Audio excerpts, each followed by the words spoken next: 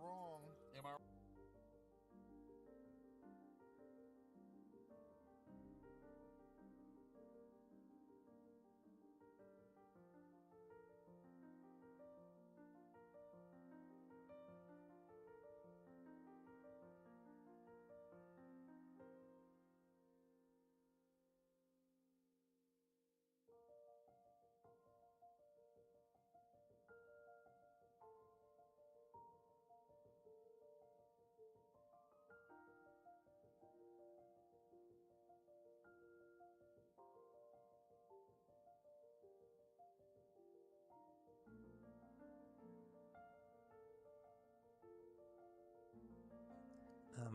Cuddles?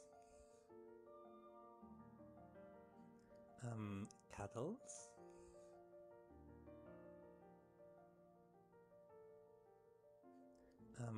Cuddles?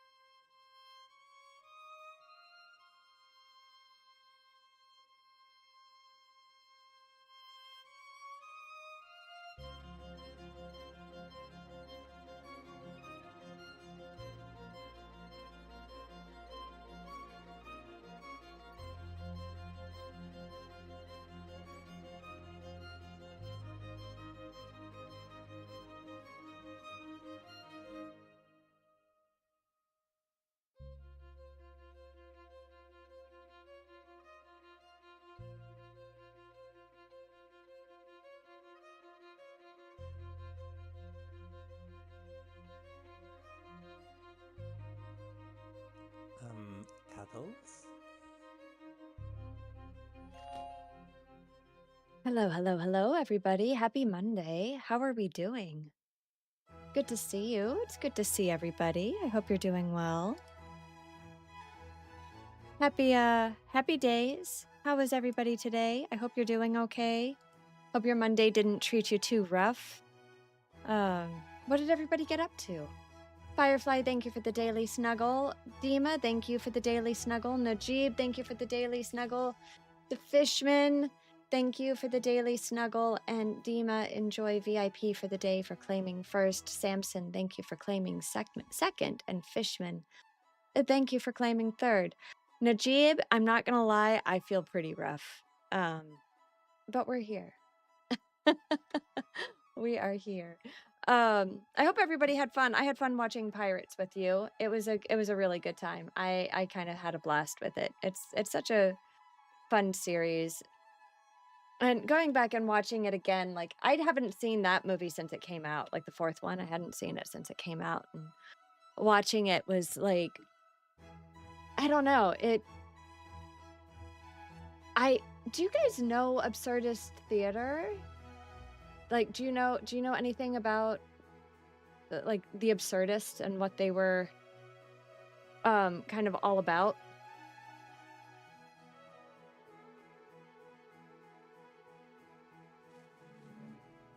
Didn't mean to hit everybody with the hard yar.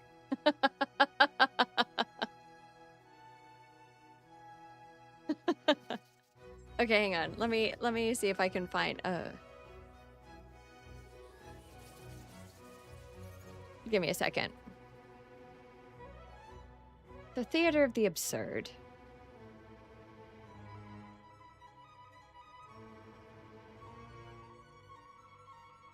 I'm surprised you're streaming tonight, honestly. Well, I can't stream tomorrow night because I have an IRL event. So we're gonna stream tonight instead. Okay, so Theater of the Absurd, if you are interested in understanding it, is it's an art form that Eugenie Ionesco, Jean-Paul Sartre, Samuel Beckett's one of my favorite absurdist playwrights. What it came out of was in the late 1940s, there was this chaotic cultural fallout following World War II, and everybody was trying to kind of make sense of a very disjointed reality, right? Like they had suffered two great wars in the span of a single generation. And there was this whole world of avant-garde playwrights that came out, and they were like, let's challenge traditional storytelling and direct plays that create a sense of like surrealism and absurdity. And like the whole idea behind the Theater of the Absurd was to challenge you to confront your own fears and your own desires and see them in a new light. So Estlin, yes, Estlin and Beckett, exactly. And so Martin Estlin was a theater critic that wrote the book called Theater of the Absurd to describe a whole emergent group of plays from the 1940s to the 1950s. And Sartre and Albert Camus were among those works that influenced some of the existential philosophy that got inserted into Theater of the Absurd. But what is really cool about it is the Theater of the Absurd sees the world as kind of inherently devoid of meaning, with humans illogically attempting to impose order or purpose on their own existence. And like, if you read L'Étranger or if you've read Albert Camus at all, like that comes across very, very clearly, of like trying to establish and carve out meaning in existence and otherwise kind of void. And so what was really cool about this whole kind of theatrical movement was in that like post-war ennui that resulted from just kind of a total reorganization of geopolitics. There was this widespread disillusionment with traditional values, and the movement itself of theater of the absurd kind of permeated the modern landscape and caused like experimental theater to explode in the 60s with form and content that started to challenge audiences' perceptions of reality. And I can talk about this for hours, but I won't. I think absurdism is really, really just like fantastic. Like I love the Dadaists of the 20s. Dadaism, like it's just fun. I love the Bauhaus movement and what the Bauhaus school tried to teach and instill in the same way that I do really appreciate some of the Hudson River School painters and some of the work that they did. But with theater of the absurd, and specifically with like Samuel Beckett and his ilk, there were these like characteristics that come across in every play. There's alienation. Characters often feel isolated or they feel estranged from a world that's wholly indifferent to their existence. And then there's this idea of like being disoriented. So the plays typically don't use linear timelines or conventional plots, and they don't have relatable characters, creating this kind of sense of uncertainty and almost like suspended animation. There's also this failure to communicate where you get like really disjointed dialogue or nonsensical language or nonsensical plot or like purposeful meandering that often leads to this total breakdown in understanding among the play's characters.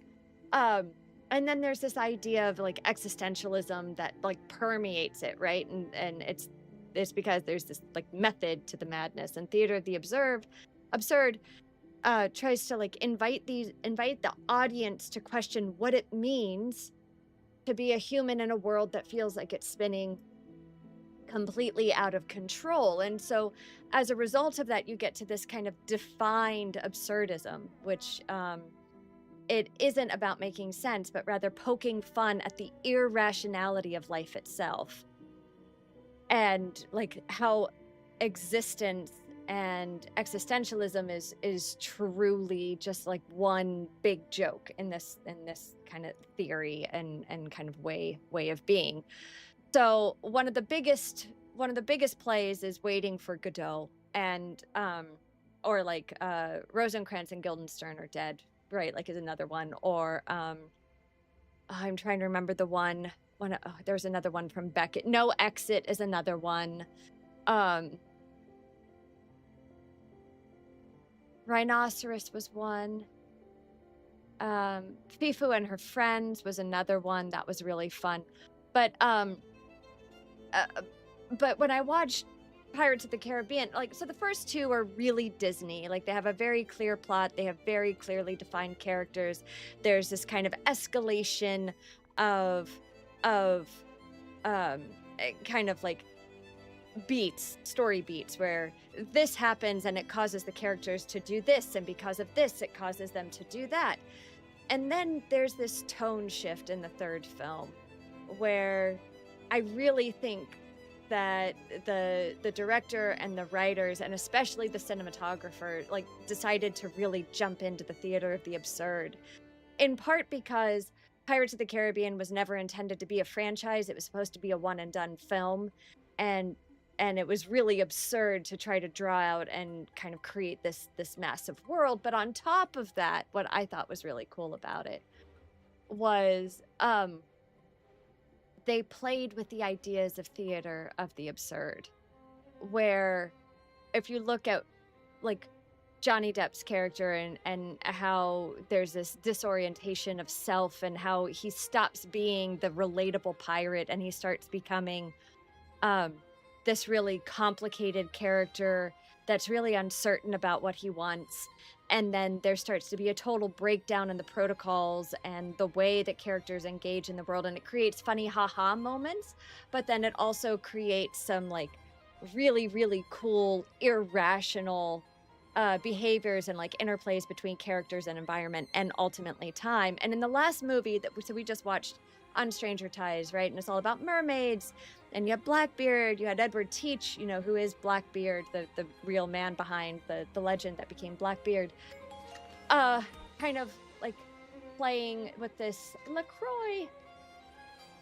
Thank you so much for the sub. Thank you, thank you, thank you. Thank you so much for gifting a sub. I so very much appreciate it. Anonymous donor, thank you, thank you, thank you. You just added 5 minutes to our subathon, so thank you for that. But what I thought was, like somebody made a comment when we were watching the movie, like, oh yes, this is where like they lose themselves. They lost the plot, Donnie, right? Like they get totally lost in it. And I was like, man, I don't think that this is as lost as it seems to be because, like, first of all, Ian McShane, if you don't know Ian McShane's repertoire, like, you really should go watch a lot of Ian McShane, especially starting with Deadwood, which is probably my favorite role that he has ever played. But he's really good at playing straight absurdism and like really making it. Thank you so much for the lurkies. Bye, bye, bye, Bailey. But he's like really, really, really good at making these like bizarre experiences and disjointed interactions feel coherent. And then ultimately playing the bad guy in a universe where it's not the bad guy. Like there is no such thing as a bad guy. In a world where everybody is morally gray, there is no such thing as black and white. And so like I like coming back to this movie now, however many what is it, almost 20 years later, right? And watching it again, I was just like, okay, it's kind of masterful what they did. And I am super, super impressed with it when you look at it from the perspective of like existentialist philosophy and theater of the absurd and what it's trying to accomplish, because it's supposed to make you uncertain. It's supposed to make you uncomfortable. It's supposed to feel disorienting and disjointed. And the characters aren't supposed to do normalistic things, quote unquote, because ultimately what they're asking you in this world of like, these are our heroes. These are our saints and our legends and our myths that we've used to justify the entire world order that we are sitting on today in this moment. And if you're staring at it and you're going, this is absolutely insane, like none of this makes sense, none of these, like in no way, shape, or form should this be possible, then the theater of the absurd accomplished exactly what it was meant to, which is make you question what it means for you to be human and humane in this world that's spinning out of control and that has gone so far to an extreme end member of what it was when these myths started. And I love that. Like there were a few moments tonight where I was just like, that was so elegantly done and so incredibly nonsensical. Like there's the parable of like tying the chalices to a pig, right? And it's like, if anything happens to him, like the practical thing is like, if anything happens to him, they release the pig and the chalices disappear, and then Blackbeard nor Barbossa can ever like get the chalices to go to the Fountain of Youth. But in the reality of it, it is against all of the characters' best interest to rely on a wild animal and the wild animal's judgment of what to do in the event that something goes wrong. But they put all of their faith into something that is entirely nonsensical to do in the first place. Smart, but nonsensical.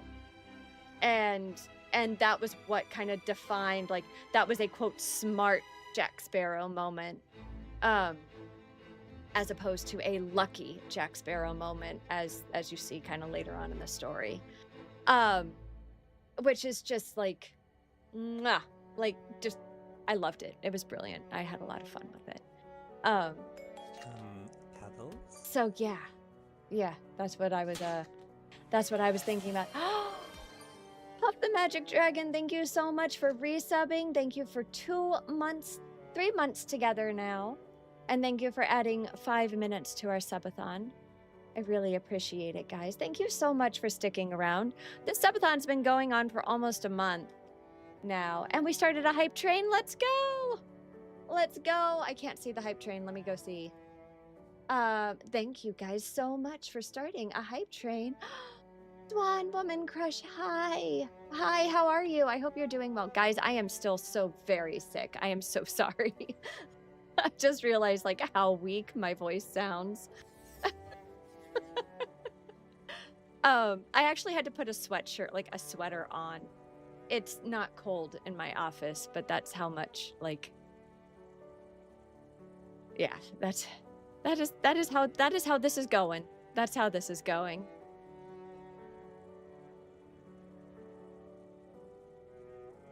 You sound sick. Sending you all the feel good vibes. Thank you. Yeah.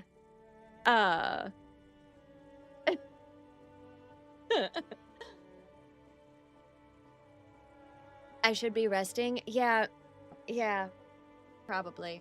We're not gonna stream super long tonight, guys. But Captain Piss Off, as he calls himself, on the Jackdaw, we have some stuff that we should go do and go have some fun playing this game. Swan, I'm still cracking up over creator saying, it's just the dishes, shut up.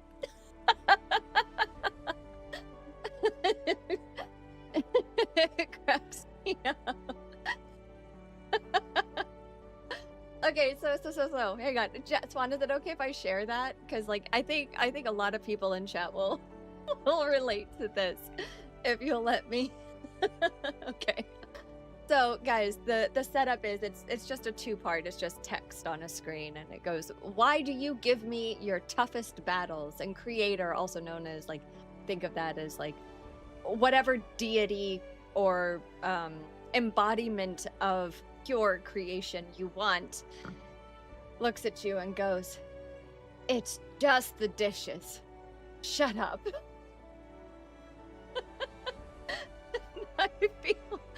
I feel so seen by that. Guys, we have a level 1 hype train currently.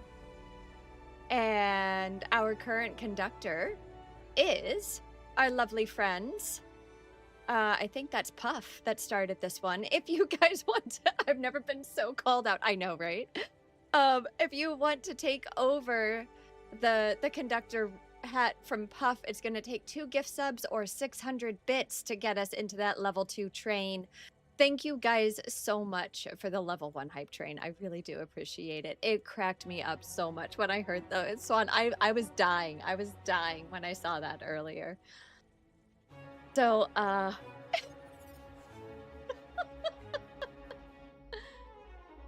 oh my god. I've made a joke like that in D2. Fair. Oh man. Okay, I can't get over just like how beautiful this truly is. Also, I love how, okay, guys, I need you to know something, because Hollywood gets this wrong all the time, and every indigenous person I know, we die every time. That sound that they're using for the quote eagle, that's a hawk. That's not an eagle. Eagles have these high-pitched little pipsqueak voices that sound really, really pathetic. Like they're the angry little toddler crying all of the time. They do not have this like deep screeching sound. They don't. That's hawks. I am so after booty, Schwarzer. How are you doing, Regen? It's good to see you. Like you got like I hate that trope so much. It drives me up a wall. We have 20 seconds left on this hype train. Thank you guys so much for this hype train. I really, really, really do appreciate it. Jet lagged, but you're doing good. I know, but you had such a great time, it looks like. Okay, we're gonna synchronize really quick. And we'll pick up from here. 3, 2, 1. Thank you for the hype train. Let's go. Thank you. Hurts when I pee. You were so close. You waited down to the wire. Thank you so much for the 600 biddies, though. I really appreciate it. Can I get some hype in chat for everybody that contributed to our hype train just now? I love you tremendously for it. Zeed, good evening. How are you doing?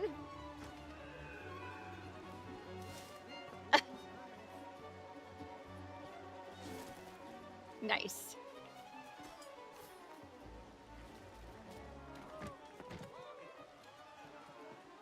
Have a drink? You chillin'? Nice.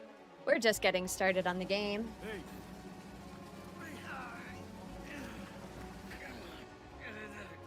Why are we picking a fight?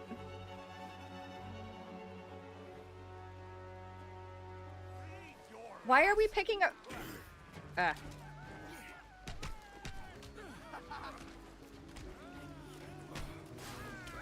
Ow.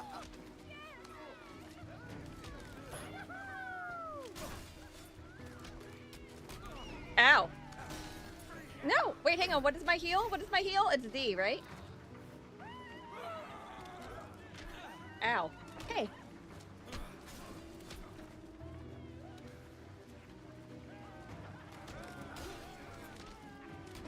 E. Ah. I have to get used to this again.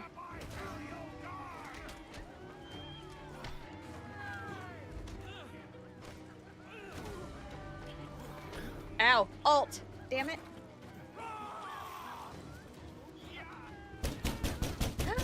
So loud. Tiefling, was that you?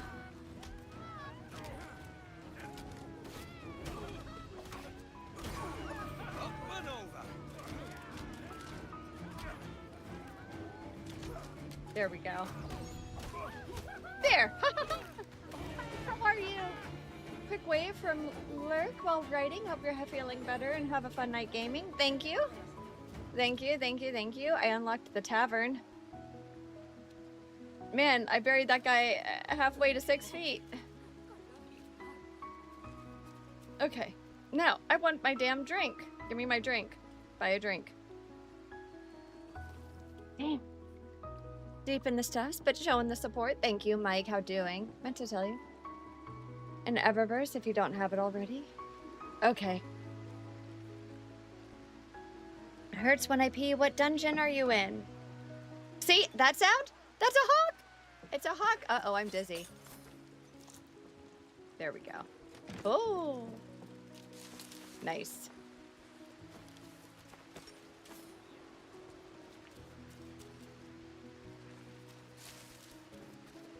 Oh. I regret my life decisions here. I saw a crate. There it is.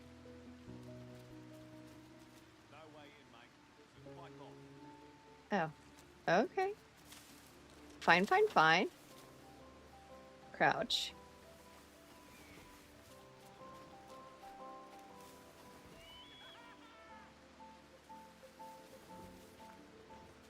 Do. Tiefling, that gets me every time, by the way.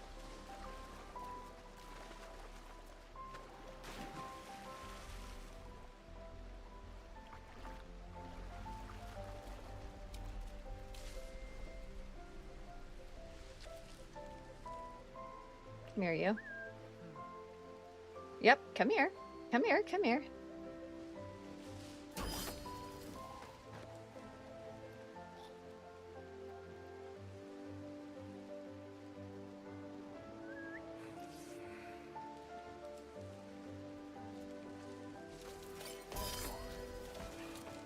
Nice. Okay, there's those two.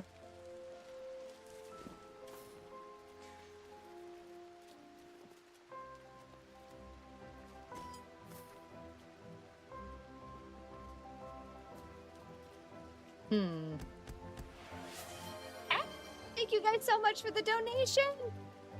Thank you, thank you, thank you. Regen, thank you for donating $5 to Catalyst Sports. I do appreciate it. Thank you for the support. It means the world to me. You just helped us get another climber closer to attending the Adaptive Climbers Fest on our behalf. Thank you, thank you, thank you. It's a good one. It does. And it gets me every time. I'm like, why are the cops at my door? Oh, it's Tiefling. It's not a cop. It's Tiefling.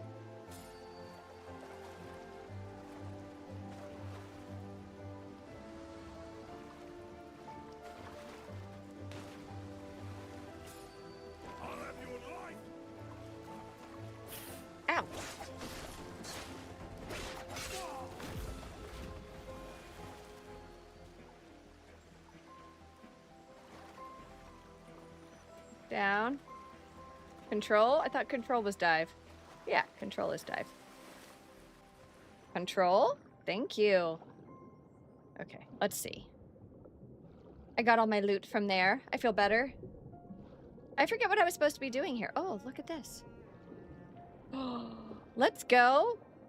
We found a chest. Come here. Glug, glug, glug, glug, glug. Hopefully I got something good. Oh, squirrel. I know, right? Well, there's 2 chests on the island. I've only found 1 so far. We're gonna have to find another one. How are ya, matey? I'm doing quite well. How are you doing? And how are you doing today, my fine, fine friend? Find a schooner in the area. Okay. But first, treasure map. I want that. And I want that. Okay.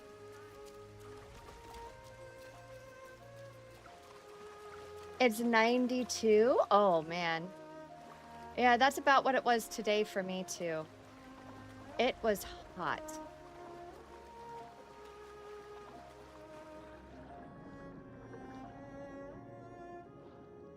Guys, this is really making me want to go back and do more field work down here. There's some gorgeous... Whew.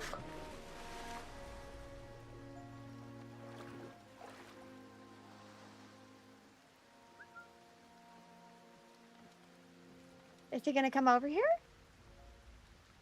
I played this game way back in the day. I've never played an Assassin's Creed game. I'm kind of excited about it.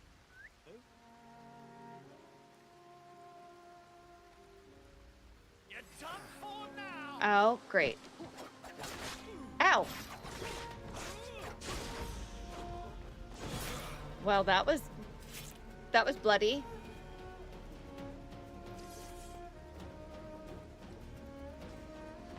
No, hey!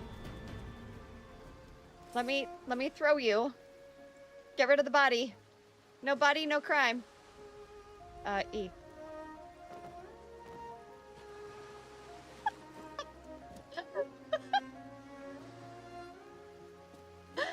Oh my god, that cracked me up. I'm okay, I'm okay.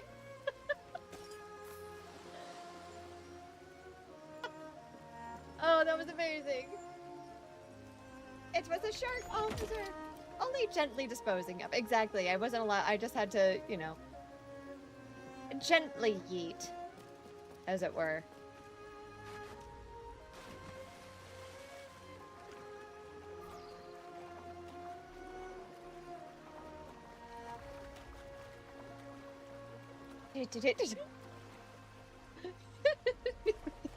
I'm glad you clipped that for me, Tiefling. Thank you. Oh, man. God, he's so beautiful. This game is so pretty. Something in those pockets. Come here. Let me loot you. Let me loot your body. More treasure. Fine by me. Oh, interesting.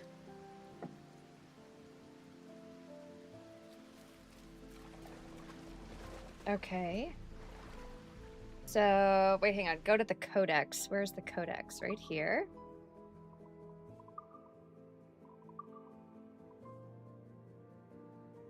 Okay, 3 palm trees and a rock. Let's see if we can find it, shall we? Girl, let me loot your body because you're a treasure. Do you guys know the Man song? Hang on. Hang on. Let me just pull up title really quick. Oh, kills me. Every time I hear the eagles in movies and games, I'm like, that's not an eagle.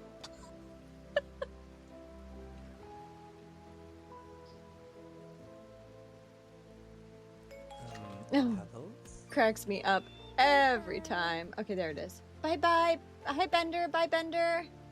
Okay, share. Copy link. Okay, here you go, chat.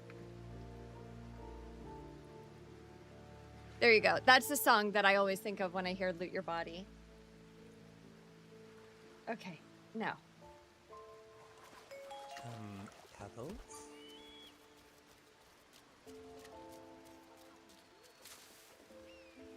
No, I don't want to get drunk right now.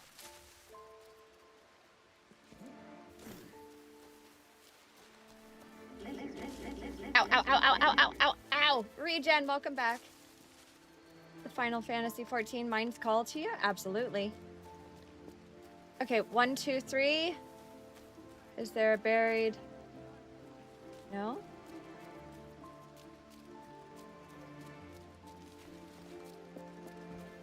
Let me try climbing up here.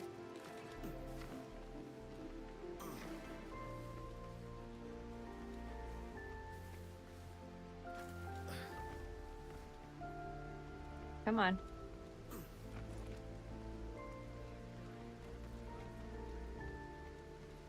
Okay.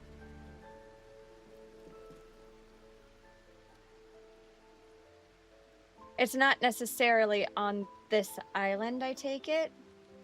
Because that's my ship.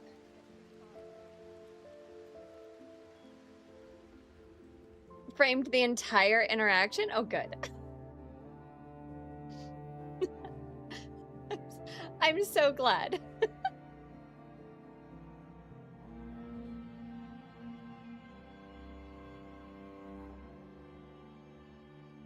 Oh, wait. Well, there was a 3. Hang on. Let me go back to that codex for a second.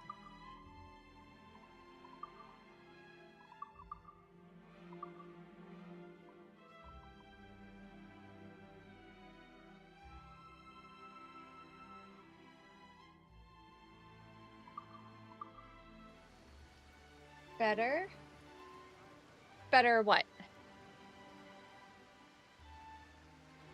Hey, Cleric, how doing?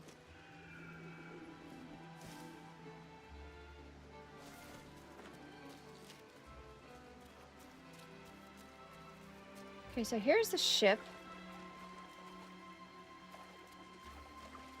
Was it literally just that map? Fast travel unavailable. Why is fast travel unavailable? Here's the 3.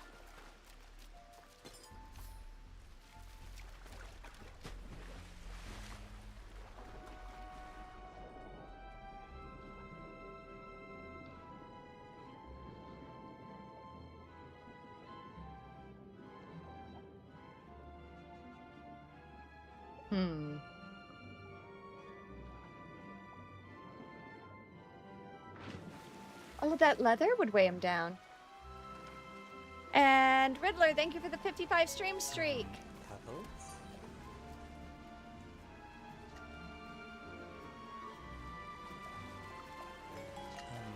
Cuddles? No, they didn't see me. No. We're fine. We're fine. Oh, loot.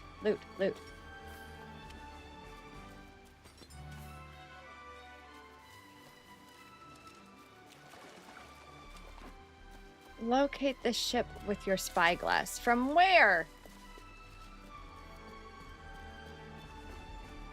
We're looking out for merchants, boys. Them that's fat with cargo. Find us a schooner with that spyglass, Kenway. You'll get yourself a glimpse of what sort of cargo they're shipping and a general Where? idea of their toughness. Okay. Like on the ship? That it has to be on the ship, right?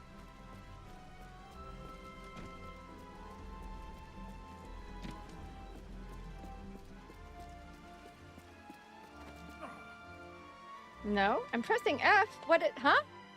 Hang on. Tutorials?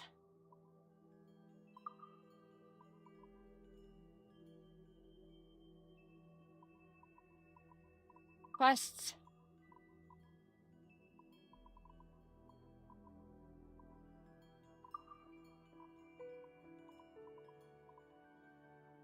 Shanties.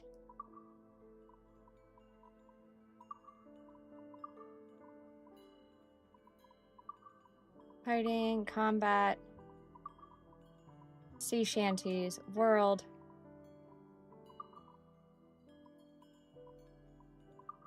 I'm so confused. Oh, go on your ship, set sail. Got it. Okay, cool.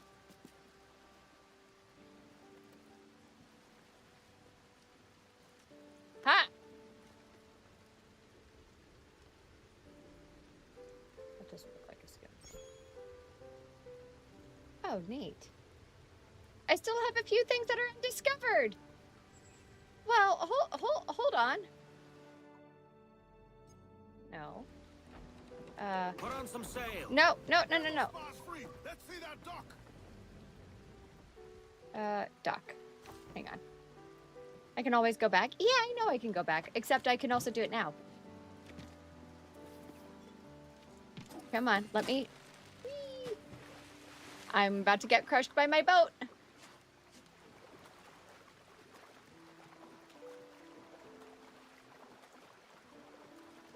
And Bailey, thank you for the 7 stream streak. I really appreciate it. Thank you, thank you, thank you. Let me make sure that YouTube actually started up, folks. Okay, good. It did. Hi, everybody over on the YouTube side. It's so good to see you. Thank you for being here. What other thing can I discover here? Oh, wait. How do I fast travel?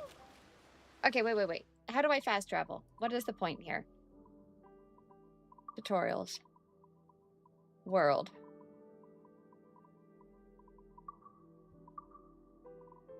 Quests. Fast travel.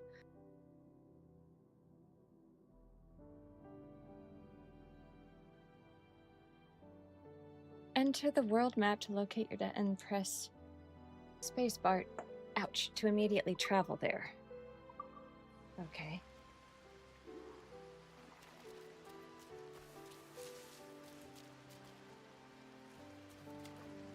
Okay, what else do we think that there is to discover here?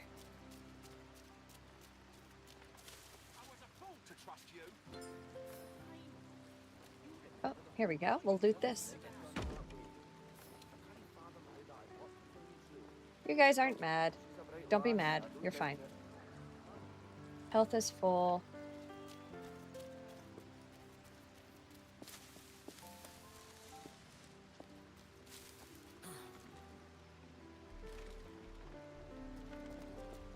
Okay. Huh. Maybe I do have to progress things further. Wait, is there anything I haven't? That's the jackdaw. Oh, it's far, far. A letter. Can I zoom in further?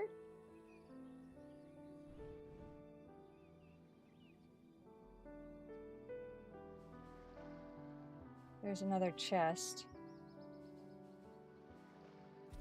A key. Okay. Let's see if those are the other two. Oh!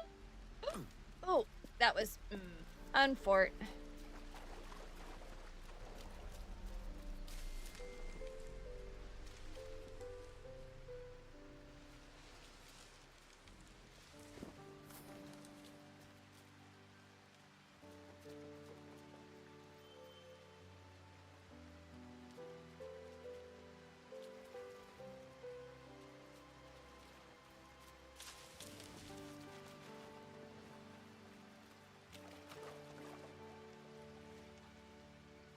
Oh wait, it's over there. Do. Anyway, tell me about your weekend, everybody. What did you guys do? Did you guys watch the World Cup? If so, did you have fun?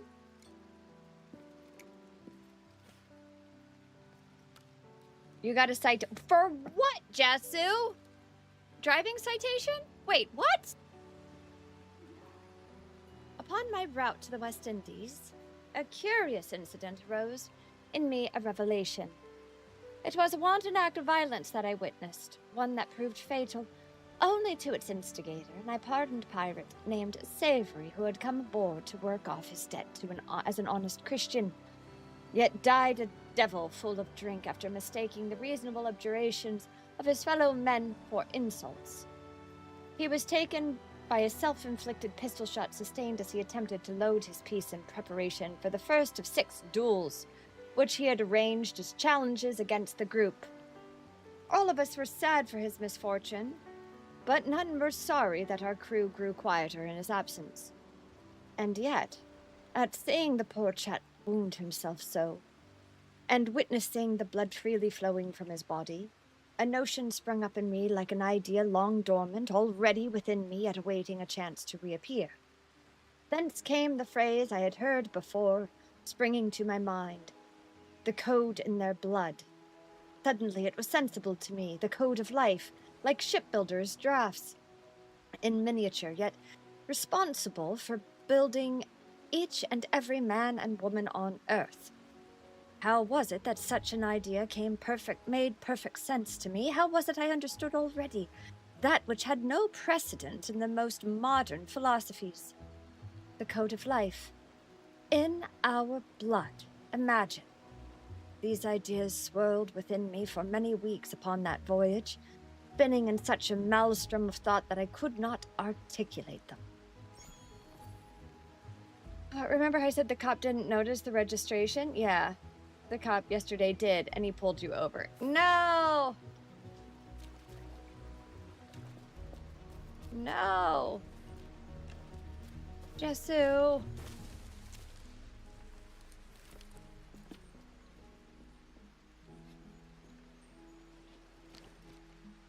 Is it underneath here? Yes. Oh. Oh dear. Hey! Well there, keys can be used in the exchange to unlock new content. Oh, that's cool. Ouch. How do I get in there? Not that.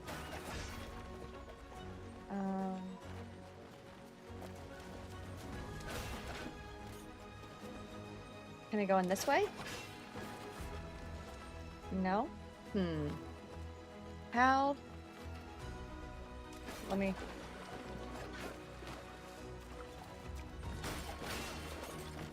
There we go. Yay. Got it. See, I'm glad I went back. Aberdeen Bestiary. Okay. There, we got the secrets. Now, is there anything else I missed? That should be all, right? Codex. Database. Maps. Oh, yeah, so wait, how do these maps work? So, codex. Tutorials. World. Treasure maps.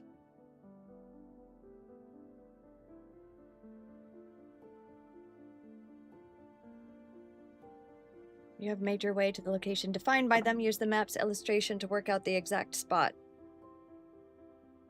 Okay.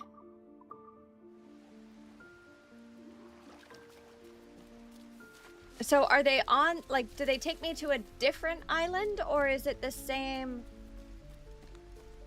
island is my question.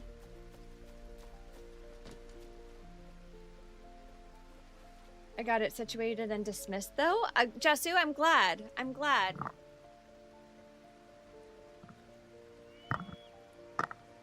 Hang on, guys. I'm going to sit down really quick. So the cop didn't have any other reason but to pull you over for registration? That doesn't make sense.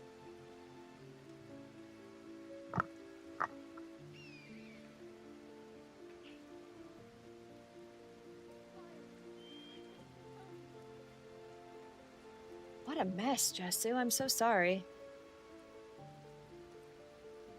It was 7 months out of date on a car that doesn't even need to be inspected.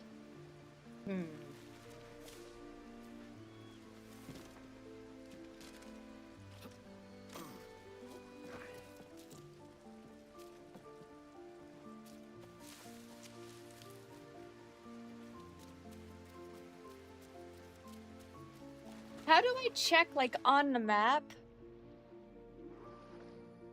Oh, I see. Okay, wait. So it's... I get it now.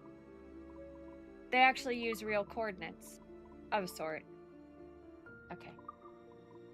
So, database, maps, 586-811. Okay, cool. So 586.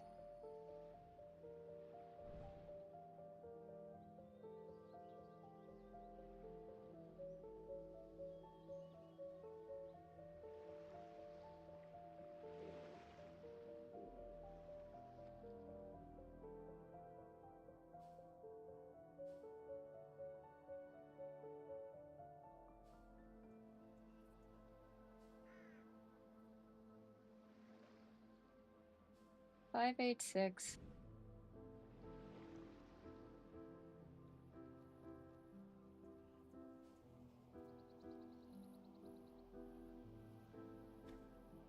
There.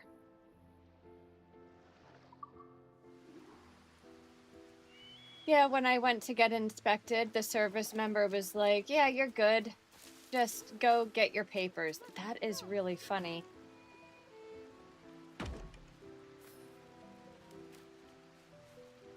Okay, health is full. All of these poor wee men I killed. You know what? They had it coming to them. You don't jump a pirate in a bar. You know what I mean? It's just bad form. Bad form.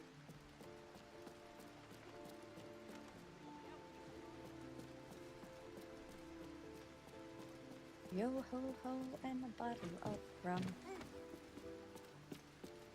Okay, boys.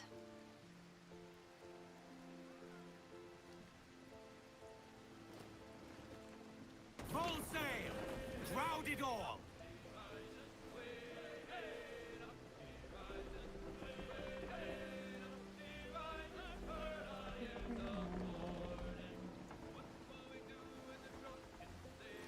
What do you do with the drunken sailor? What do you do with the drunken sailor early in the morning?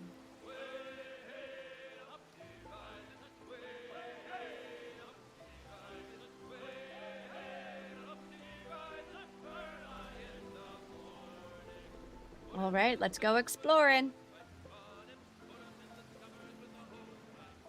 Shave his belly with a rusty razor.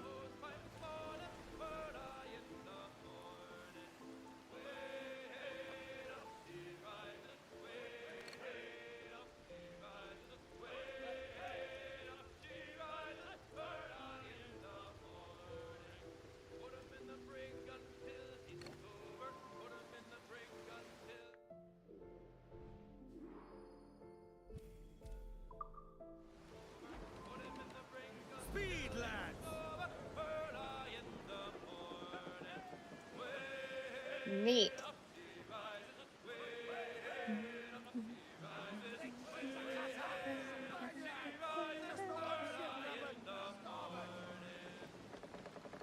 I see him. I see the boat. I see the boat.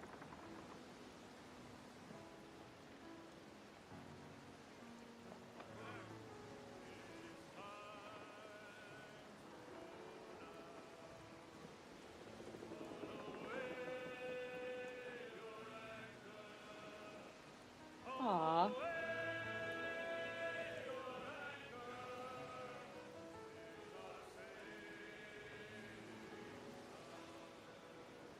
Okay.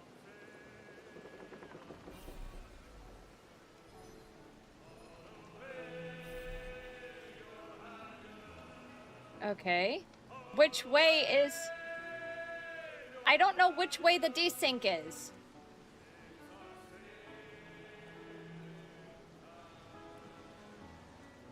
Is it this side? Ease up! I am so confused. Give every... He's got.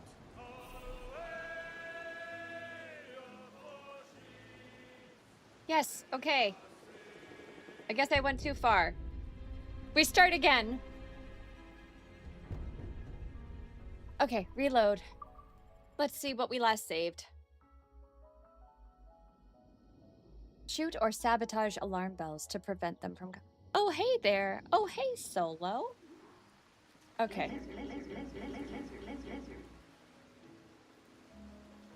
I want to go north.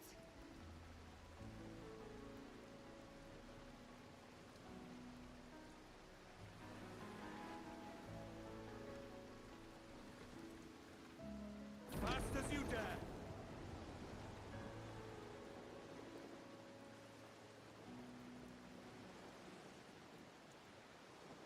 There we go. How am I feeling? Yes. Dolphins. Give us a shanty. How are you feeling, Solo? I'm hanging in. Hey, smart guy. I didn't hear the lizard go off. I'm sorry. Oh, that's.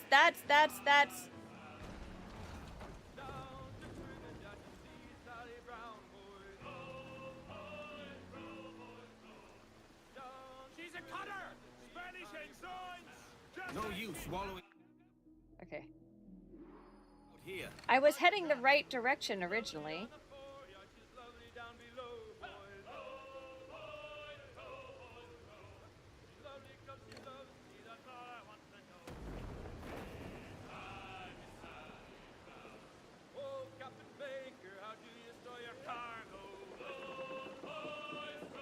We're gonna have to sail across the wind. You're hanging in there with your allergies? No. How long do your allergies last, Solo? Is it the grass? Is it like the sheet grass and stuff? Okay.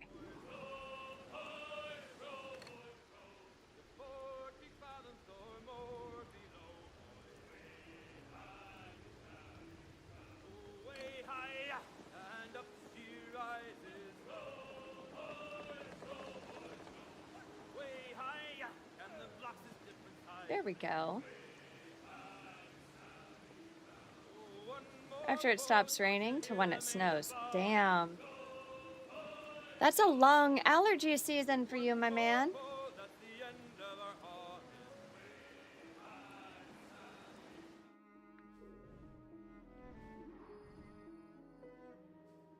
Okay, so he should be...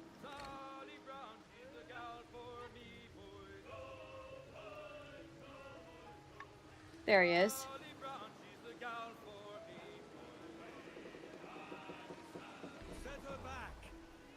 There. Okay. Place marker. Ha! Give everything she's got. There we go.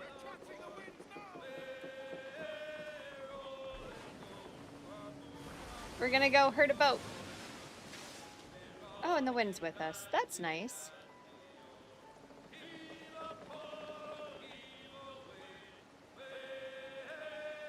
Calm her down. Fire! Give that cannon. No more singing. Time to fight. Fire! Fire! There. Fast as you dare.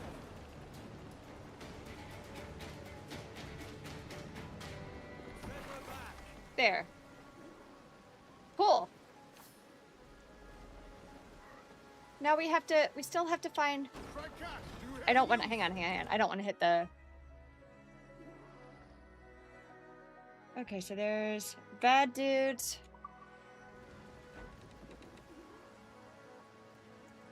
Let's have a song then. No. Why does it keep... I just want to look to my due west, right? That's east. Cutter. There's a prize worth taking. There it is. Take us in close. After you subdue There she prize, is. project Okay, I understand now. demand I'm getting the hang of this. I'm not getting the hang of this. Maybe someday I'll get the hang of this. soft lines. For your victims must always have in the back of their minds the uneasy idea that you could snap at any moment and unseam them from prick to sternum. cannons you will, and land a few strikes if you must. But for God's sake, don't sink her. It's no fun fishing cargo out of the sea. Although it can be done. Oh, I overshot that. Kegs, Kenway. Order your men to fire them with the swivels before they cause you any trouble.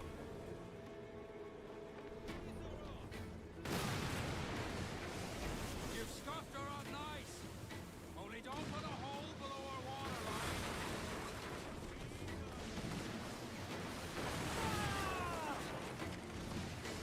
No! Careful now. You're doing heavy damage. Ah. Trim us off the wing! There we go.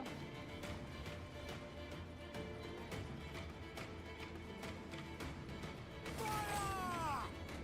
Shoot their mines as they're deployed to damage. How do I shoot the mines again? Fire! Nope. Loose and trim too! Ow. Fire! No. Fire! Speed, lads! Turn, turn, turn, turn, turn, turn, turn. Turn, turn, turn, turn, turn. Set her back! Fire! Oh, I overshot that. There she is. You're up alongside her. Hold your fire, Kenway. You don't want to sink your first prize as captain. Do I not? Close. We'll I want. ready the grapnels. I do though. I do want to. Okay. I don't want to sink it. Fine. Everything she's got. Drop anchor! Ease her off! Shanty! Lay up alongside her. Okay. So.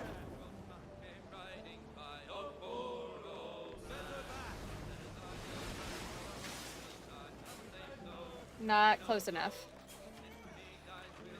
Ease No. in close. We'll ready the grapnels. There we go. Should we board her, sir? Yes, board. There we go. Drag them What's to my that favorite part of the dome. game so far? Ooh. Do not let them board The environment, for sure. Oh, okay. Now I get to go.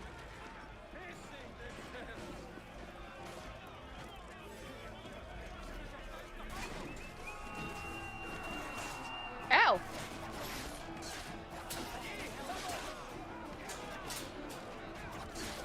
Ow! No! The... Ow.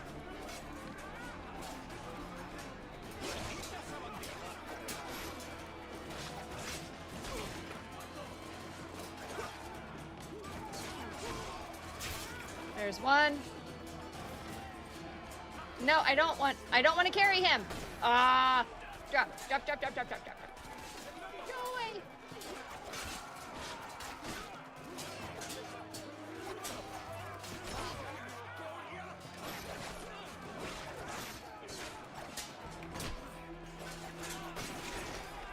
There we go.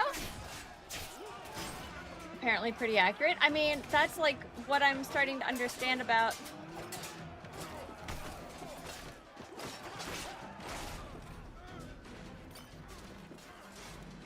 Ah, no. Heal.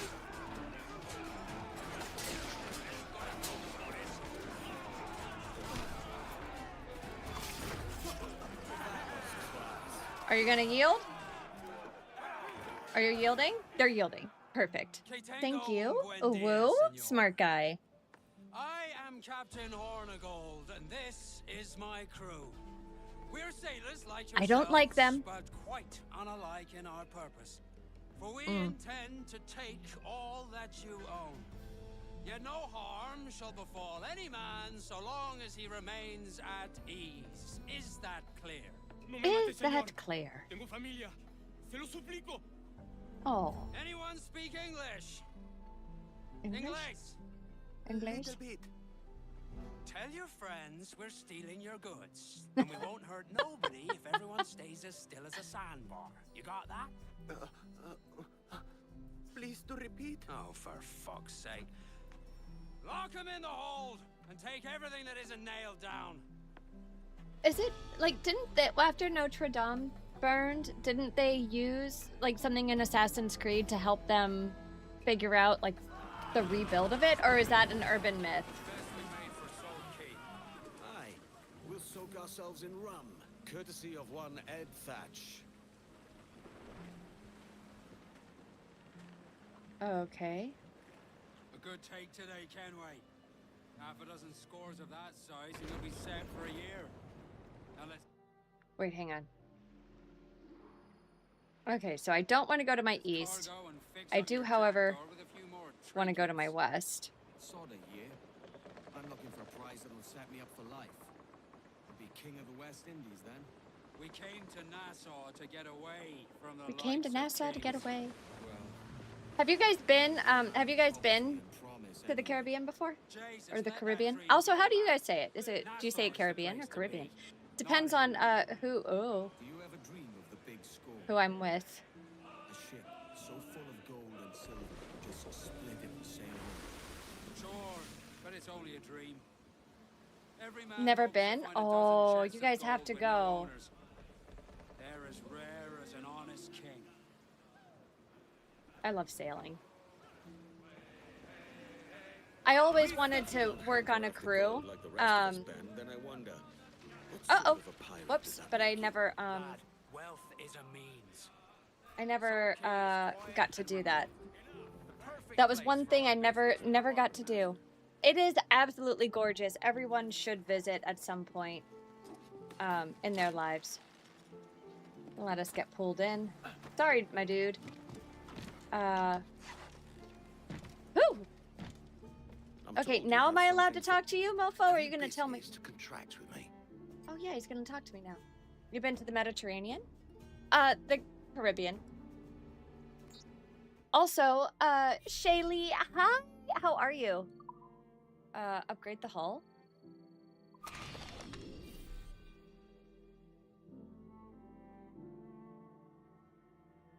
I am gonna do our Geology of the Caribbean tour, this Sunday, guys. I'm sorry. I had every intention of doing all kinds of stuff yesterday, and after I got gluten poisoning at the gig, like I was Petals? intimately acquainted with my porcelain throne for the past 24 hours. And I'm still kind of weak. Also, Solo, thank you for the 115 stream streak. Is it not bang on to the original, but the model was supposedly used for reference? 1,500k euros to help with the restoration. Sorry to hear that. It's okay, Foxter. It, like, you know, it's like you tell a restaurant, like, the number one thing you should not fuck up as a restaurant, pardon my language, is allergies. Like, you just don't do it. And I sat there and I went over the menu with the waiter, like line by line, like, okay, but is this okay? Because they didn't have like a gluten-free menu, and they said that they were celiac friendly. And so I was like, okay, well, I guess I can eat. This is nice because I didn't get to eat before the gig. Like, it'll be fine. By the way, the band never got their food. Like, the band's food never came, and they served me a meal like that I was allergic to. So she was like, this is gluten-free. And I was like, okay, I will take this specific item. And I have a gluten allergy. And she was like, okay. So the server went, brought out a plate. And because I had gone over the menu, I had mentioned it twice, and she had confirmed it. Like, I was like, I don't need to double, like, triple check this. Surely it'll be fine. And sure enough, I take a bite, and like instantly, like, my mouth swelled up and like my eyes started watering, and it was just one bite. And I was like, oh, mother of God, like this. Ugh. So I was like, excuse me, like, is this gluten? And she was like, yeah, is that a problem? And I was like, yeah, it's a problem. I'm celiac. Like, we have a major problem. Like, so like, then I had to fight with them. And, like, the people I was with, like, so then I was, like, immediately sick, right? So it's, like, Benadryl and, like, all of the stuff and, like, trying to hydrate and, like, needless to say, I had to leave the gig early. So I lost out on money. And, like, the people I was with had to fight on my behalf to not pay for the food. And they tried to charge me, like, restaurant fees and all kinds of other fees. And I was like, no, like, this is your one job when you're dealing with patrons is, like, you don't serve them food that they're allergic to. And, like, the manager kept coming out and, like, two or three times over the course of the next, like, hour and a half while I was, like, trying to get everything settled so I could leave to go take care of myself. And he was just like, "Are you okay?" And I was like, "No, I'm not okay." Like, "No." And he was, and, like, I was like, "What?" No, like, it's fine. Like, it's done now. Like, you can't undo it. But, like, would have been good to not have this problem in the first place. I was so sick. I have been so sick. So I've been drinking a lot of electrolytes, and I still haven't had, like, a full meal. I had a smoothie. It really isn't that hard. Like, and they even have, like, that place, they even have a gluten-free section of the kitchen. So, like, it's actually a celiac friendly kitchen because they had, like, regular kitchen and then a whole other food prep area for gluten, and then they had, like, a whole other food prep area for seafood, so that, like, people that had shellfish, because it's supposed to be, like, an allergen friendly place. Oh, ungood, unfun.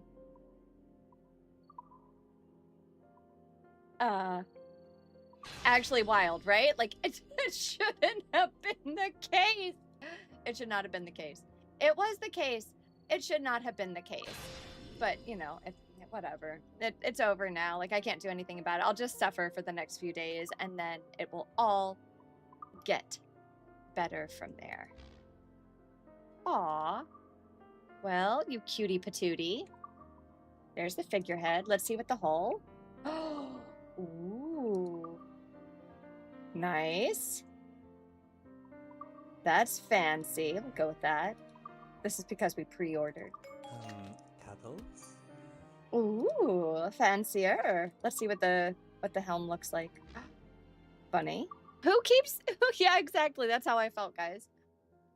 Hello, Lon. Who keeps redeeming that, by the way?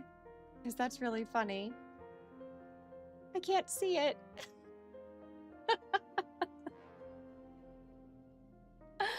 Oh, man. Cuddles? Oh, my gracious. Lon, thank you so much for filling up your card. Thank you. I appreciate you coming to hang out with us time and time again. Well,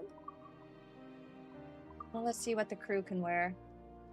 Okay, that's funny. I don't know who keeps redeeming the fart sounds, but it's really funny.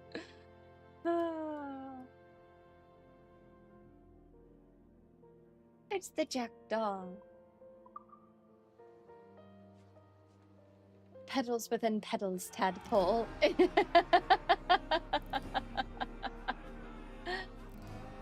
Well, here we go. Here we are. Here's our ship. Isn't she beautiful, though? Isn't she just so magnificent? Okay. See the shop. Let's see what they have in the shop. Ooh. Elite sails. Serpent.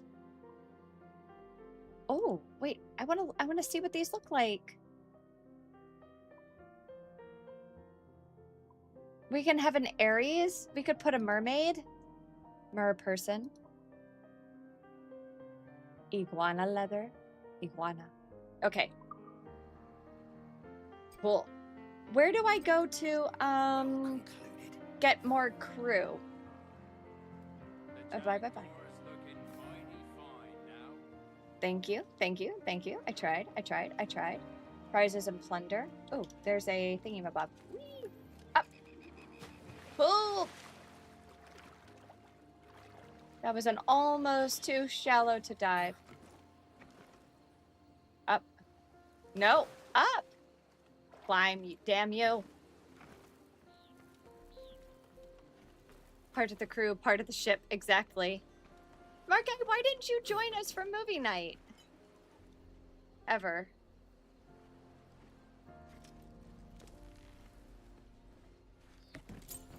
There we go. Okay, we got another key, so that's good. Now we climb up. Nice. And up again. Parkour! Parkour feels good in this game. Parkour! Hardcore parkour! There we go. If you don't say it, it doesn't work, right?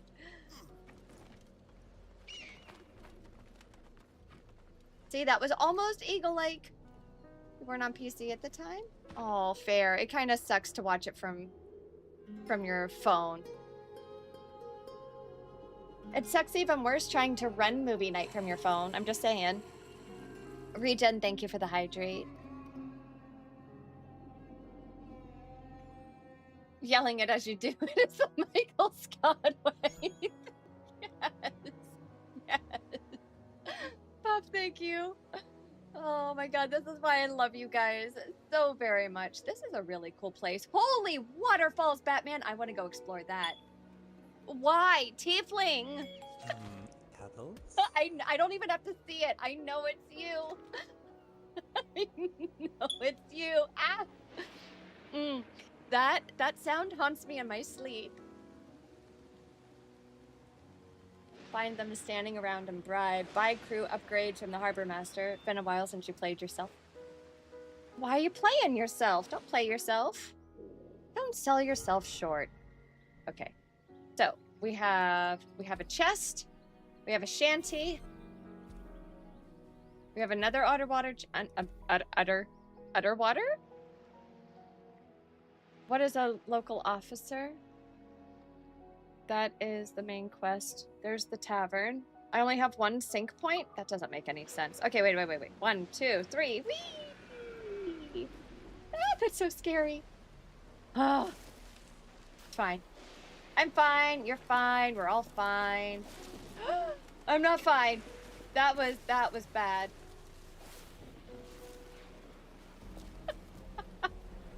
Okay. Oh, man.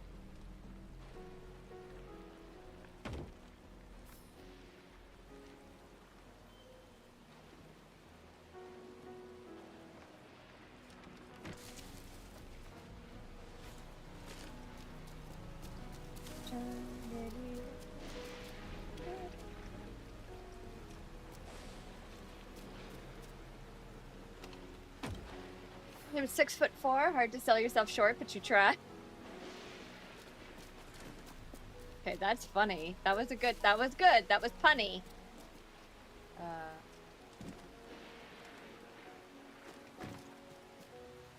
Whee! Kerplunk.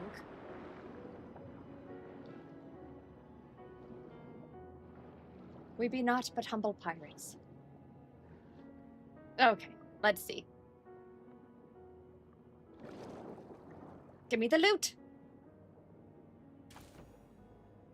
Gold earring, a common trinket.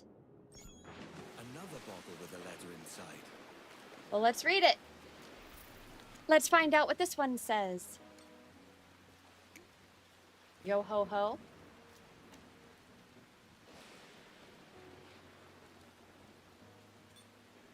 No? On the place of my birth. Of the city I'd call home for nigh 2 decades. I have nothing but fond memories. Oh, he's from Boston. Of the city I called home for nigh 2 decades, I have nothing but fond memory. Boston was a place of great beauty and peace. My father was a cobbler by trade, and my mother kept a modest house, as she raised me as best she could. And together, we lived along the southern shores near the wharfs that saw the tall ships in their comings and goings, shuttling all manner of good to and from this young colony. I remember being always fascinated by those ships and the promise of adventure they presaged. But it was not for want of distraction or imagination that I spent many a morning sitting on top of the docks to watch them enter the harbor from locations afar, or disappear from it, sinking into the horizon as silently as a dream. I wondered then what lay beyond that thin line of azure, and in wondering set the course of my desire I wished to travel to discover. So it was that I knew from those early days I would not live on my life in Boston, but would range far and wide in search of the source of these strange secrets within me. Of that, more shall be writ at another time, but let it be known that I was content for a time and that I loved my parents very much. Yeah, I called. Hi, how you doing?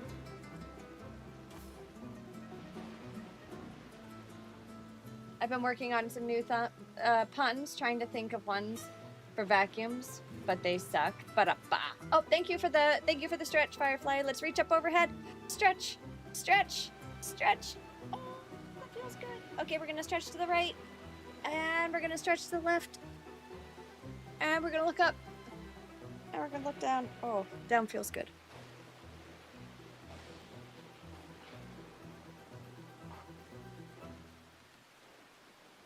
Yep. Now I have to climb back up. Oh, wait, hang on. What is this over here? More loot.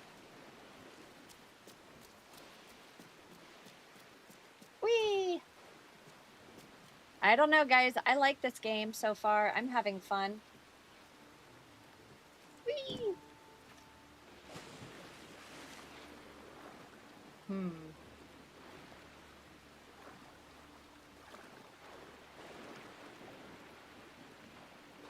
Who just texted me?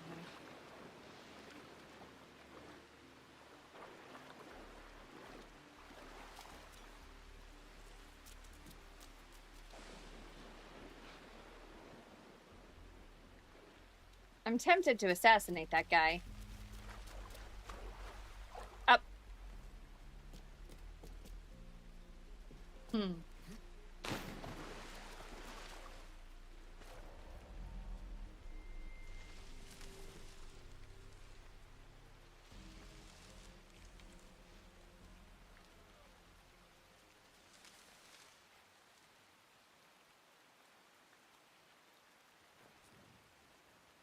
Ah!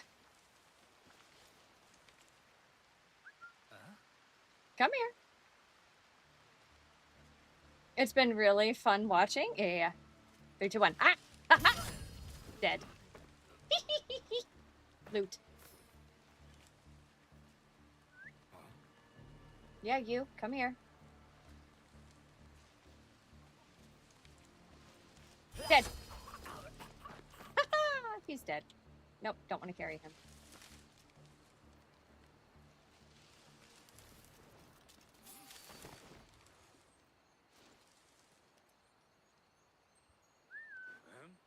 Yep, over to here.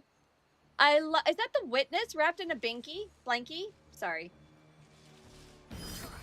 That has a different meaning to all you youngins.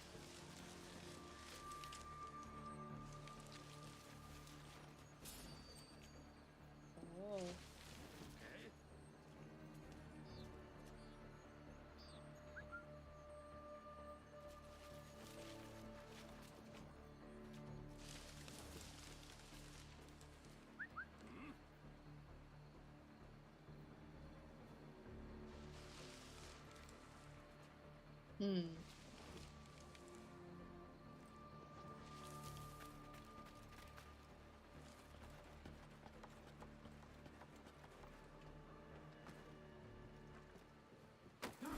Assassinate! Bye-bye. Oh, you fell down a hole. You fell down, go boom. The final shape was just comfort? Or was it copium?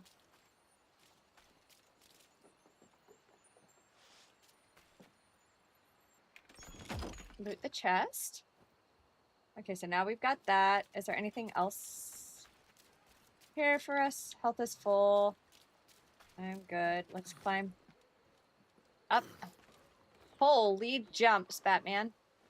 This kid's got hops. Hops on top of hops.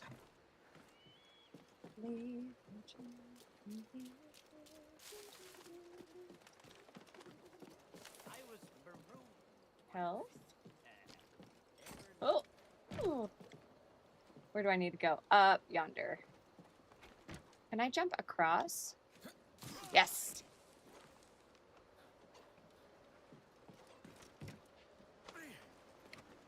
Can I do a double takedown on these guys? No, they're too far away.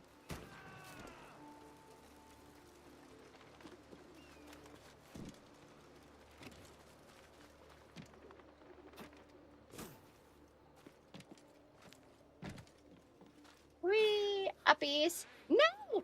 Oh, damn.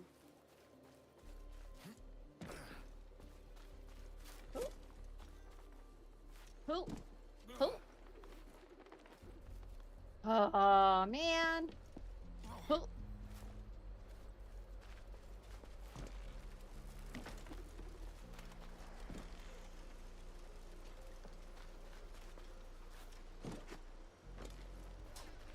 Nice. Oh, there we go. Fish in the sea. Okay. So there, now we have found the song sheet. Let me go back over to here. Up.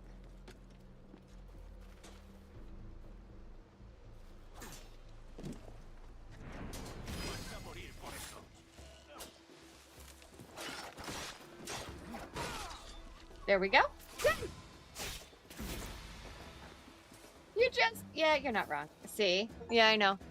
Yeah, I know. There we go. Okay. That was aggressive pickpocketing. It looked like I, like, brutalized the gentleman. That's a danger mushroom. Don't eat that one. Okay. Let me see. What else do we have here?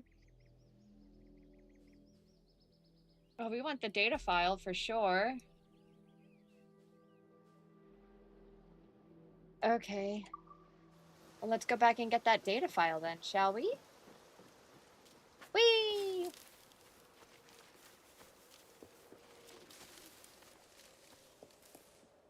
Oh, hello.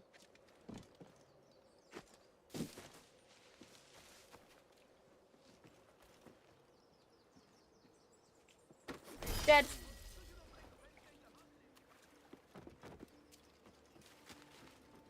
He looked at me wrong. Wait, where'd my data file go? There it is.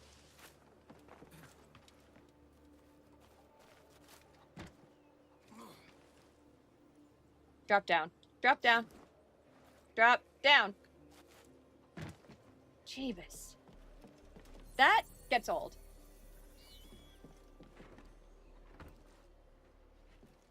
Whee! Why? Why are you parkouring? Unnecessary parkour. You know what? I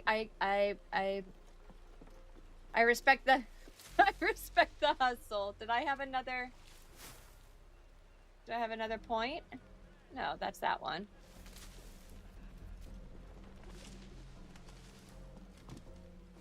Whee! Kerplunk. Me fail English? That's impossible. Whee!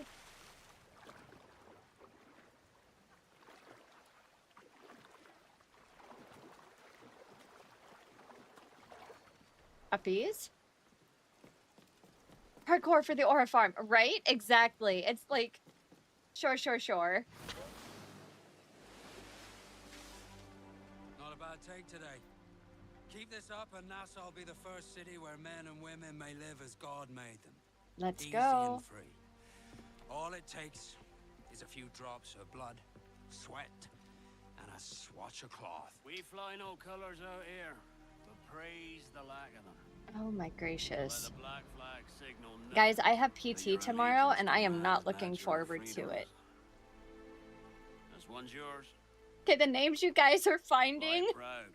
in the tower right I now will. are great. Hand over the Reese docket, Witherhoard, If we're to keep our republic afloat, IHOP Femboy we'll Edition, need guns as well as gold. the ball is long lost hair. So long as they're flying King Philip's colours will not offend our own. Oh monarch. my god.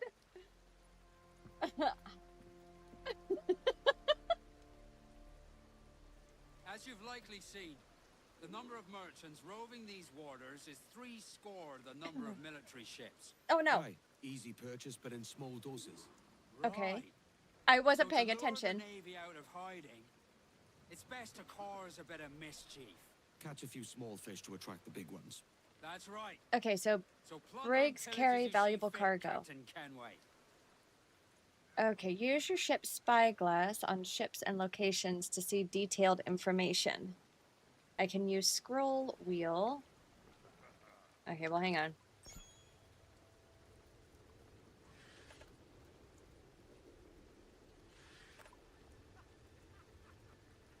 Well, this cute little protected cove is not gonna get us 1/2 a Jack Diddley squat, so let's Stun Let's- stows.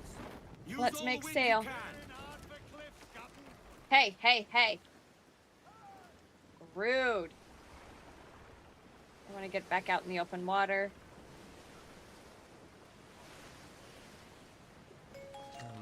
Pebbles?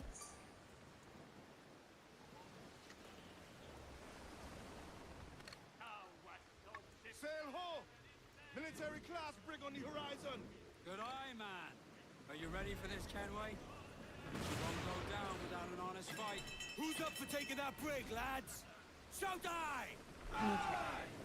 That's a sound I like to hear. There we go. Ow! Pipe to quarters. All hands to cannons. Careful around the navy. They're as likely to ram you as fire a broadside. Let's test those powder barrels against them. Hold. Ow, ow, ow, ow, ow. Hold shift.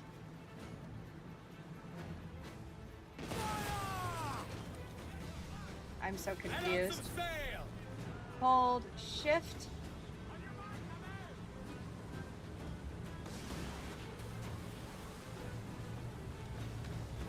I want this way.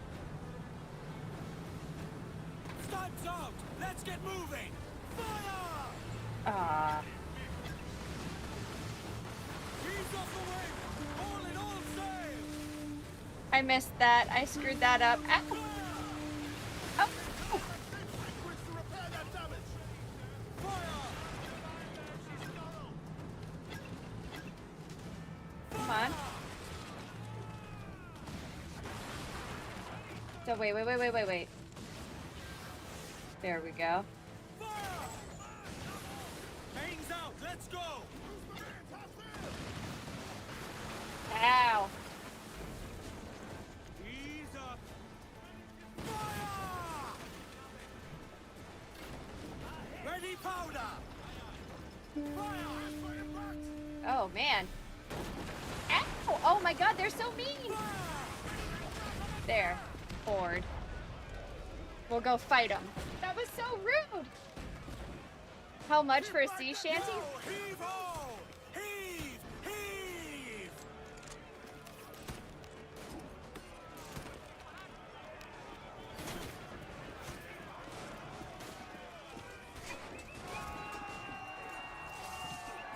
Ah, let me over.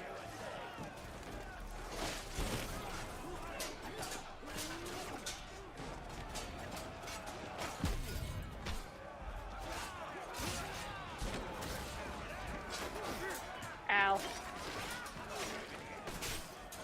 I don't know many sea shanties. I will have to learn some. Rude.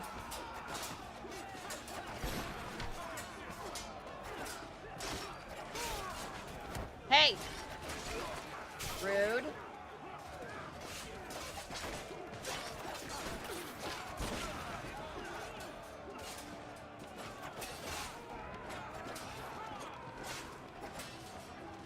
Woo-hoo-hoo-hoo. Ow.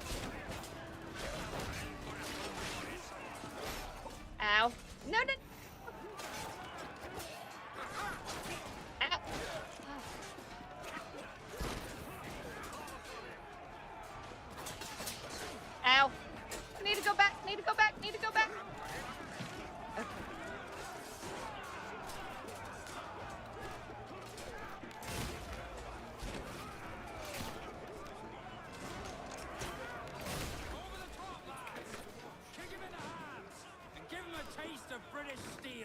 Oh, there we go. Be brave. Hello, hello, hello. How are you? Pasta, it's so good to see you. Pebbles? Anthony, hello. How doing? Okay, I want to repair. We get to repair the boat. Okay, really? Tiefling. Let's not get shy now. Find another prize and take her. Okay, so did we get our things? Are you beggared, Kenway? These cannons look like they were fished from a shallow wreck. Aye, they'll Attacking do for ships now. raises Can't be your relied on wanted for much level, longer. which draws powerful pirate hunters to the jackdaw. Great. The boat.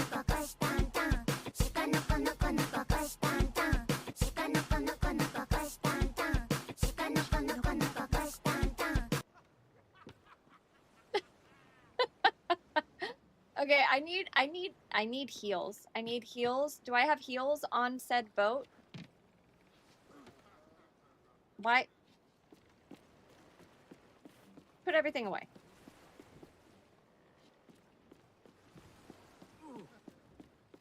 I do not. Did not expect to hear dear friend Nokotan midstream. That's a blurb. Or did you guys use blurb or did you guys use crowd control? I think you guys are using blurbs. Oh. Ready and willing, Captain. Spaniards! It's There a we go. break. I do not think we can stand against them, sir. We cannot stand Unreef against the them? mains. Okay. Holy sperm whale, Batman!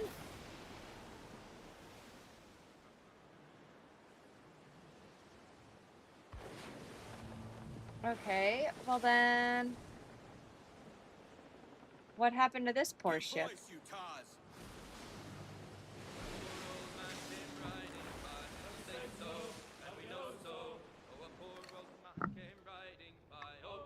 That's a schooner. It's two schooners.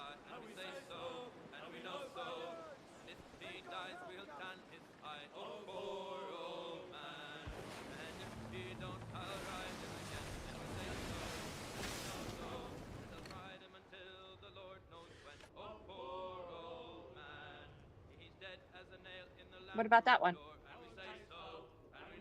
I need to see what it is. That looks like a schooner. Are you gonna tell me? Hello? Yeah. Okay. Speed, lads.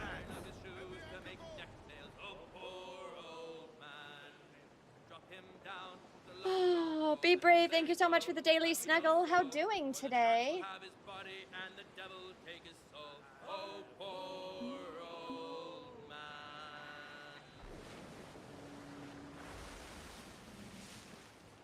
How many sea shanties do you guys know?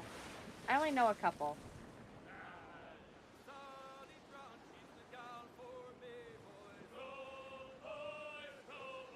Fancy some fresh meat, Captain. What is this for? Why are we... Start harpooning. Oh! Oh! Okay, we're gonna... Sure. Sure, let's give it a shot. I don't think I have Well harpoons sung, yet. lads. Me thanks. No.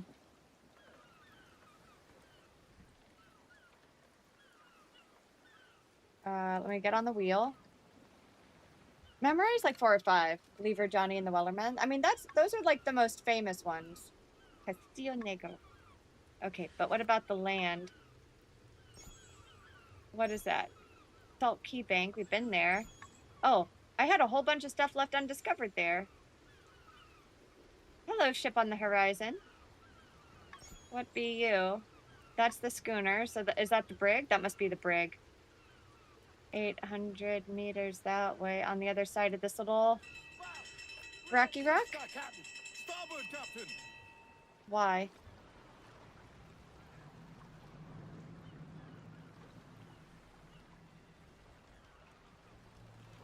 Keep playing. I'll learn more. Okay. The weather gauge confounds us, Captain.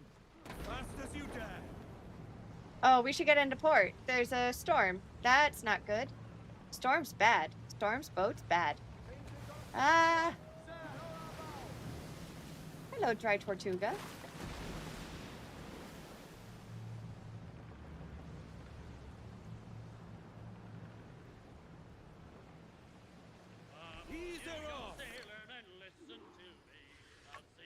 There. Okay, let's do this one. Speed, lads! Ease up! Not quite in range.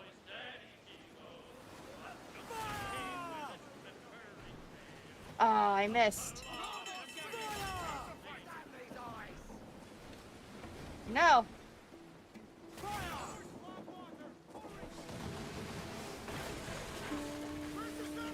Faster now!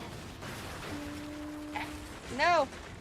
Calm her down! How do I get to the... Fire! Ready barrels! Fire! And then...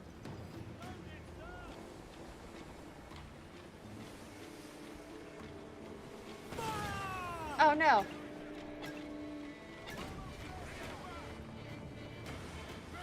No, I don't want to be... What? Why? Ow. Oh, no. Mind the helm, sir! You will break us apart! I just broke the ship. Ease her off!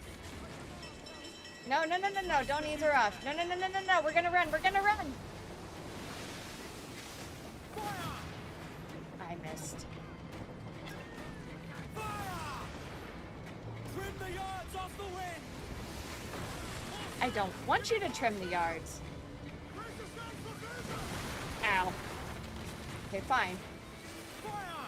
Get the kegs ready! Fire!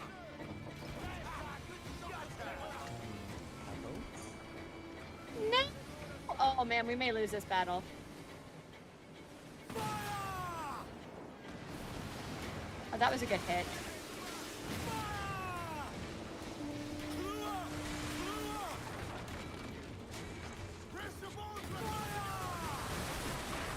Oh, no. Come on, come on, come on. Paddle.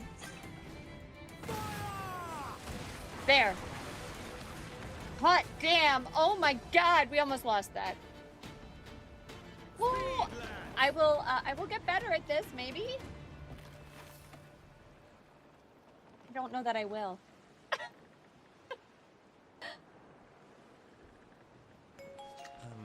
Do we want to board? Because we're pretty beat up right now, guys. Hey, Oregon, how doing? How doing?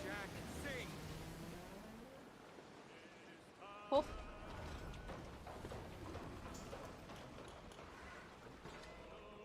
Fast as you dare. Ease up. There we go. You'll be fine to board. Will I? Drop anchor. Look, sir, we can board and take her. Pull them down to hell, lads.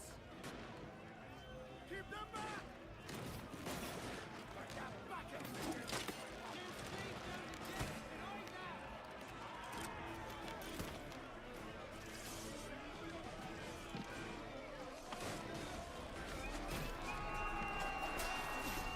Ow. Oh, I might die. I might die.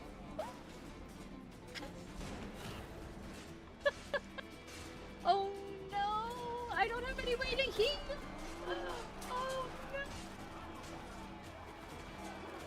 no. That is not good. Hello. Guys, I'm hurting.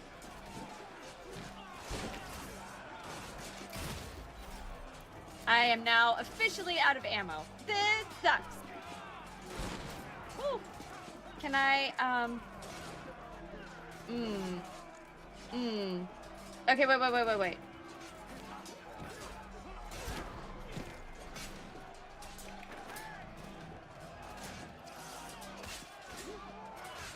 Oh, nope, I can't do that. Nope.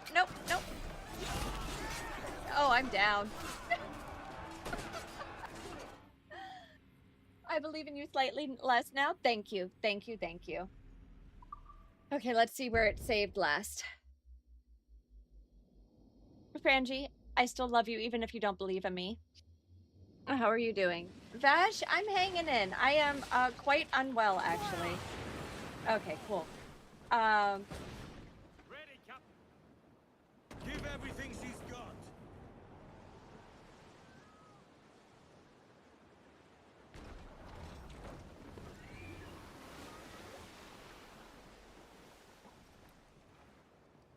If I do, I have to board? I do have to board, don't I? Man. Calm her down. Give the order, we'll board and take her. How are you? I am getting over some food poisoning, so I am not the best I've ever been. But hopefully.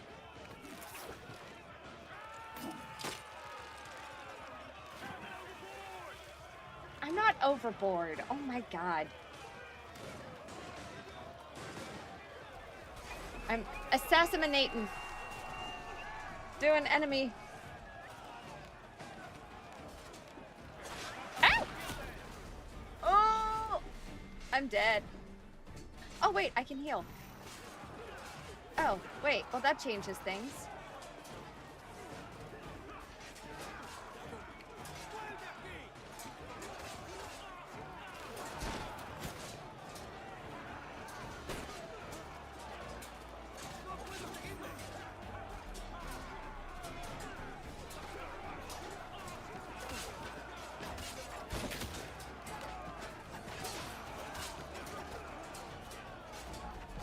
Ow.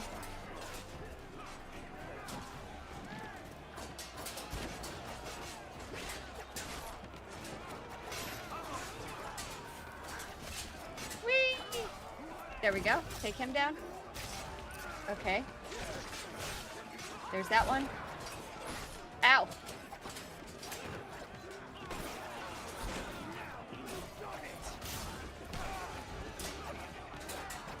Too slow. Okay. Ow. Ow. No. Ow.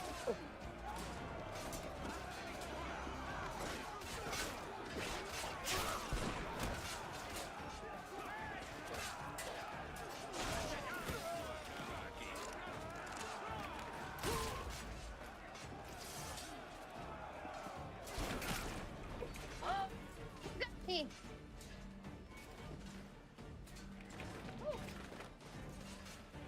No! Uh-oh. Can I heal? No? No. Oh no, this may not end well for me. Oh! Who dares to sabotage my dearest coyote? Restaurant. Oh, a restaurant. While I was doing my gig. Cuddles?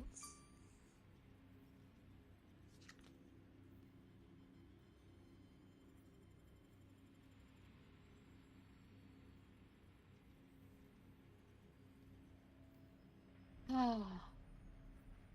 Man. Yeah, it really hurt. That's never fun. Hope you feel better soon. Yeah. So it's like I have a gluten allergy. It's pretty bad. It very, very much unfun. Very, very much unfun. And lucky ol' me, they served me gluten even after I told them like I had an allergy and asked if they could accommodate me. Pretty much. That's how that happened. It was gluten morning, exactly. Okay, guys. Seriously.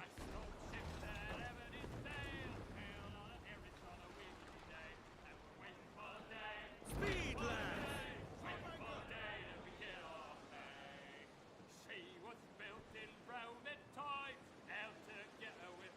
We let fly the buckles and board us, sir.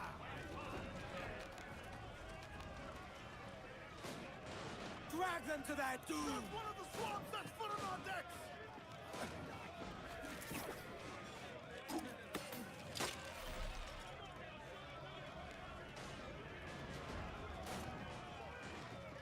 What is it? 3? No! Ow! God damn it! Ow!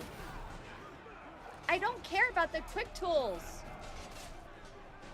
Up. Up. Up. Oh my god. No!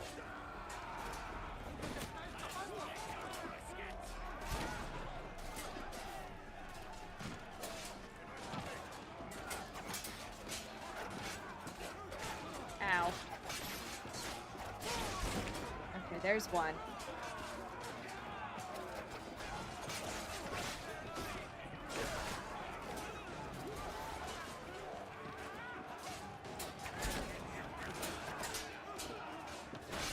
Ow.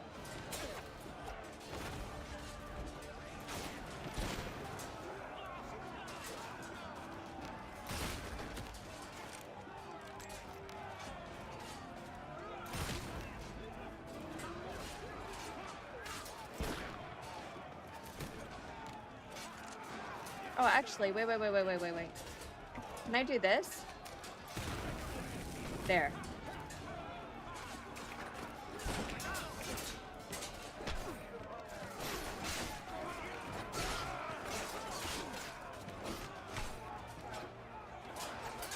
Ow!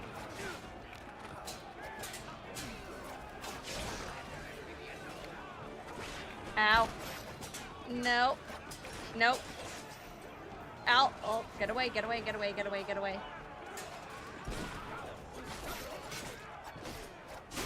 There. Now we claimed it. There. I went for the wrong guy at first, but we figured it out. Third time's the charm. Hello, Jespo. Thank you. Scuttle the ship.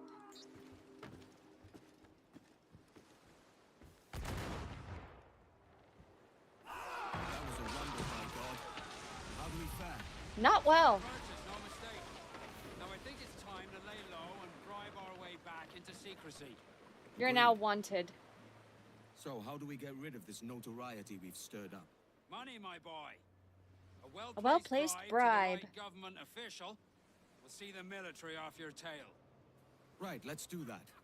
I'll need to meet these good Samaritans at some point. That's hot indeed. Okay, so I guess okay, we have to sail back to Salt Smart Key. thinking. A hunter's caught your scent. Nope. Take the wheel. I'd give her a wide berth if I were you. Giving who a wide berth? That boat. Yeah. Oh. Now.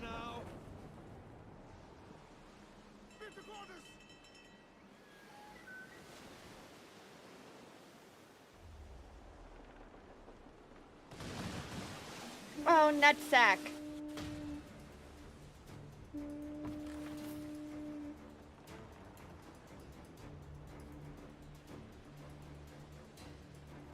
No!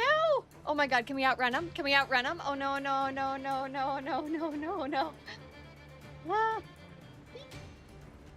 We can. Maybe I can maneuver. I know I can maneuver faster than a brig. In here. Uh-oh. Mead and Twisty, are you about to have your rematch? Twisty got his ass beat by Mead in Golf with Friends. And he's been bugging Mead for a rematch. And so far as I know,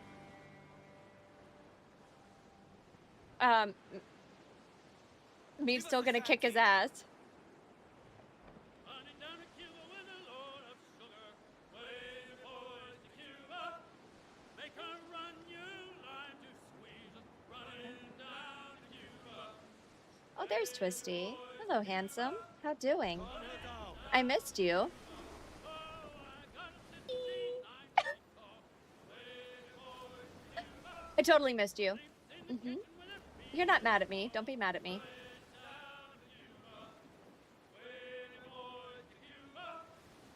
What, Twisty? You got your ass beat fair and square.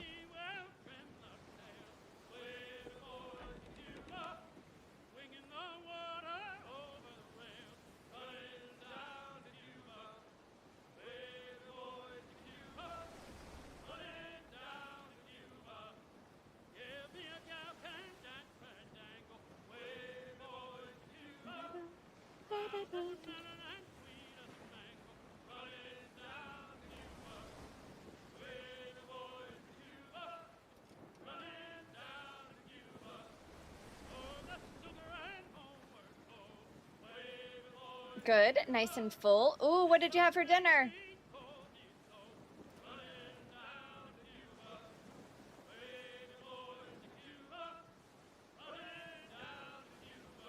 I am very proud of us. Clew up foremast rig. More sail. We need to budge. Party like.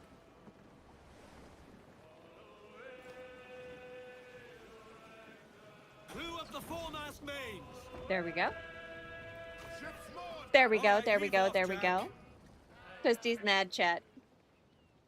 I need to go bribe someone before we get ourselves caught. BRB? Okay, no worries. I'll miss you, bestie. Okay, cool. Come here, I need to bribe you. Low official man.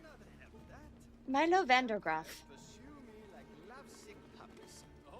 Hello, Vandergraaf. Right. Now let me work my magic. Indeed. I cannot help that. The empires pursue me like lovesick puppies. Oh, Yet there it's we go. only you, my friend, who can satisfy me. Oh, a torrid love Aye. affair between two And what officials? would such business do for me? Tell me, what does your heart desire? Not you, Sir Milo. Balloons to scale the heights of pleasure? Oh, indeed. Gold enough to rule your own empire? Or cannons enough to make even galleons fear you? The gold will do. Ah, a man after my own heart. He who has the gold can exchange it for any object he desires. I can provide gold and something more. Opportunity. We will talk again, Captain. Smash burgers, baked potatoes, veggie kebabs, all cooked on a blackstone? Oh my god! That sounds amazing. Hello, hope you're having a good day. I am doing okay, Shanirin. I am doing okay. I hope you guys are doing okay. Did our timer not start? It did not start. Hang on. We're 2 hours in. Hold, please. You guys added all this time. But timer didn't start, so... -2, 0, 0, 0. Add time. There we go. Resume. Okay, cool. Game. Nope. Doink. Game. Okay, cool. I'm back. How are you doing today, Shanirin? What did you season the smash burgers with? Now, will you You require my services. I do. I do. Oh, yes, please. Broadside cannons. Yes. Better. I also need shot, though. So I should go to bed soon, but I don't want to yet.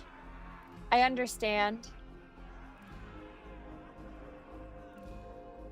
We are glad that you are here, and we would love for you to stick around as long as you want. However, Shanirin, if you need to go to bed, go bed. You're a wonder, Kenway.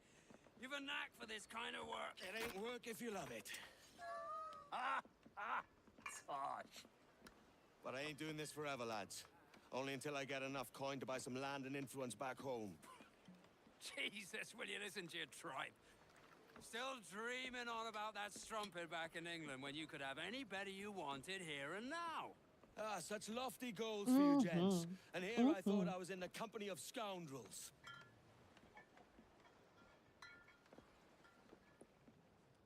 Cute. Fine purchase today. What's the crew's mood? All smiles and no teeth. And there's a few talking about meeting with Master Kid to steal from a nearby plantation. Plantation? That's ambitious.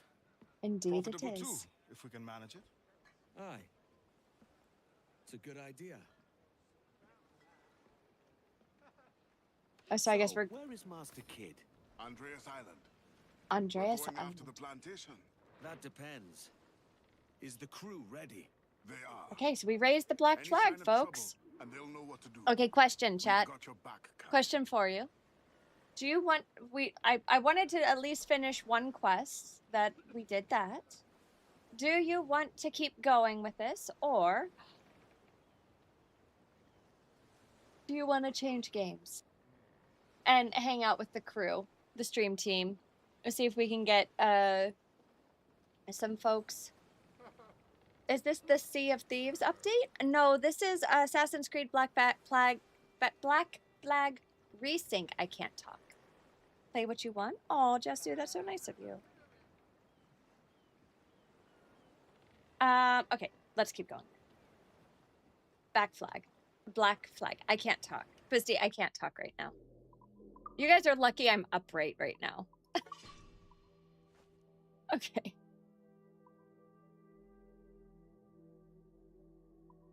Equipping this gear is currently restricted. Why is it restricted?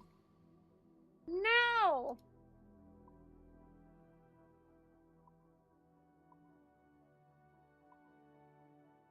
Required for certain upgrades. Okay.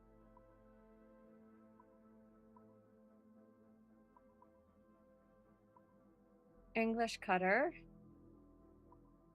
The Revenge. The El Dorado. A Spanish cutter. Spanish schooner. The Jackdaw. Quest items. We have a curious schematic. Armillary sphere. We have a treasure map from Havana and from Andreas Island, so we're gonna have to go back there anyway. Okay, hang on. Spanish schooner, Spanish cutter. What did you think I said? Okay, combat base.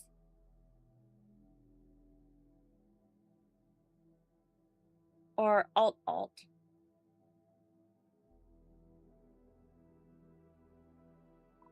Okay.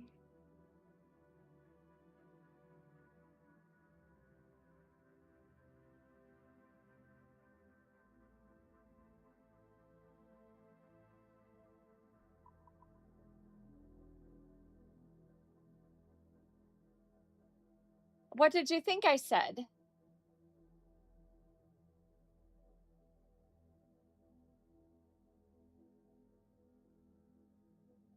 No, schooner.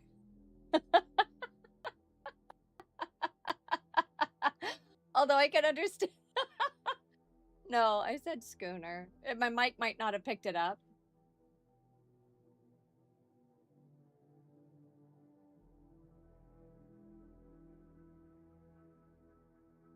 Hey, yo, I didn't say it. Those words did not come out of my mouth. If my limiter didn't catch my voice, I'm not responsible for that. I know what I said.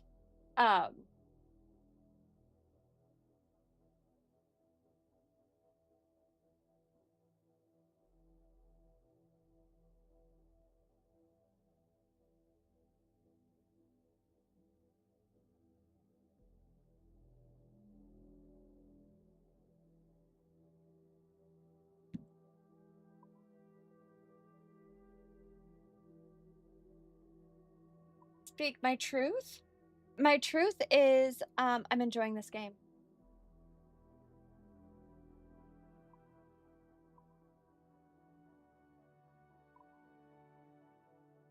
And each trinket. Okay, crafting. Inventory. How do I... Oh, fancy. Schmancy. What is with his...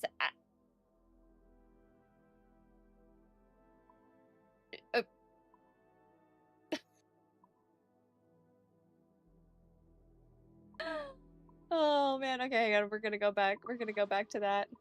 No, equip it. Oh, I can't equip it yet. Oh man. That's okay.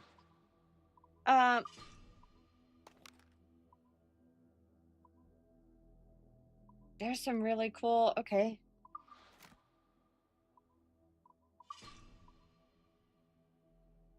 Oh, look at the kitty.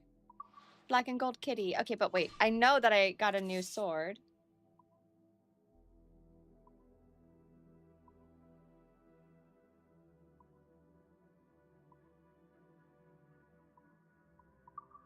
Wait, why won't it let me?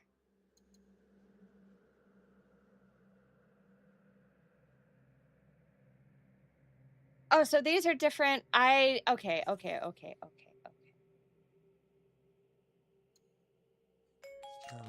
Cattle? I see. I got it. Okay. Well, we need to go to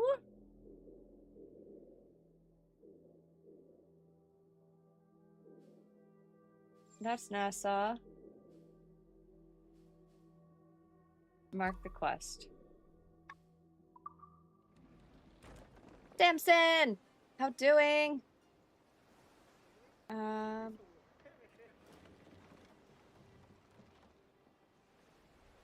Give me more sail.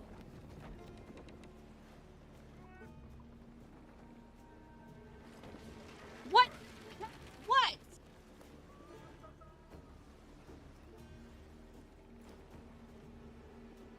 There was nothing for me to hit. They're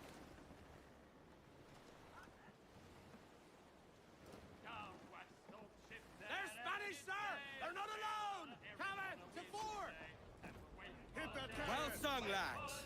Me thanks. Well, are we gonna... Do we want to attack or... No, we don't want to attack. Let's go get on with the quest. They're not alone. Full sail. Crowd it all.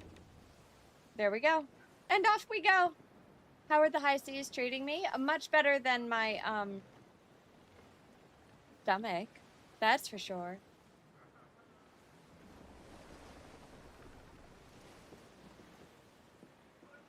All right, Jack. Sing. There we go. How are you doing today, handsome? I hope you're doing well. Good morning, Pirate DJ. Good morning. How are you doing, Rave? I hope you slept well. It's good to see you.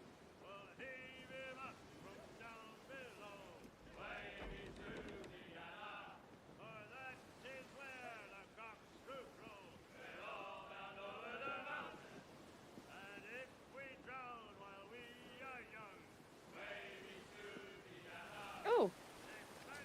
Loot. Yes.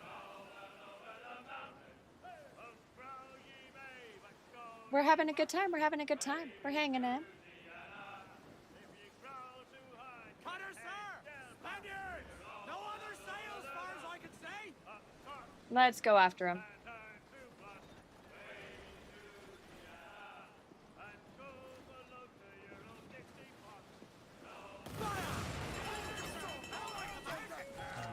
Cattle? Fire! Ready barrels.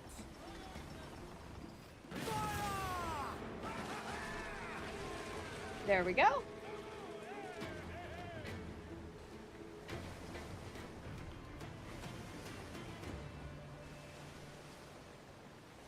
Drop anchor! Let's get going. Let's ride this blow, lads! There we go.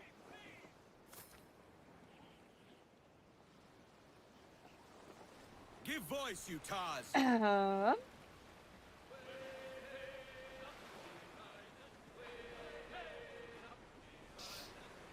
Where'd that other thing of loot go? There it is. Okay, cool. Let's go over here.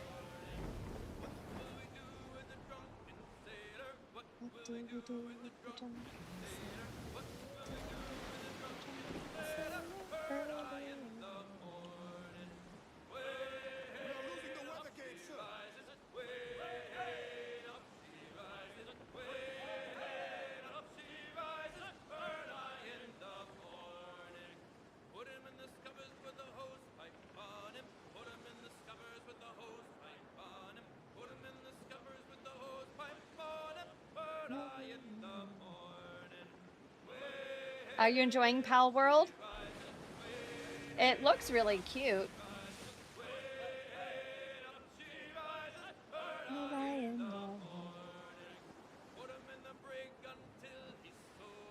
Put him in the brig until he's sober. Put him in the brig until he's sober.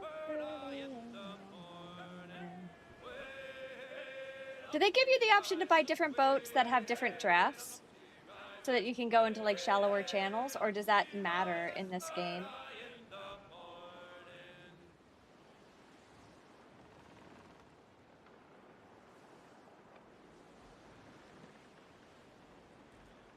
Because that would be really cool.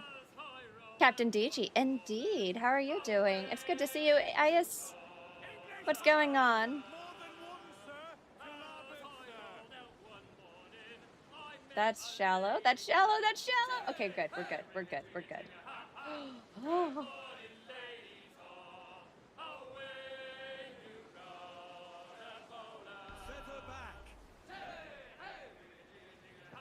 You're in Pal World Jail? Holy crap, you and everybody else. Really? Is it that fun, guys?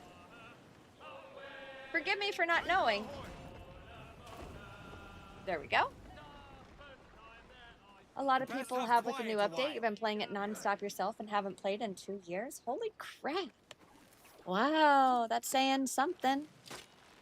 That is saying something.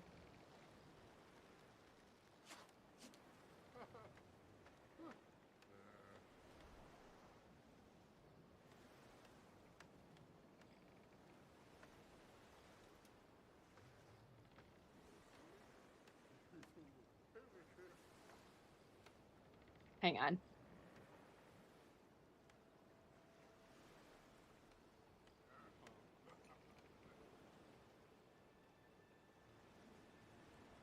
You're in 3 different community servers? Holy...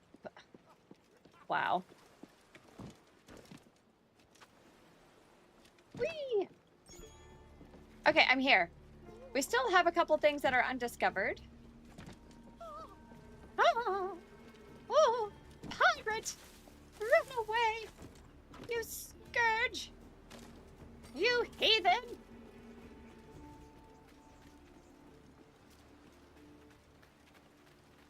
Okay, now I wait.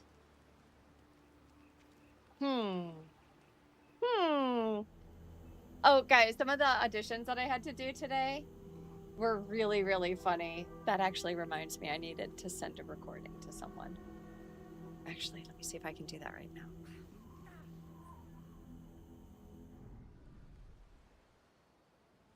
Why, look. It's the bastard son of the late William Kidd.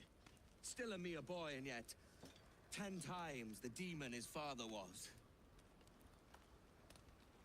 Fancy seeing you here, Kenway. Oh, there's James Still Kidd. looking sleek and mean. Did you steal that costume from a dandy in Havana?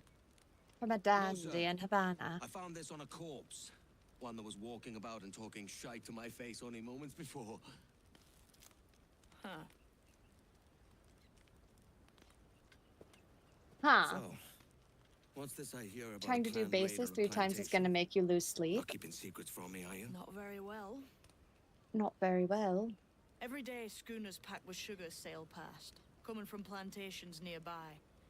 Most times they stop here, sell off a few crates. There's one man visiting today that'd earn you a fine profit.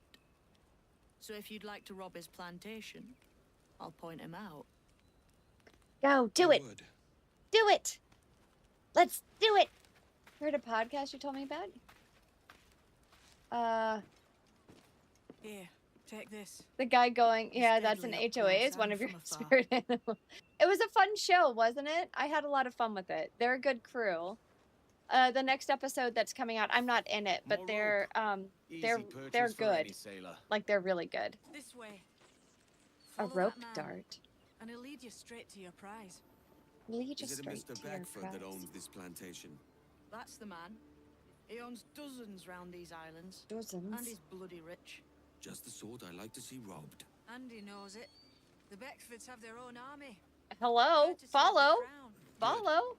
I'm What? only after What? the What do you fattest mean you prizes. don't follow up? His agent's inspecting the sugar crates. Try not to scare him off.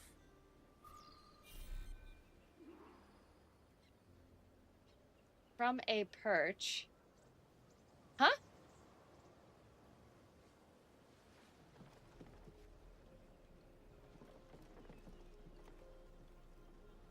From what perch?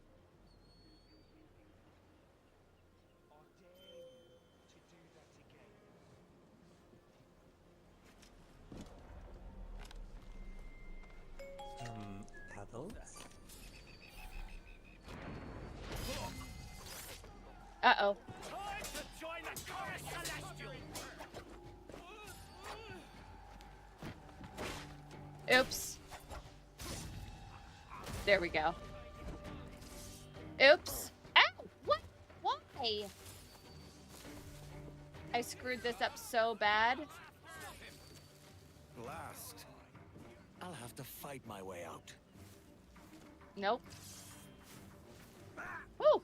Uppies. Uh-oh. Up.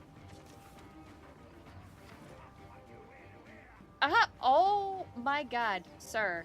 Your parkour is so easy when you're not in combat, and then...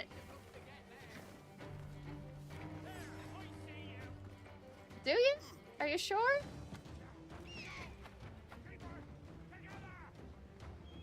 I did this so wrong.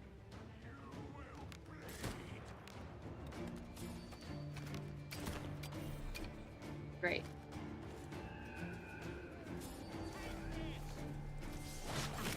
Ow. Uh-oh. I screwed up this quest so bad. Yep. Yep, there we go. Okay, hang on. Wait. We're gonna go back. We're gonna go back.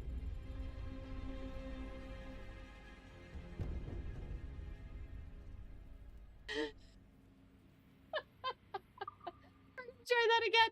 I screwed that up really bad. Psychotics and Rave, thank you so much for the daily snuggle. Okay, so wait.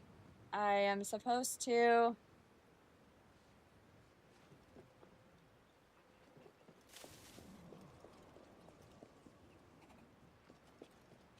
Okay, wait.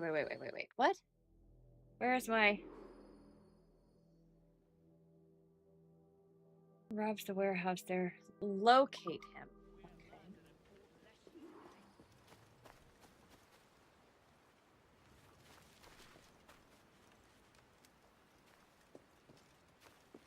Go play somewhere else.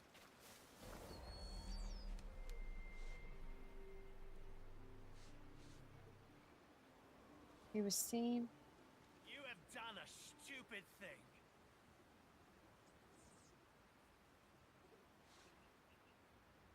Huh. Whoa.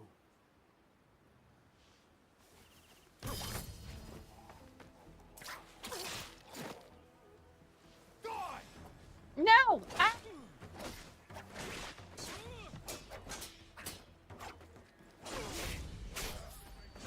Done. Oops.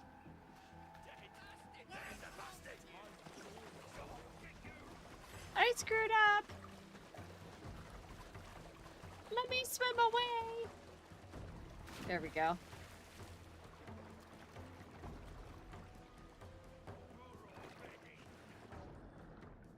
There we go. Oopsies. We're just gonna swim. Give me that W mead. Oh, did Twisty win one? It's gonna be such a rare thing for Twisty. You might as well give him the W mead.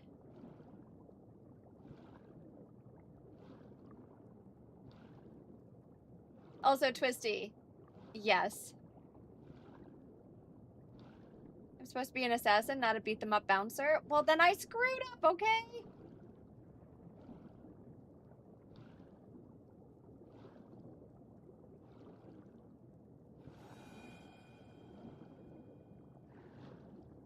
I can be stealthy. I just screwed up really bad.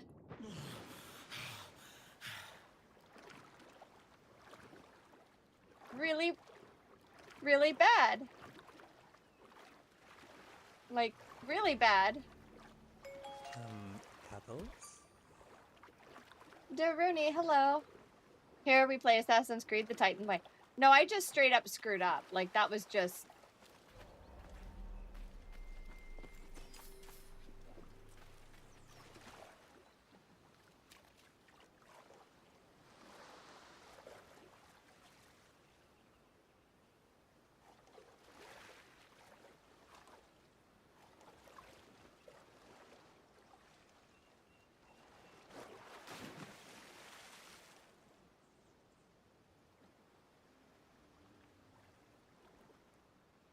They see me, but I don't see them.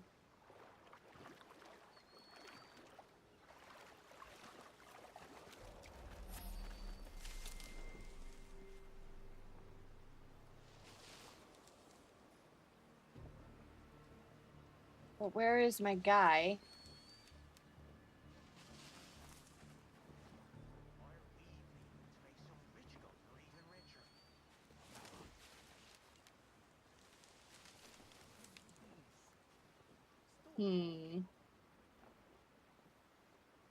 Just wait for the sun to go down a little bit. At least this time I'm not being chased down by a mob. I know. I'm better. See? I'm getting better.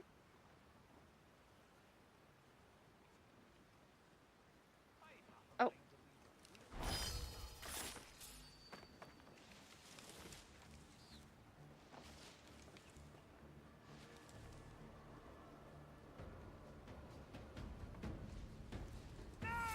Ow!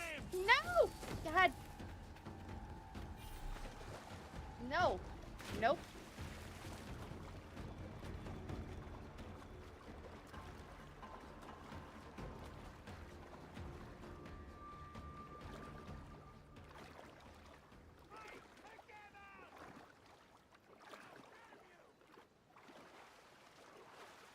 I was trying to stay hidden and then I was looking at chat and I screwed up. I shouldn't have done that.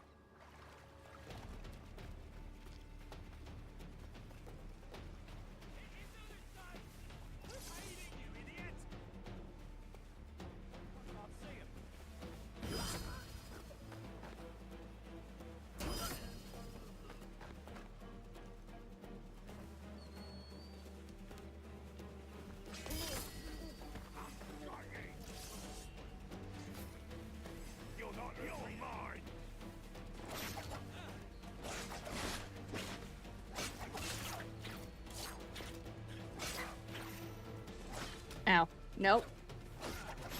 Ow.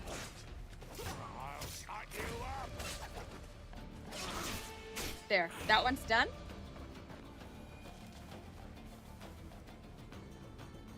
Okay, gimme.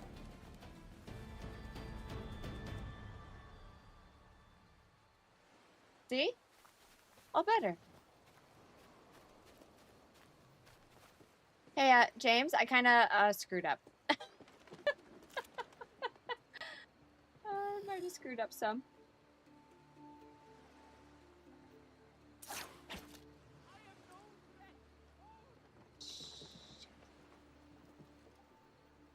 Can I jump down? Is there anywhere for me to jump down? No?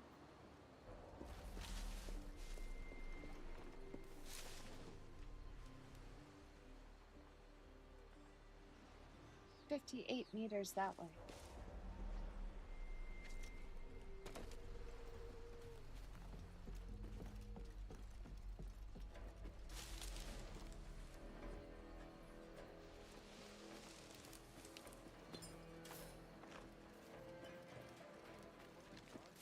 That's Beckford's man. To me. We've done with this place. Aye, sir. What's our course? We'll return to this. Get away!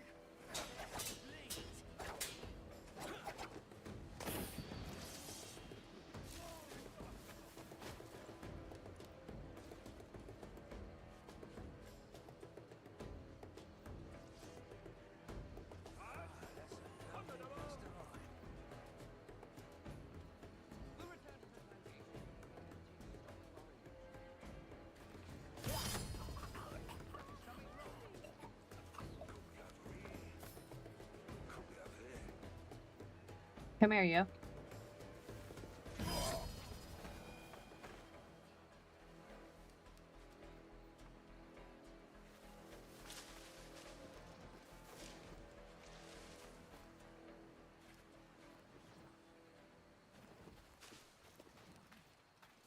Whee!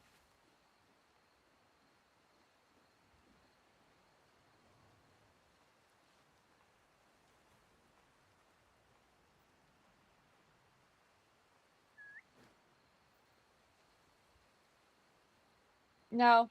No, no, no, no, no, no, sir. No, no, no, no, no, no, no, sir. No, thank you.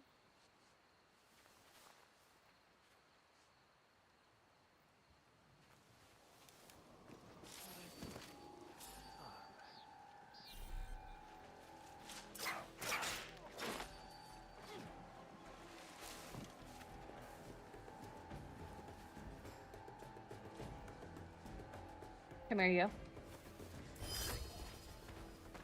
Ha!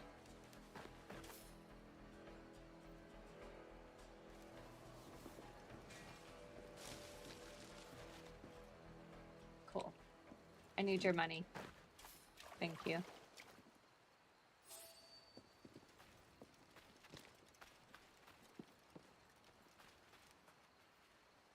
Can I assassinate him? He could have something useful on him. Beckford's man was headed for Cat Island.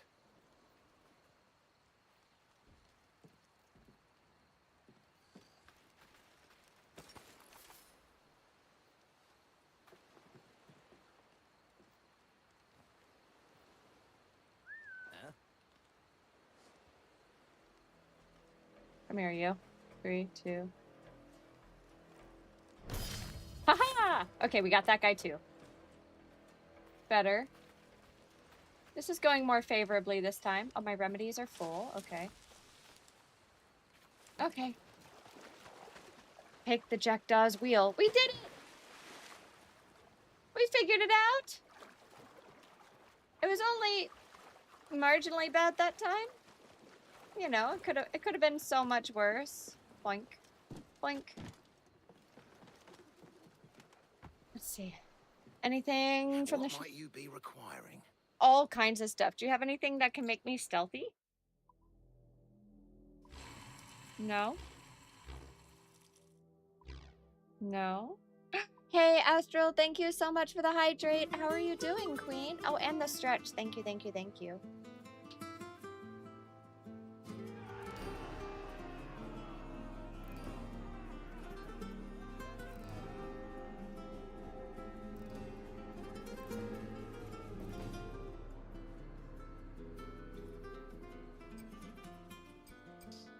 Okay, see the shop. Okay, guys, we're gonna reach up, stretch, up, up, up.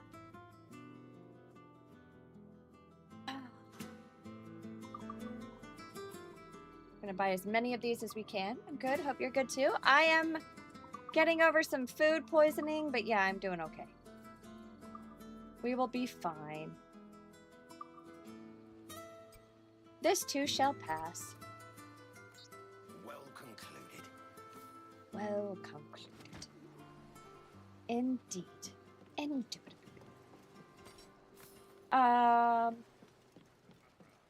Whee! Okay, I'm here. Now, is there a way for me... How do I get these things unlocked? Can I equip them now? A rope dart cooldown is shorter. Kills further reduce enemy morale. Ooh. What does this one do? Increases the wildlife products gained. Reduces the gain of wanted level from piracy. Or oxygen drains slower while diving underwater.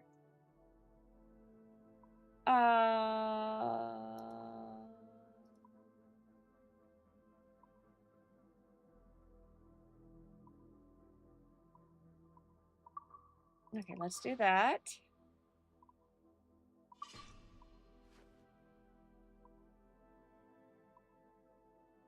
And then we'll do this one. Boxster, what's wrong? Are you sleepy? Are you gonna go to bed? I understand. Used for treasure dealer transactions and Kenway's fleet missions, wine can be sold for good profit at all stores.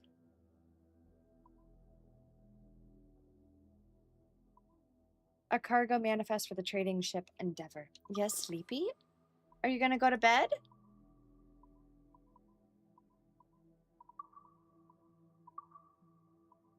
Okay, I, Thomas Cecil, hereby report that the following is a true manifest of all the goods, wares, and merchandise, of the marks, numbers, and contents for each package on board the Endeavor, which cargo was received at the trading post of Andreas Island, from whence the craft sailed for the plantation of Cat Island. Sugar, 110 barrels, molasses, 25 barrels, and tobacco, 15 barrels.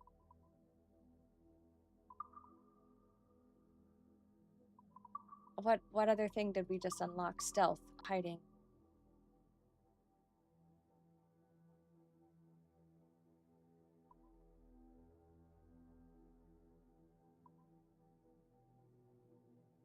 Do a sprint assassination by holding shift to sprint. Very soon? Okay. Captain's on deck! Indeed I am. Do we want to go sailing at night, my friends? Captain, you have the look of a man crafting a bold idea. I Look I've am. seen before. You mark well, Ade. The manifest tells of the Beckfoot plantation on Cat Island and all the cargo. We want to kept go to there. Cat And it Island. gave me the idea that I might take these goods off them and sell the lot for a better price than they'd ever ask. Ah, a man of vision. I like this idea. Aye, aye, The Captain. plantation belongs to a Peter Oh. Beckfoot. Who Do you lives know on a of his family? pineapple under the The sea? Beckfoots in their sugar empire. Aye. The Beckfords and the Draxes. I never worked their plantations, but I knew their names from hearing other men curse them. But you worked a plantation, huh? A modest one, aye. Miss Marvels, As a striker in the hello. boiling house. Boiling house? Was it water they boiled? Something else? Cane juices. Cane The hard juices process to make. making sugar. Dangerous, too. It is Must be very why it dangerous fetches such a making dear cane price. sugar. What's it like? SpongeBob Toiling on a SquarePants, plantation day and absorbent and yellow and Cane porous sugar is cut and he. harvested. It's run between two Hello, metal gorgeous. rollers I hope you're that doing crush the well. juice from the plant. Often it would happen that a man got his arm trapped in a roller and crushed to the thinness of a cream. In those times, Ooh. it was an axe that separated the man from his plant, meaning his arm from his body. Jesus. After collecting the juice, it was time to boil away the waters from the sugar. This we did in tatches made of copper. But let me tell you, brother, Guys, boiling this is sugar telling really you the the hottest thing on process earth. of making Just a touch on cane the sugar. skin will stick It like is very bloodline and burn accurate. on, leaving a terrible scar. I had friends lose eyes and fingers and arms working the boiling Been another house. busy day. I And am our so slaves sorry, Miss believed that Marvels. we never heard a word of I praise, wanted nor to an stay in bed all apology of day. I any did kind. not get to stay in That's bed a all sorry day. fate. I did should some like to very, take very, this very plantation funny, and its owners for very, all very they're funny worth. auditions today.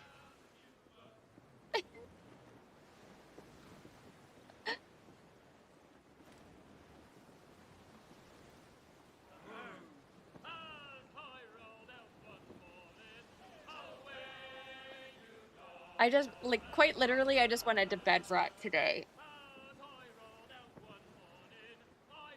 Like, you know when you're, like, so sick that, like, putting,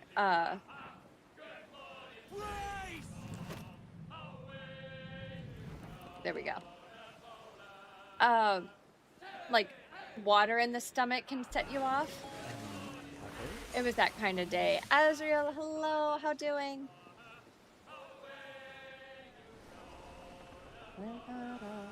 Ease, Captain, that's Cat Island. Thank you, Ade. Yes, Steady as she goes, lads. my dear, I do see it. I'm trying to avoid the shoals off Who holds to our side here. festivities on a plantation? It would be to our advantage. These, waves are going the wrong direction.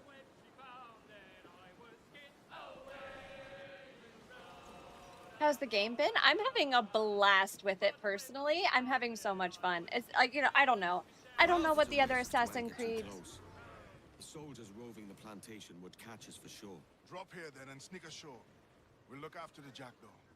Get them aloft and furling. They're sure to be keeping the goods in the warehouse, locked and under close watch. I'll have to slip past the guards and find the key. I'm Tread gonna die. carefully, and we'll see each other soon. Do they really want me to park here? Because, like, I see, no. No, they don't. No. No. This is the best AC game by far. Is it really? Oh my god. Twisty, swear to All god. sail! Fill those sticks!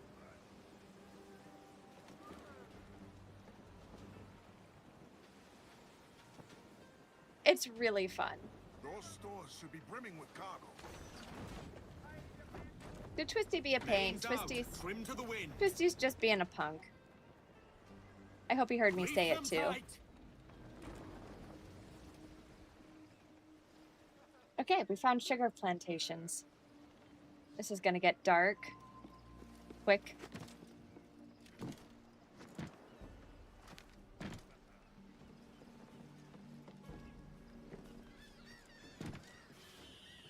Are they actually going to show enslaved encampments or not?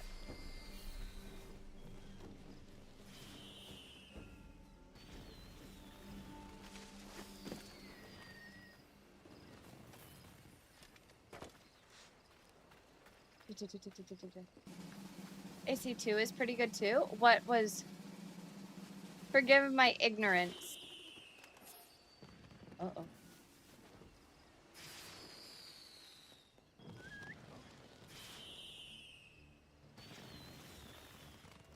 Come here, you. Oi. Come here.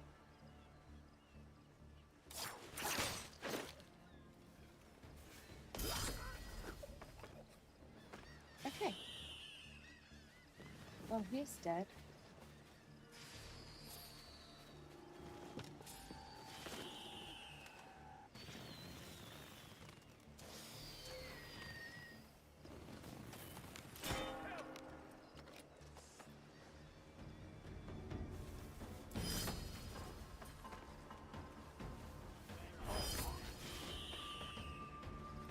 Come here, you.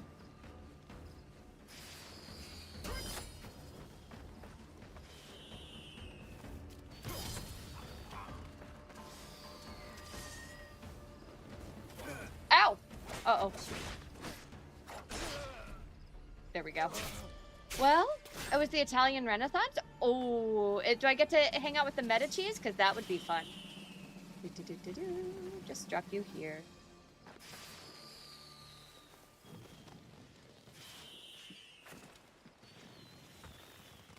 No. Up. Up! Sweet baby Jesus. How do I get inside? I need a key.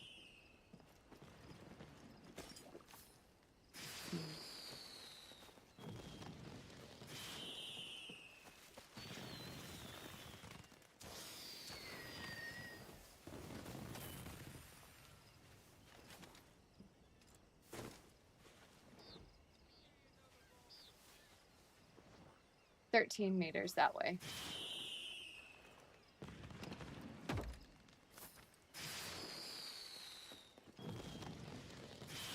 The Beckford brat should have the key. Okay, who is that? Up yonder. Far, far away. Far, far away.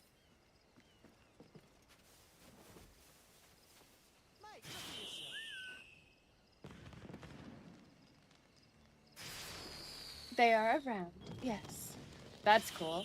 The Medicis are like a really, really cool family in world history because of how There'll be more than just much tomorrow. they... Two in a row what? Yep, you. Come here. You drunkard, you.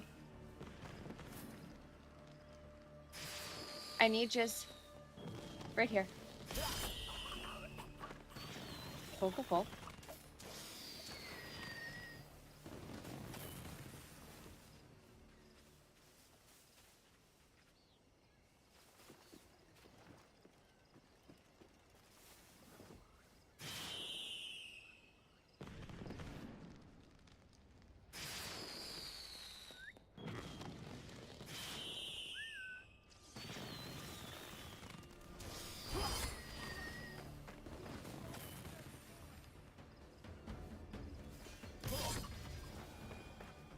Oh.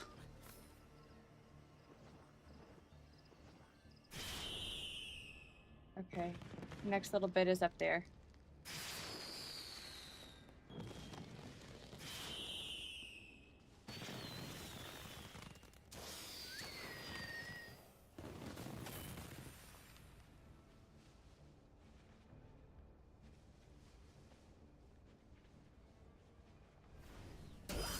Done.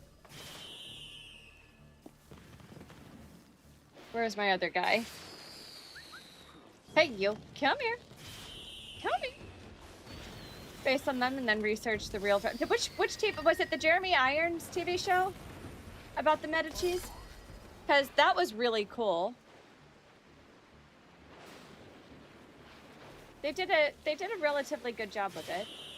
Although they kind of undersold the importance of Catherine de' Medici to the history.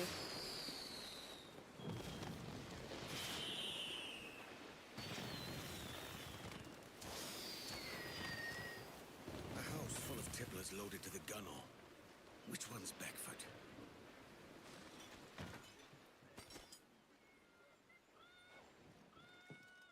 Counter ranged attacks.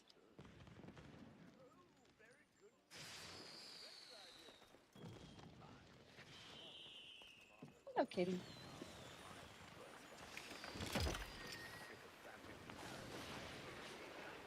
Oh, the dragon. That was what was 2 in a row. Twisty! That dragon is positively cursed, my man. Oh, that hurt. Oh, that hurt.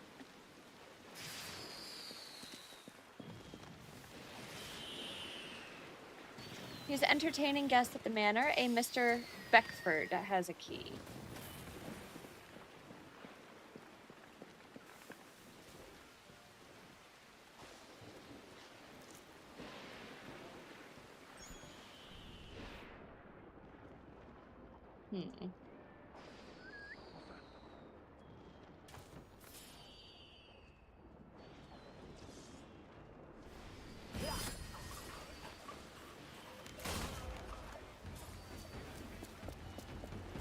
Yeah. Walls. Oh my god, walls. Walls, walls, walls, walls, walls.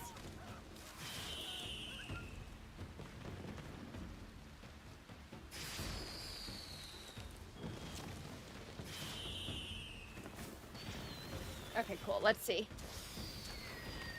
Yeah. That was an interesting one. They did an okay job with it. It wasn't great. It wasn't perfect. But it was, like, it was good, you know? Like, they did some cool stuff with it.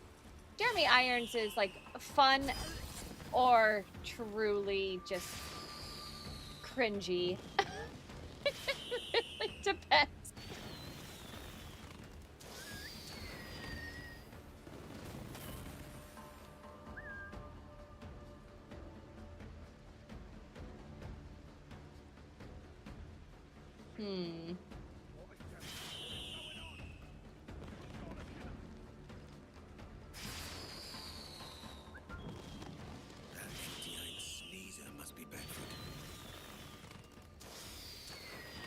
Yeah, back in the back.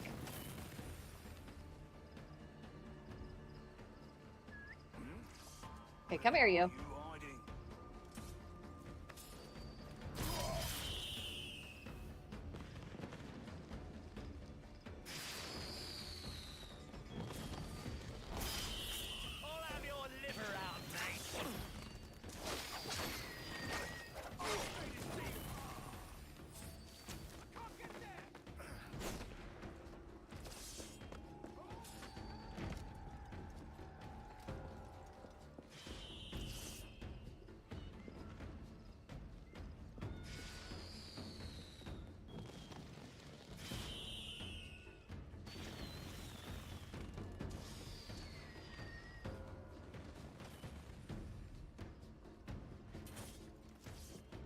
Okay, guys.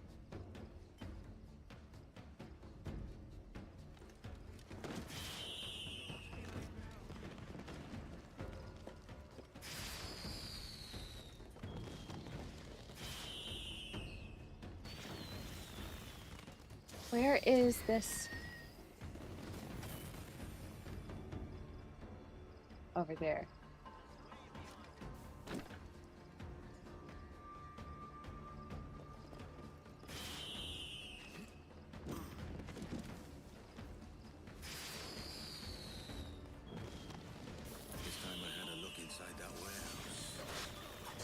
Hey!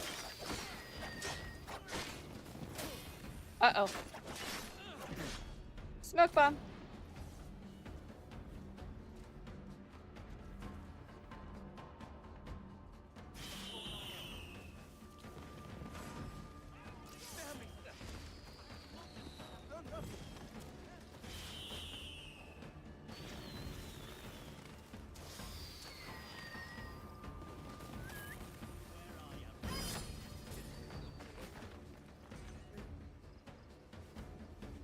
Mm-hmm.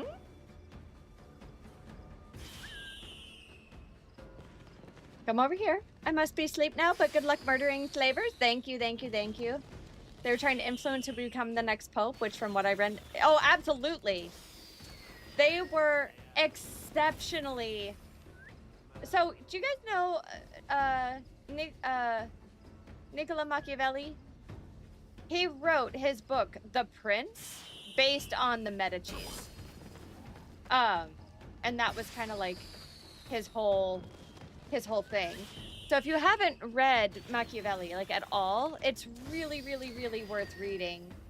Really, really fascinating history, especially when you know, like, that he was writing it not as, like, a philosophical thing, but as truly a, like, exploration of how the Medicis became the most powerful civilian kind of family in all of Europe. Like, it was insane. It was truly insane.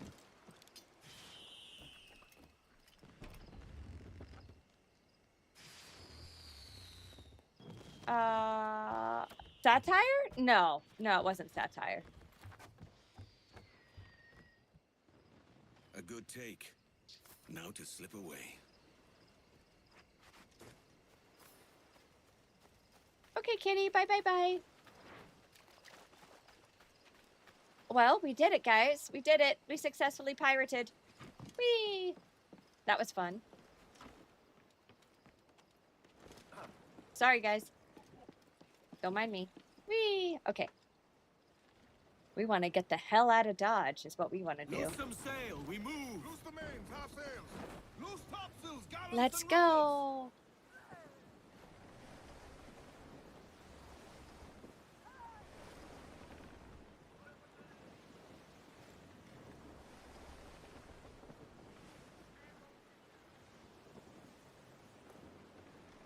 What didn't work? What were you trying to do?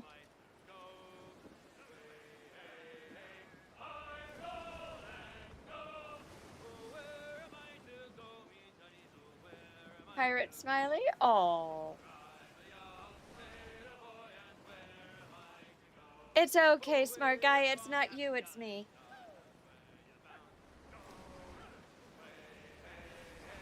I think we're gonna take the inner course.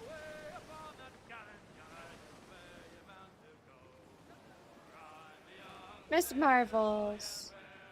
You goddess. What's wrong? Oh, is that a flamingo?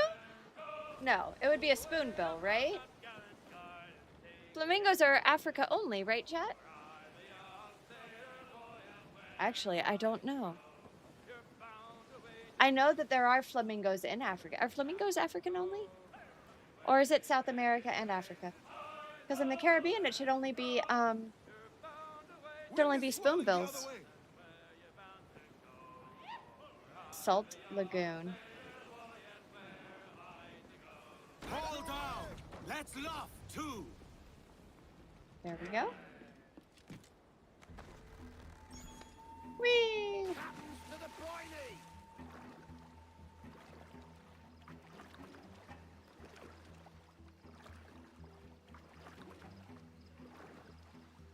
And now what? Are we gonna be doing here? We're gonna be talking to Kid? We are gonna be talking to Kid. Eventually ended up rivaling the Palace of Versailles. It did. It absolutely did. It was truly... Okay, guys, question. In addition to Science Sundays, would you like history Sundays? Like, alternate between them? Reach a king's clergy and debt collectors. Near 500 men now pledge their allegiance to the Brethren of the Coast. Yes, you guys would like that? Not a bad number. Truth. Yeah, Yes, we could do lack that. sturdy defenses. There are 6 species of flamingos, 4 distributed throughout the Americas. 2 species are native to Africa, Asia, and Europe. will be unbeatable. Not that twaddle again, Kenway. Interesting. You love It's a history and story for science? Let's schoolboys. go. I mean, proper defenses. Steal a galleon, shift all the guns to one side. Would make a nice ornament for one of our harbors. It will not be easy to steal Ouch. a full Spanish galleon. Have you one in mind? Adewale I doesn't do, know what to sir. do. And I'll show ya. She's a fussock, she is. Fat and slow. Uh-oh. Looks like we just hatched a plan to go after a galleon, chat. Whatever shall we do? Captain, we've installed a furnace below deck and fortified the cannons for heated shot. It's deadly up close. The new shot won't travel far, so we'll still need to keep a good stock of round shot for normal range. Fine work, Quartermaster. 5:30 a.m. Are you We able are to new sleep to at all, these Miss cannons. Marvels? I'd like to prove them first. Aye. We could use the wreck for practice. That metal's some fine work. While aiming from the broadside, use E to switch to a powerful but short-range secondary firing mode. Okay, where is this wreck? Oh, right there. Okay, so there, and we're gonna go...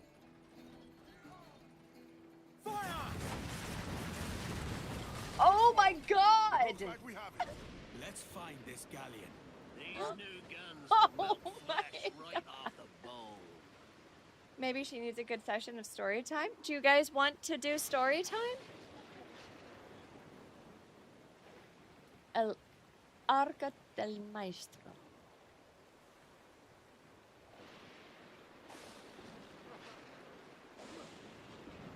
We haven't read Alice in Wonderland in a hot minute, chat. Is that something that you guys are interested in? I would not complain. Okay, hang on. Let's put up a poll. Do we want another hour of game time, or do we want to switch to story time? That'll be the poll. Hang on. I'll put it up.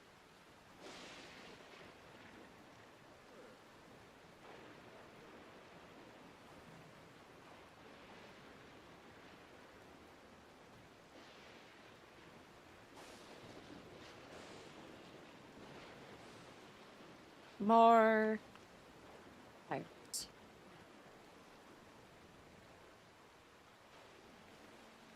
Oh, well, shucks. No, it'll be okay, because it's not my voice that's the problem. I say as I start to lose my voice. It's not my voice that's the problem. It's my, my stomach right now.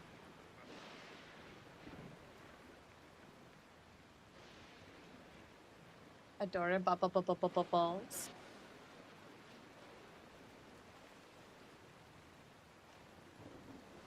Got to go out in about an hour and 20. Oh, you have an early day today.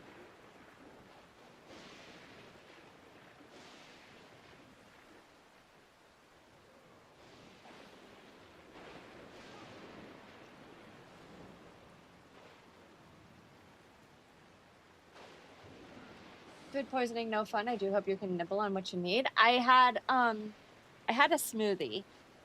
I kind of regret having the smoothie. What does you mean by story time? Matthew, hello, first time chatter. Thank you so much for hanging out. Ginger ale, I tried. No joke, Jesu. My little store right nearby me is out of ginger ale. I don't know why.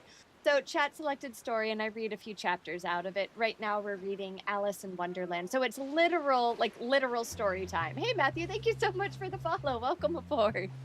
My name's DG. If I can do anything to make you feel better, let me know.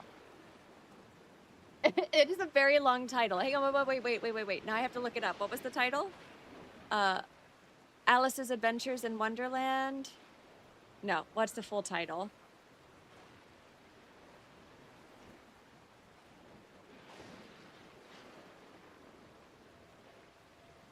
Something Looking Glass.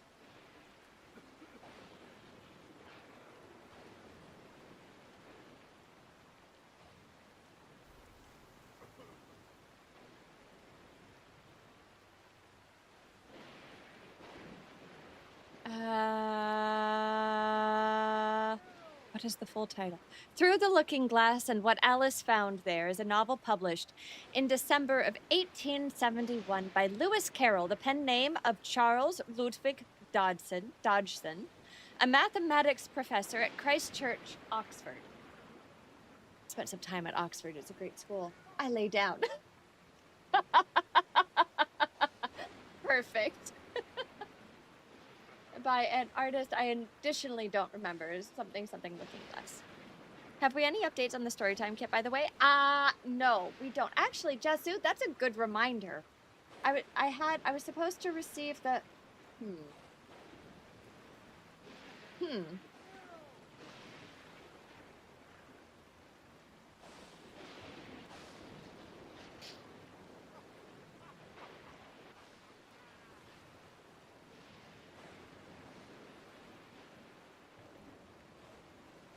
I will, I will have to check that out. I will have to see what happened. Okay, how are we doing so far on? Are you guys voting? Oh, man, you guys are really excited about story time. Okay, wait. Let me get, let me get the, Project Gutenberg open. Hi, Ratatouille. A caucus race and a long tail. The rabbit sends little Bill. We're on chapter 4.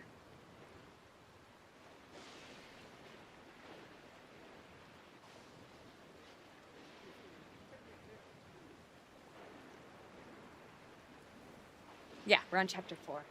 Hey, Ratatouille, how doing? Well, actually, since I'm here, what's on this little island? There's a little... There. I'm gonna go over there really quick. Race! What? No. Ah! No. No. Jackdaw handles nice. Pinched her from the Spanish, was it? Aye. In the midst of a hurricane. I didn't Just want... before the treasure fleet was smashed against the shore. I didn't want to leave. All aboard as rich as men are saying. 1,000 times that. I reckon. Hang on. We're gonna sail around to the far side of the island. Love a hurricane. Might have a dive there one day. There we go. See what we can rummage up. And then... And Rex would be a nice change of pace for us. No need for violent actions against... Let me go. Wow. That's some soft talk coming Let from a me... pirate. And as it happens, I mostly agree. Oh my god. Save the X. clashing of How do I get... cutlasses for the military. Let go. Let go of the And them wheel. that get in our way. Oh, am I really only able to... Oh, I can only park and I can only dock in certain locations? That sucks.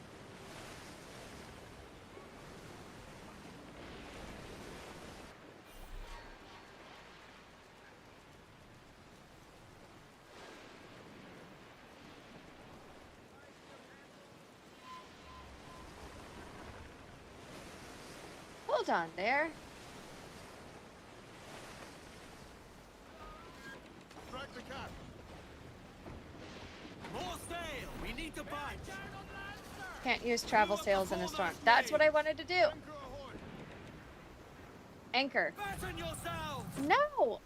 Whatever. We'll have to come back to it. Okay. And story time it is. Okay, let's see. How do I save? Save. Manual save. Here. Overwrite. Why is save disabled? Save. Why is save disabled? Question? Okay. Crowd it on, all of it! Fine. We will sail out of here.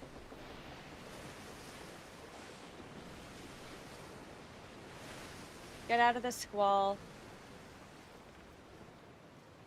But ship wasn't moving. I didn't have it moving. I had sails down. I had it the equivalent of part.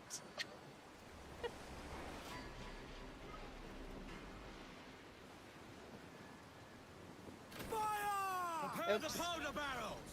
Well, that was a mistake. Okay, guys, hang on. As soon as I can... Hey, flamingos. As soon as I can get to our next spot, we will save.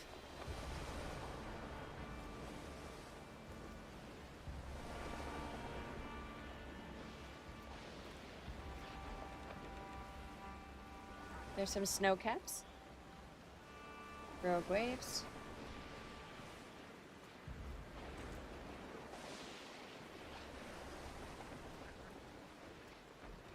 Snow caps.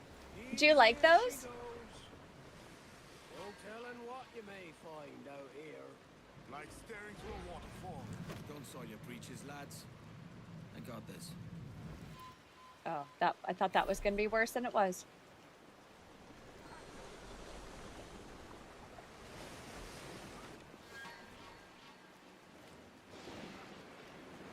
We're sailing large now!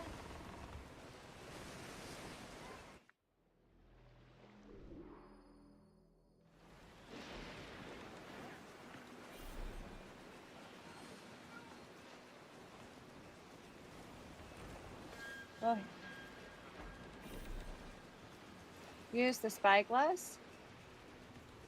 That ship's a monster. Look at the size of her. Aye, and we'd not last long face to face. So- with her. Hear that, Kenway? Keep your distance. We'll strike when fortune favors us. Under cover of darkness, most likely. Aye, it may come to that.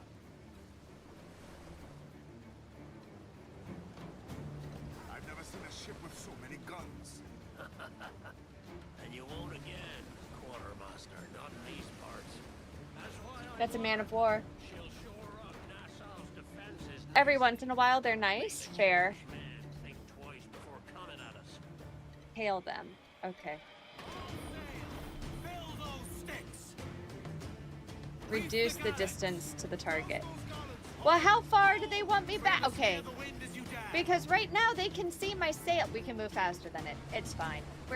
It's fine. Suspend all disbelief.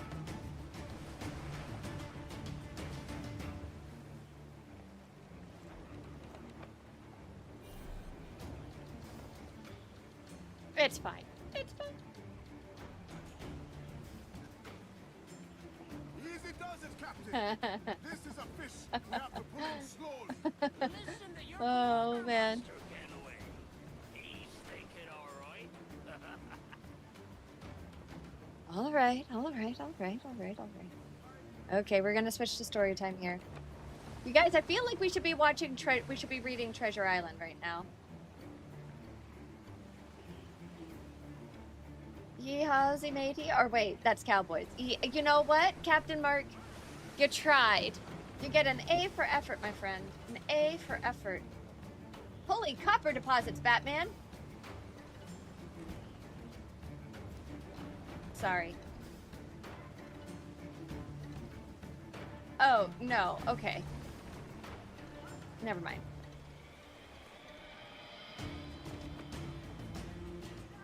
Recycled? Wild and foul! Charles Vane. As reckless as they come. Uh-oh. An old friend of yours. Not a man I call a friend. Uh-oh. We're gonna get to watch this fleet get destroyed. For so long, I can't help but respect the man. Oh. Charles Vane. Oh. Slinking off with his tail between his legs. That man of war That's good destroyed news him. for us. It's close to bedtime. Win. Okay, we're... Bleeding bastards! We'll have to deal with this skirmish fast. Forget the galleon and send these interlopers to hell!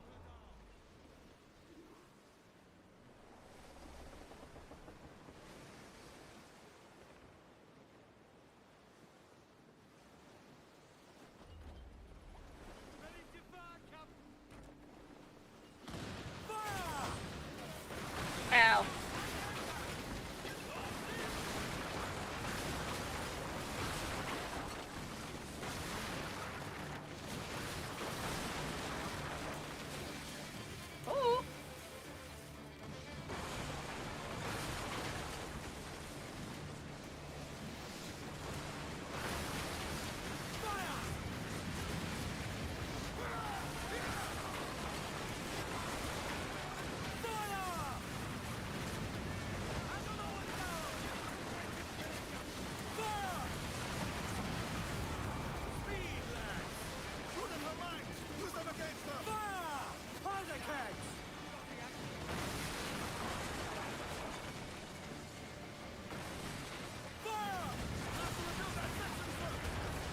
Okay, there's one.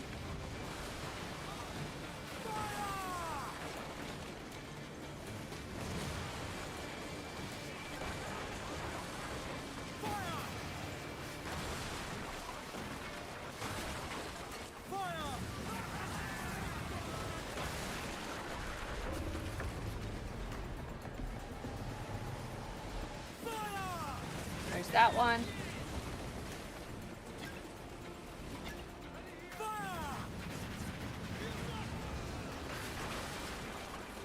Okay, there we go.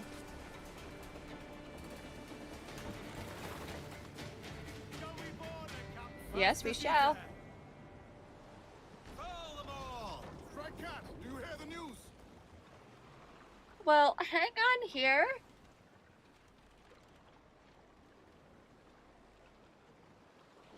Swing her around.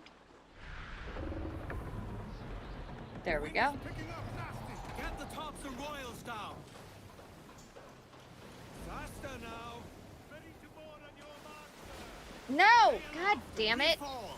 To a banker. Ugh.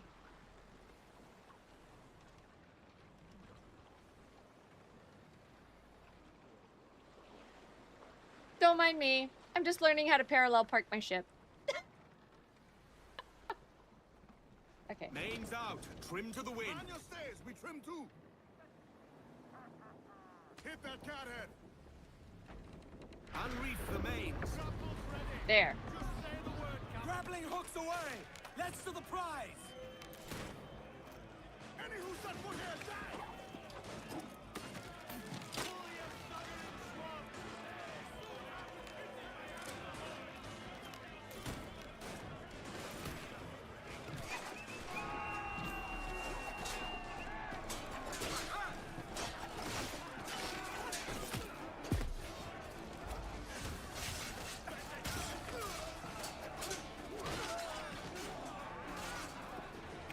Where are you?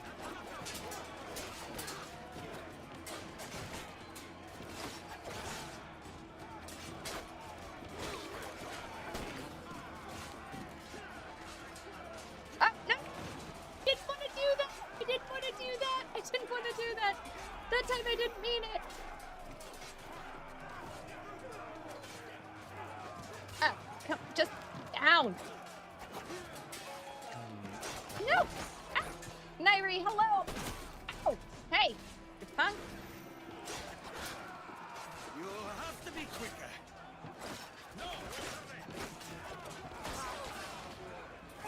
Ow. Loot everything. Nairi, how are you doing? We are about to switch to story time.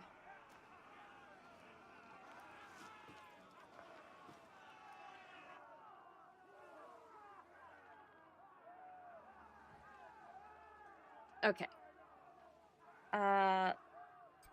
Lower the wanted level? Repair the ship.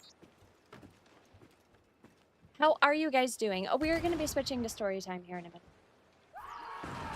All right, just came to check in. Hi! Yahoy!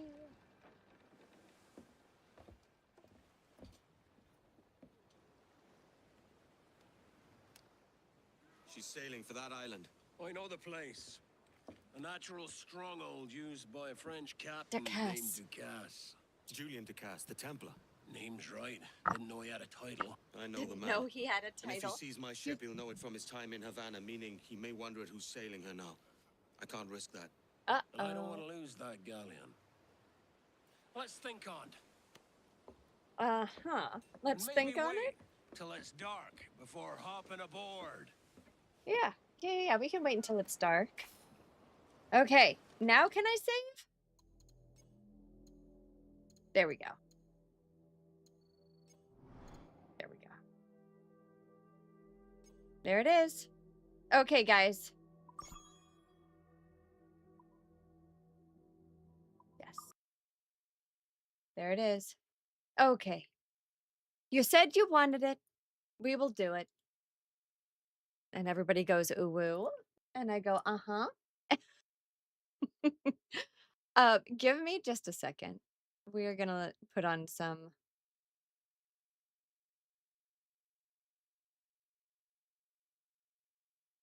We'll do...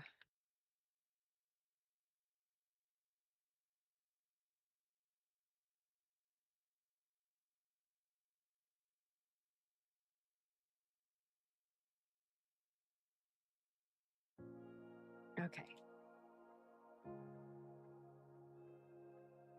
Here you go.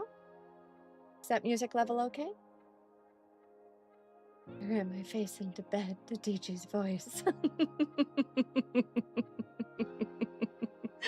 Oh man. Okay, guys. Hi, how is everybody? Are you doing okay? Oh, this is something that is not good. That is not good. No. You guys, no. Nope. That is bad music. That was bad. In every sense, the word bad.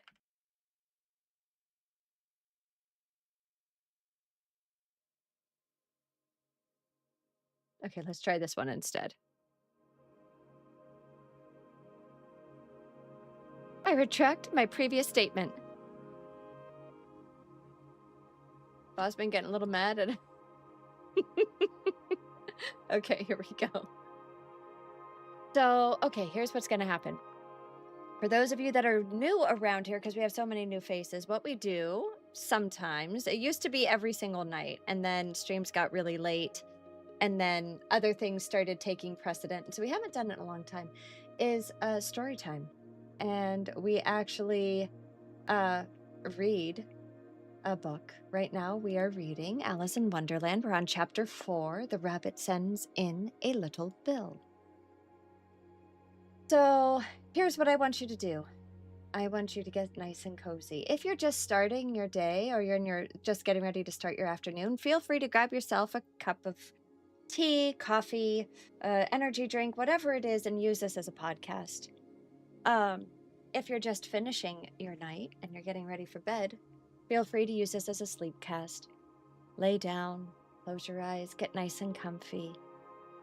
Snuggle with something, whether it's a pillow, a significant other, a stuffed animal, or a pet of some sort.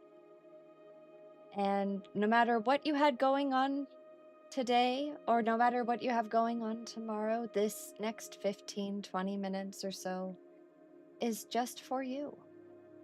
So sit down, relax, listen to my voice, drift off to sleep if that's what you need to do, and enjoy Alice in Wonderland by Lewis Carroll. Okay, hang on just a second. I'm gonna get this set up so that I can still see chat. Okay. Perfect. It was the White Rabbit, trotting slowly back again and looking anxiously about it as it went, as if it had lost something. And she heard it muttering to himself, the Duchess, oh my dear paws, oh my fur and whiskers. She'll get me executed as sure as ferrets are ferrets. Where can I have dropped them, I wonder? Alice guessed in a moment that it was looking for the fan and the pair of white kid gloves, and she very good-naturedly began hunting about for them, but they were nowhere to be seen. Everything seemed to have changed since her swim in the pool, and the great hall with the glass table and the little door had vanished completely. Very soon the rabbit noticed Alice as she went hunting about, and called out to her in an angry tone, "Why, Mary Ann! What are you doing out here? Run home this moment and fetch me a pair of gloves and a fan. Now, quick! Quick now!" And Alice was so much frightened that she ran off at once in the direction it pointed to without trying to explain the mistake it had made. "He took me for his housemaid," she said to herself as she ran. "How surprised he'll be when he finds out who I am. But I'd better take him his fan and gloves, that is, if I can find them." As she said this, she came upon a neat little house, and on the door of which was a bright brass plate with the name W. Rabbit engraved upon it. She went in without knocking and hurried upstairs in great fear lest she should meet the real Mary Ann and be turned out of the house before she had found the fan and gloves. How queer it seems, Alice said to herself, to be going messages for a rabbit. I suppose Dinah'll be sending me messages on next. And as she began fancying the sort of thing that would happen, Miss Alice, come here directly and get ready for your walk. Coming in a minute, nurse, but I've got to see the mouse doesn't get out. Only I don't think, Alice went on, that they'd let Dinah stop in the house if it began ordering people around like that. By this time, she had found her way into the tidy little room with a table in the window, and on it, as she had hoped, a fan and 2 or 3 pairs of tiny white kid gloves.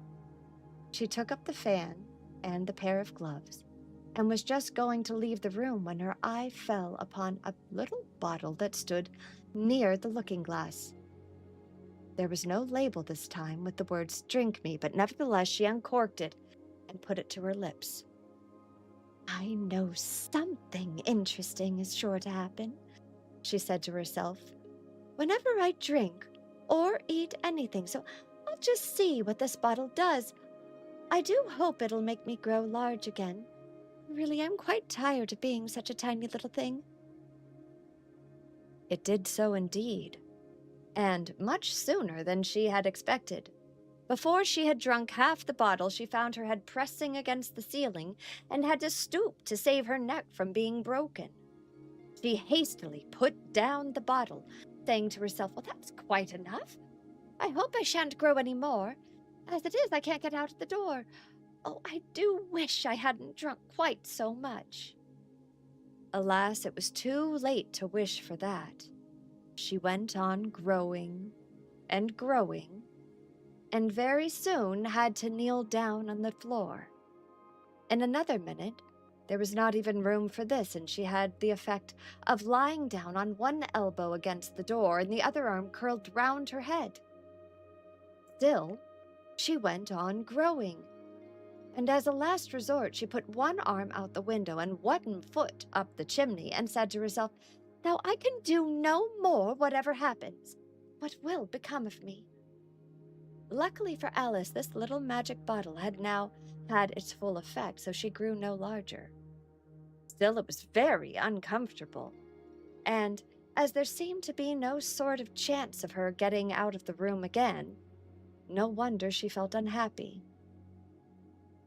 It was much pleasanter at home, thought poor Alice, when one wasn't always growing larger and smaller and being ordered about by mice and rabbits. Oh, I almost wish I hadn't gone down that rabbit hole. And yet, it's rather curious, this sort of life. I do wonder what can have happened to me. When I used to read fairy tales, I fancied that kind of thing never happened, and now here I am, right in the middle of one. This ought to be a book written up about me. That there ought. And when I grow up, I'll write one, but, well, I'm grown up now, she added in a sorrowful tone. At least there's no room to grow up any more here. But then, thought Alice, shall I never get any older than I am now? Well, that'll be a comfort. One way never to be an old woman, but then always to have lessons to learn. Oh, I shouldn't like that. Foolish Alice, she answered herself. How can you learn lessons in here? Why, there's hardly any room for you, and no room at all for those lesson books. And so she went on, taking first one side and then the other, and making quite a conversation of it altogether. But after a few minutes, she heard a voice outside and stopped to listen. Mary Ann! Mary Ann, said the voice. Fetch me my gloves this moment. Then there came a pattering of little feet up the stairs, and Alice knew it was the rabbit coming to look for her, and she trembled till she shook the house, quite forgetting she was now about 1,000 times as large as the rabbit, and had no reason at all to be afraid of it. Presently the rabbit came up out through the door, and tried to open it, but as the door opened inwards, Alice's elbow was pressed hard against it, and that attempt proved a failure. Alice heard it say to itself, "Then I'll go round and get in at the window." "You won't," thought Alice. And after waiting till she fancied she heard the rabbit just under the window, she suddenly spread out her hand and made a snatch in the air. She didn't get a hold of anything, but she heard a little shriek and a fall and a crash of broken glass, from which she concluded that it was just possible it had fallen into the cucumber frame or something of that sort. Next came an angry voice, the rabbit's. "Pat, Pat! Where are you?" And then a voice she had never heard before. "Sure then, I'm here. Digging for apples, Your Honor." "Digging for apples, indeed," said the rabbit angrily. "Here, come and help me out of this." Sounds of more broken glass. "Now tell me, Pat, what's that there in the window?" "Well, sure, it's an arm." I'm sorry. Now tell me, Pat, what is that there in that window?" "Well, sure, it's an arm, Your Honor." He pronounced it arm. "An arm, you goose! Whoever saw one that size? Why, it fills the whole window." "Well, sure it does, Your Honor. It's an arm and for all of that." Sample Bonfire, thank you so much for the follow. Welcome to the community. My name's DG. If I can do anything to make your stay better, let me know, okay? "What? It's got no business in there. At any rate, go and take it away." Well, there was a long silence after this, and Alice could only hear whispers now and then, such as, "Sure, I don't like it, Your Honor. Not at all. Not at all. Do as I tell you, you coward." And at last she spread out her hand again and made another snatch in the air. This time there were 2 little shrieks and more sounds of broken glass. "What a number of cucumber frames that must be," thought Alice. "I wonder what they'll do next. As far as me pulling me out from this window, I only wish they could. I'm sure I don't want to stay in here any longer." She waited for some time without hearing anything more. At last came a rumbling of little cartwheels and the sound of a good many voices talking all together. She made out words. "Where's the other ladder?" I hadn't been told to bring but one." "Bill's got the other. Bill, fetch it here, lad. Here, here, here. Put it up at this corner. No. Time together first. No, don't make it reach. It won't reach halfway. Oh, they'll do well enough. Don't be particular. Here, Bill, catch hold of this rope. Will the roof bear? Mind that loose slate over there. Oh, it's coming down. Heads below." And there was a loud crash. "And who did that?" "It was Bill, I fancy." "Who's to go down the chimney?" "Nay, I shan't. You do it." "That I won't, then. Bill's to go. Here, Bill. The master says you're going to be going down the chimney." "Oh, so Bill's got to come down the chimney, has he?" said Alice to herself. "Shy they seem to put everything upon Bill. I wouldn't be in Bill's place for a good deal.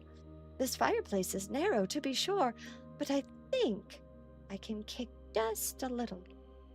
She drew her foot as far down the chimney as she could and waited till she heard the little animal, she couldn't guess of what sort it was, scratching and scrambling about in the chimney close above her, then saying to herself, "This is Bill." She gave one sharp kick and waited to see what would happen next.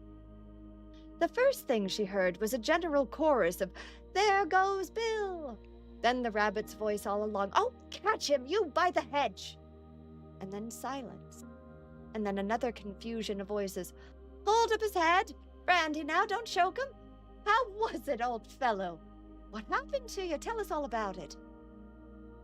Last came a little, feeble, squeaking voice. "That's Bill," thought Alice. "Well, I hardly know.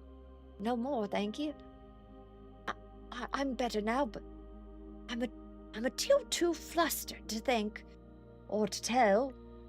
All I know is something comes at me like a jack-in-the-box and up I goes like a skyrocket.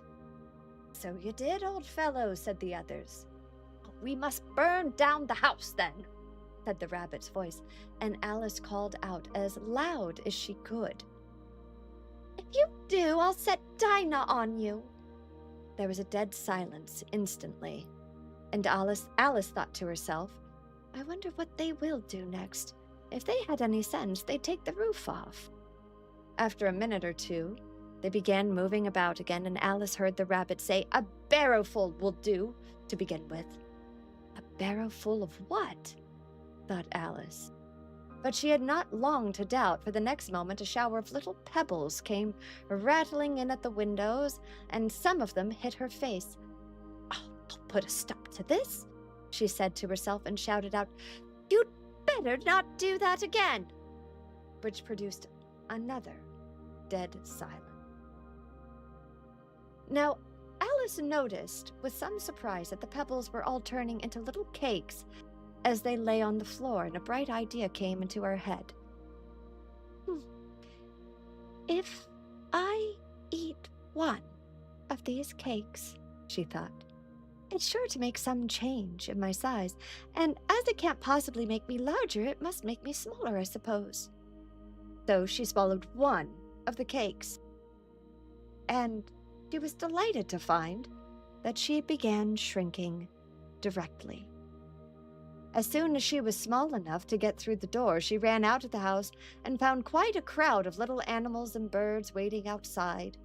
The poor lizard, Bill, was in the middle, being held up by 2 guinea pigs who were giving it something out of a bottle.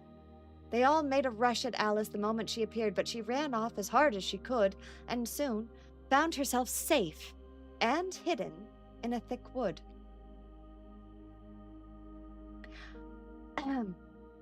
The first thing that I've got to do," said Alice to herself as she wandered about in the wood, "is to grow to my right size again. And the second thing is to find my way into that lovely garden. I think that will be the best plan." Now, it sounded like an excellent plan, no doubt, very neatly and simply arranged. The only difficulty was that she had not the smallest idea how to set about it, and while she was peering about anxiously amongst the wood, a little sharp bark just over her head made her look up in a great hurry. An enormous puppy was looking down at her with large round eyes and feebly stretching out one paw trying to touch her. "Oh, you poor little thing," said Alice in a coaxing tone, trying hard to whistle to it. But she was terribly frightened all the time at the thought that it might be hungry, in which case it would be very likely to eat her up in spite of all of her coaxing. Hardly knowing what she did, she picked up a little bit of stick and held it out to the puppy, whereupon the puppy jumped into the air off all its feet at once with a yelp and a delight, and rushed at the stick and made believe to worry it. Then Alice dodged behind a great thistle to keep herself from being run over. And the moment she appeared on the other side, the puppy made another rush at the stick and tumbled head over heels in its hurry to get hold of it. Then Alice, thinking it was very like having a game of play of cart horse, and expecting every moment to be trampled under its feet, ran round the thistle again, and then the puppy began a series of short charges at the stick.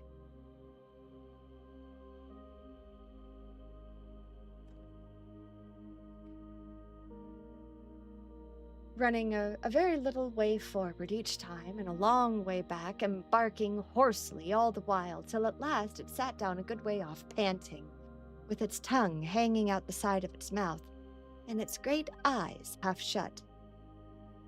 This seemed to Alice a good opportunity for making her escape, so she set off at once, and ran till she was quite tired and out of breath, until the puppy's bark sounded quite faint in the distance. "And yet what a dear little puppy it was," said Alice, as she leant against a buttercup to rest herself, and fanned herself with one of the leaves. I should have liked teaching it tricks very much if I'd only been the right size to do it. Oh dear, I'd nearly forgotten that I've got to grow up again. Oh, let me see. How is it to be managed? I suppose I ought to eat or drink something or other, but the great question is, what? The great question certainly was, what? Alice looked all around her at the flowers and the blades of grass, but she did not see anything that looked like the right thing to eat or drink under the circumstances. There was a large mushroom growing near her, about the same height as herself, and when she had looked under it and on both sides of it and behind it, it occurred to her that she might as well look and see what was on top of it.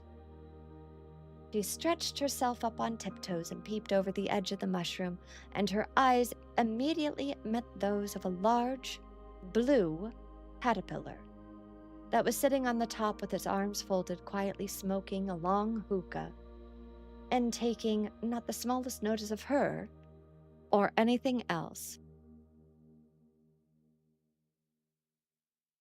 Chapter 5. Advice from a Caterpillar.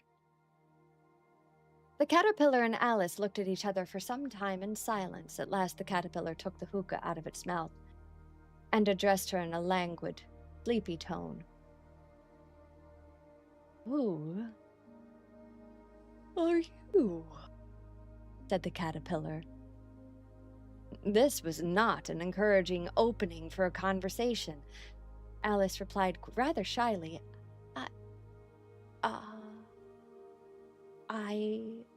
I hardly know, sir. Just at present, at least, I know who I was when I got up this morning, but I think I must have changed several times since then."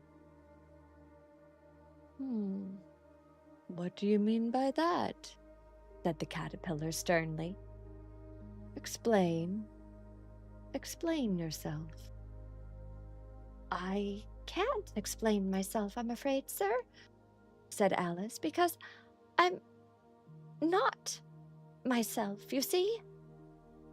"I don't see," said the caterpillar. Well, I'm afraid I can't put it any more clearly," Alice replied very politely, "for I can't understand it myself to begin with, and being so many different sizes in a day, it's very confusing." "It isn't," said the caterpillar. "Well, perhaps you haven't found it so yet," said Alice, "but when you have to turn into a chrysalis, and you will someday, you know, and then after that into a butterfly, I should think you'll feel quite a bit queer, won't you?" "Not a bit," said the caterpillar.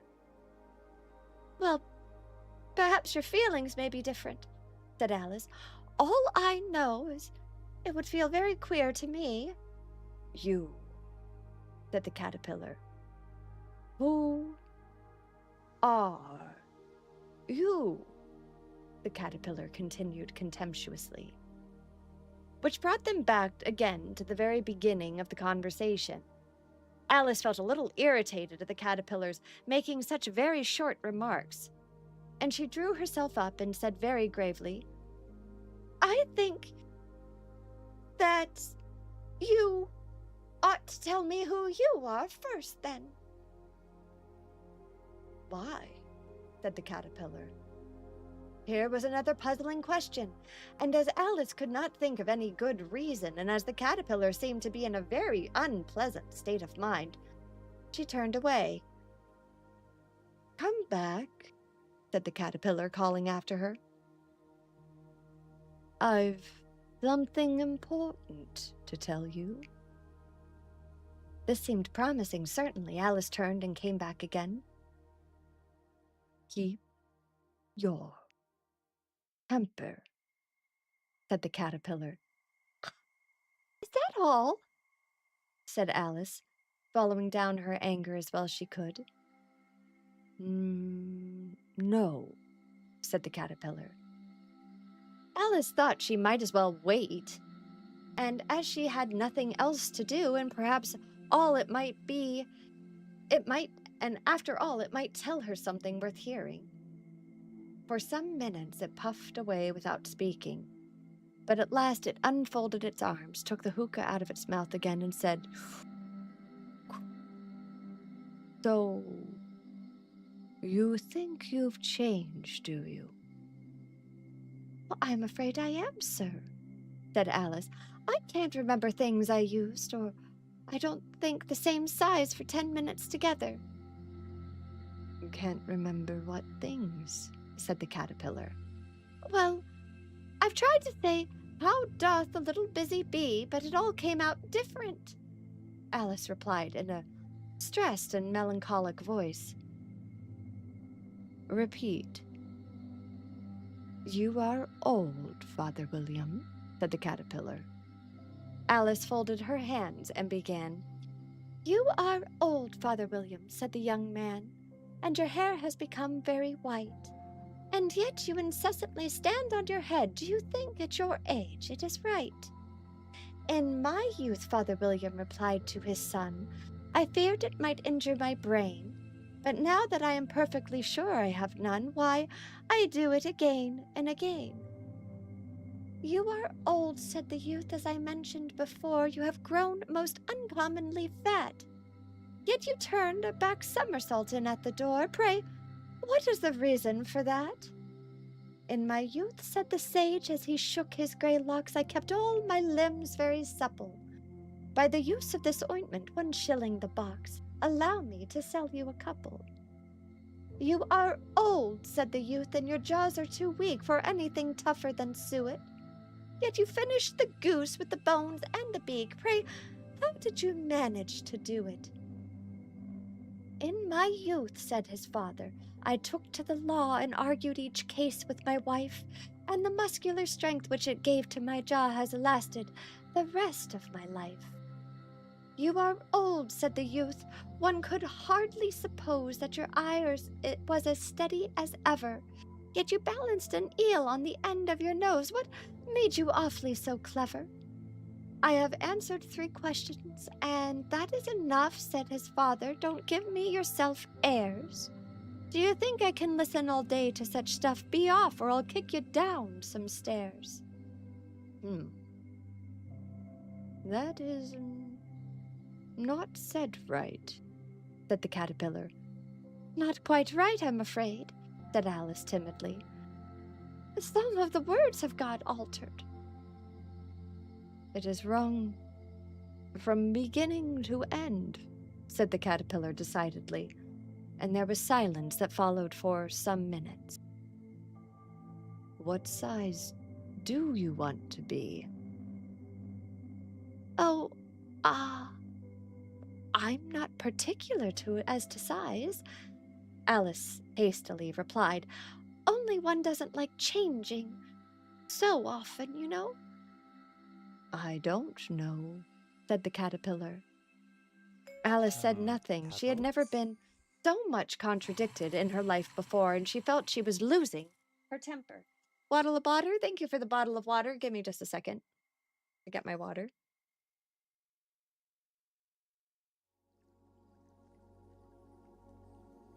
Okay. Thank you, thank you, thank you.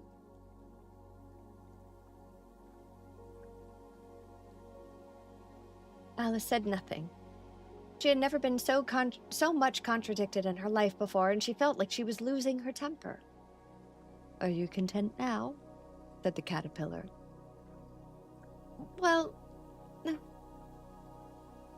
I should like to be a little larger, sir, if you wouldn't mind," said Alice. 3 inches is such a wretched height to be." "It's a very good height indeed," said the caterpillar angrily, rearing itself upright as it spoke. It was exactly 3 inches high. "But I'm not used to it," pleaded poor Alice in a piteous voice, and she thought of herself, "I wish the creatures wouldn't be so easily offended here." "You'll get used to it in time," said the caterpillar, and it put the hookah into its mouth and it began smoking again. This time, Alice waited patiently until it chose to speak again. In a minute or two, the caterpillar took the hookah out of its mouth and yawned once or twice, and then shook itself. Then it got down off the mushroom and crawled away in the grass, merely remarking as it went, "One side will make you grow taller, the other side will make you grow shorter." One side of what? The other side of what? Thought Alice as she called out to the caterpillar. Of the mushroom, said the caterpillar, just as if she had asked it, loud enough for him to hear, and in another moment, he was far out of sight. Alice remained looking thoughtfully at the mushroom for a minute, trying to make out which were the two sides of it, as it was perfectly round. She found this a very difficult question. However, at last she stretched out her arms round as far as they would go and broke off a bit of the edges with each hand. And now, which is which? She said to herself. She nibbled a little bit of the right hand to try the effect. The next moment she felt a violent blow underneath her chin. It had struck her foot. She was a good deal frightened by this sudden change, but she felt there was no time to be lost as she was shrinking rapidly. She set to work at once, eating some of the other bit. Her chin was pressed so closely against her foot that there was hardly room for her to open her mouth. But she did at last, and managed to swallow a morsel of the left-hand bit. My head's free at last, said Alice in a tone of delight, which changed into alarm in another moment, when she found that her shoulders were nowhere to be found.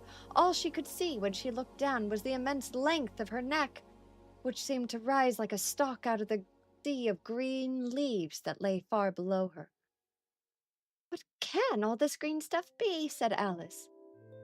Where have my shoulders got to? Oh, and my poor hands. How is it I can't see you?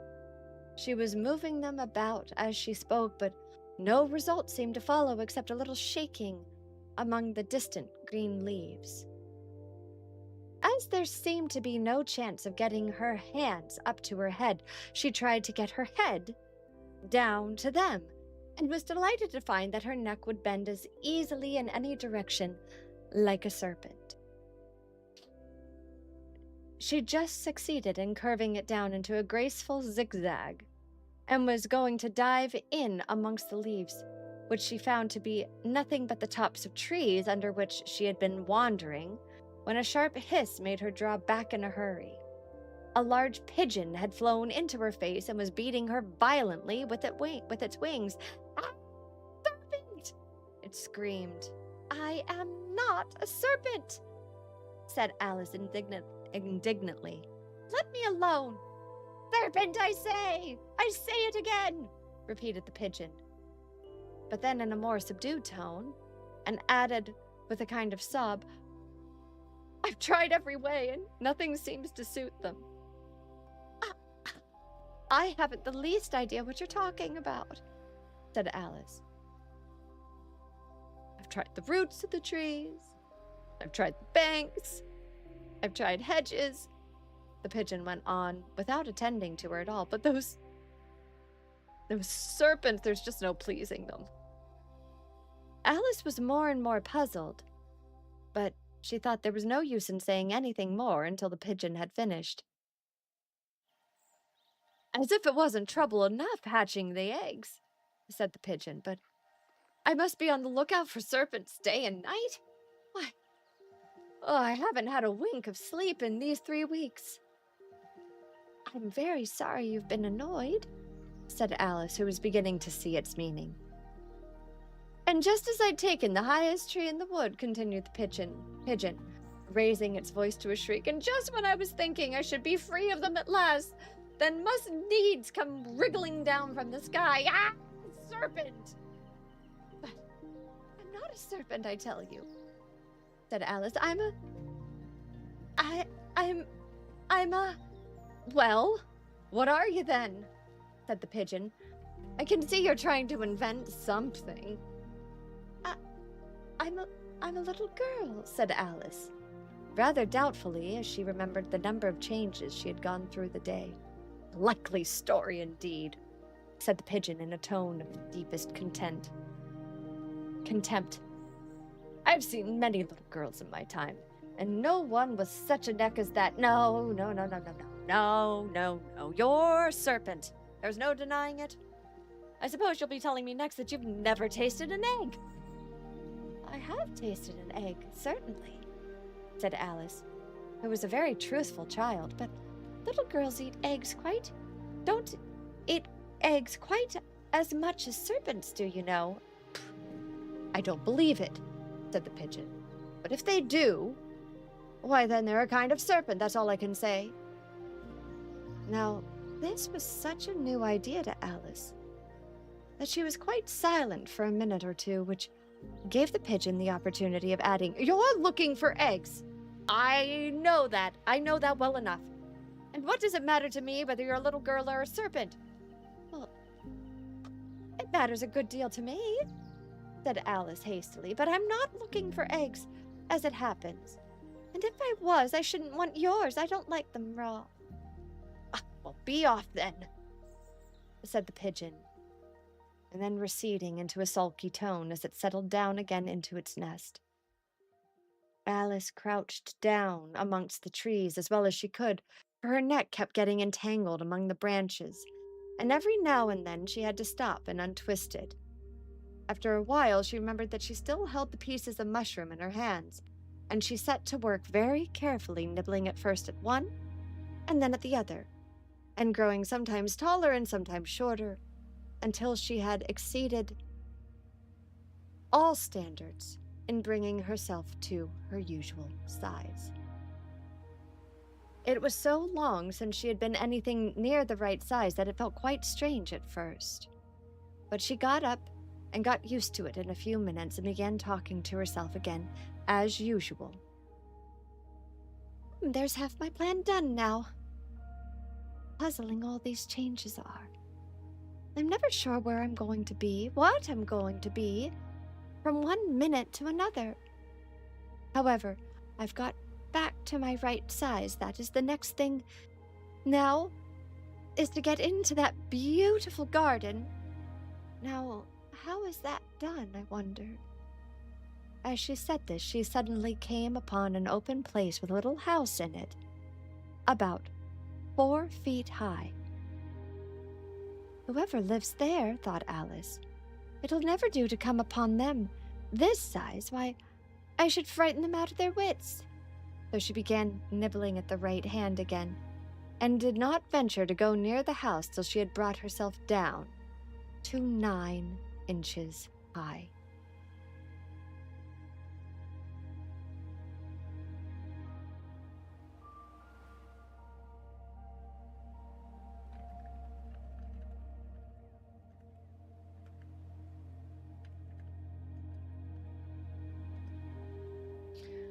All right, chat.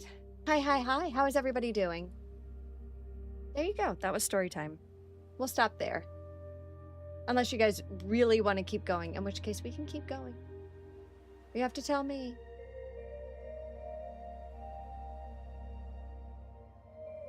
If you have a preference. Hello, gorgeous peoples. Hello. Sample Bonfire and Matthew, thank you so much for the follows. Divine. Thank you. Thank you.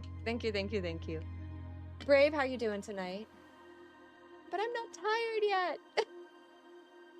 One more. I'm happy to keep reading. I just don't want to bore you guys to death. I'm zen right now. You do you, boo? Ooh woo?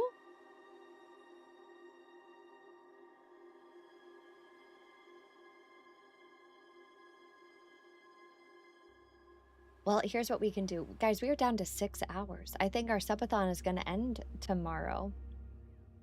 I think it's going to end. I don't see... We have 4 redeems. Firefly has 2 16-hour redeems sitting in wait. Hang on, let me see. Let me go to these notes. Community mod notes. Okay. Cleric has a subathon to redeem. Firefly has 2 sitting on the sidelines. And we have 1 person that also has another 16 hours. So that's what's 32, 16, 32 plus 32 is 64. That's 64 hours, guys. But during these hanging out during the closing tasks. Nice, nice, nice. Hey, Oregon, how doing? So that would be 64 hours if everybody redeemed theirs.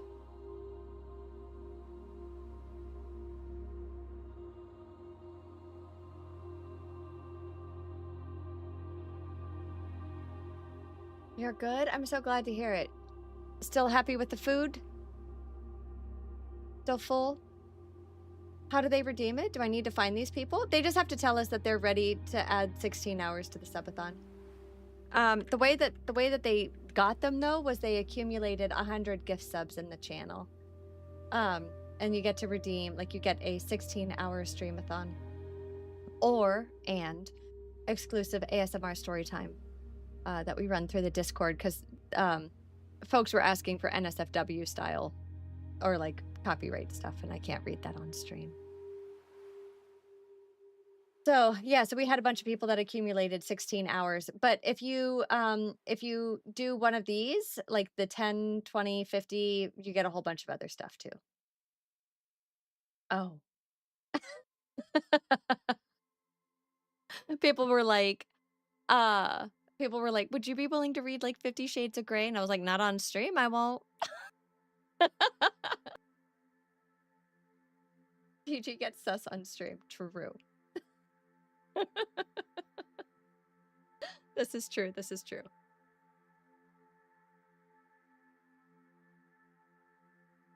This is very true.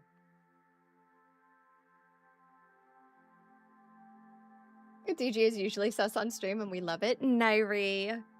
It's just because I adore you.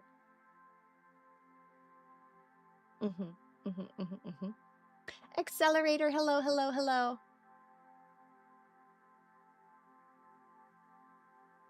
You're doing Limbus farming? Nice, Vash. That's so cool.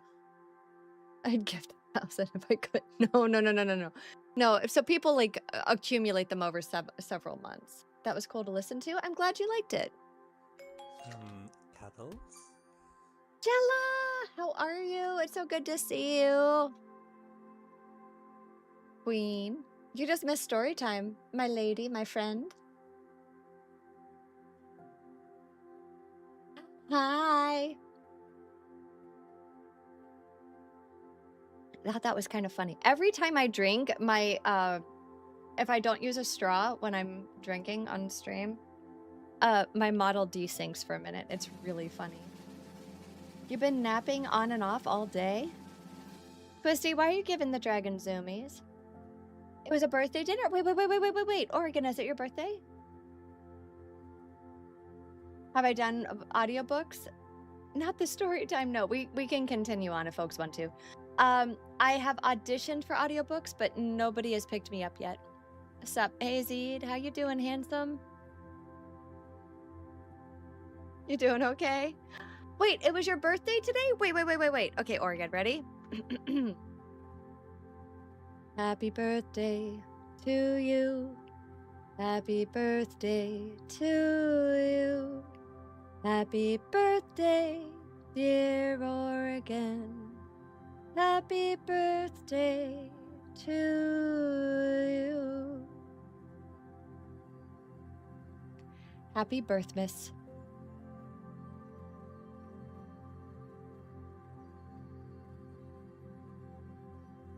I hope it was a good day. I hope it was a good day. You just got done running witness helps for a friendo. Nice. We love witness runs.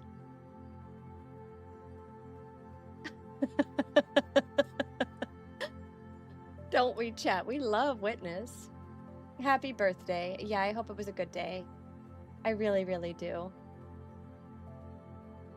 Thank you for another rotation around the sun. Witness D's nuts, Zed?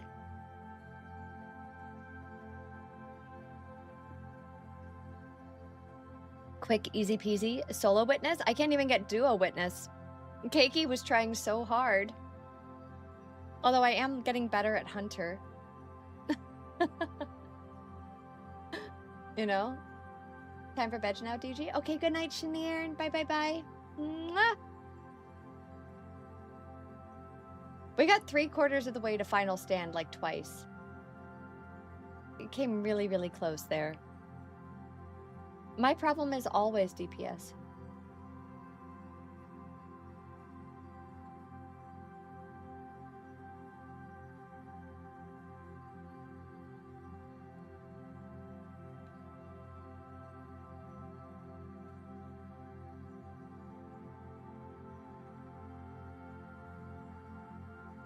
No amount of crayons can change your pick.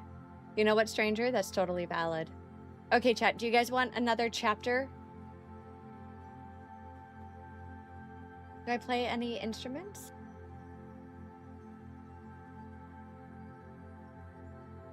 I used to play classical guitar. I haven't played since my spinal cord injury. I don't think I don't think I can. I haven't tried to play guitar since then. But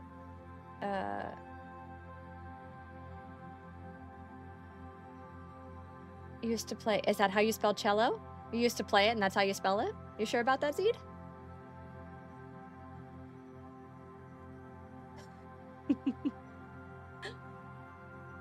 Well, I don't know. I'm a lurk and play some D2. Long time ago. There's no H. It's Italian. Yellow. Not to be confused with the Italian word from sky. No. C-E-L-L-O. There is no C-H. C-H in Italian makes a hard cuss sound.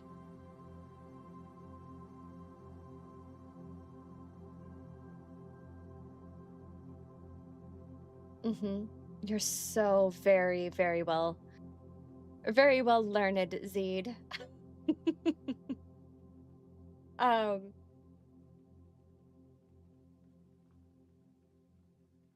One of my friends is trying to convince me to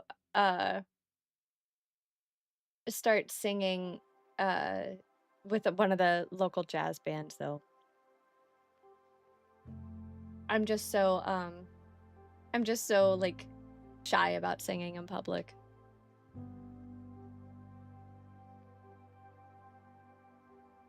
Education. You guys are getting kidnapped by ads. When you guys come back, we can continue on with story time.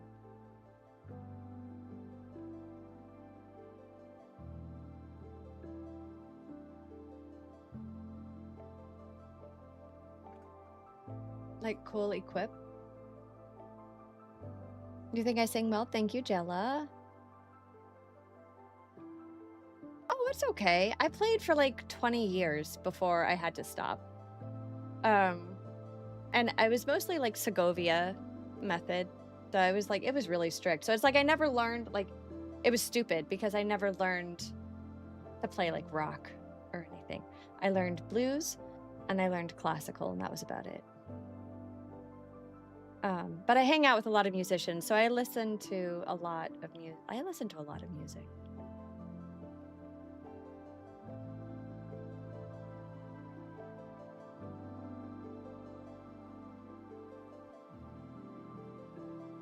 I don't really worry about it too much, though. Like, I don't know. I've spent like the past 2 years really, really working on trying to not think of disability. I had a really shitty therapist at one point that was like, you just have to accept this. This drove me up a wall.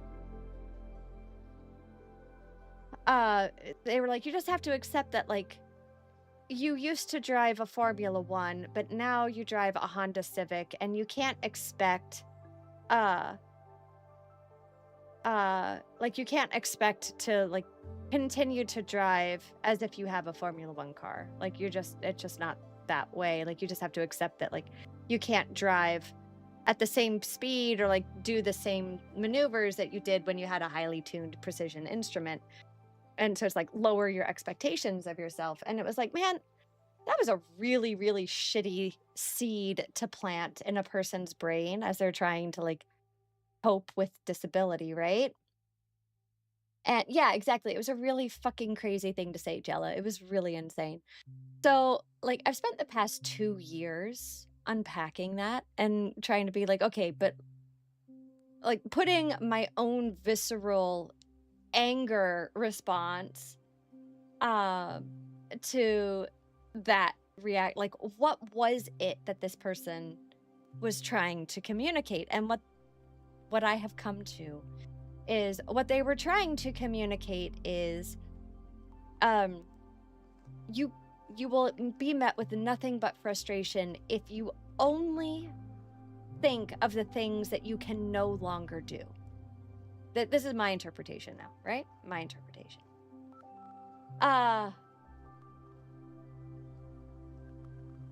And if you set yourself up for failure by only concentrating on the things that you have lost, then you will never discover the new things and the new ways that you can exist and the new things that you can do. And that is where I am now. So it's like I get really, really, really frustrated because like I don't know, everybody has like body insecurities and shit like that, right? And like I have my own insecurities about everything. But it's like I used to focus on, oh well, I can't do this rose maneuver, or I can't do this, or I can't do that, or it's like, oh well, with dancing I can't do aerials, or I can't do this, or I can't do that anymore. And now it's more, or it's like, you know, I can't play guitar anymore. And now it's like, well, Django Reinhardt was in a fire in his teens and had his hands literally fused together and created an entire new style of Django jazz out of it. And like that wasn't a limitation, it was a revolution. And so like my whole thing is focused on like what are the little mini revolutions I can start now.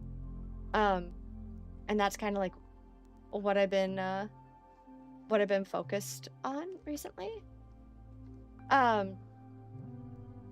Is like, so it's like I'm just starting to train for climbing again. Like I'm still having difficulties with my knee.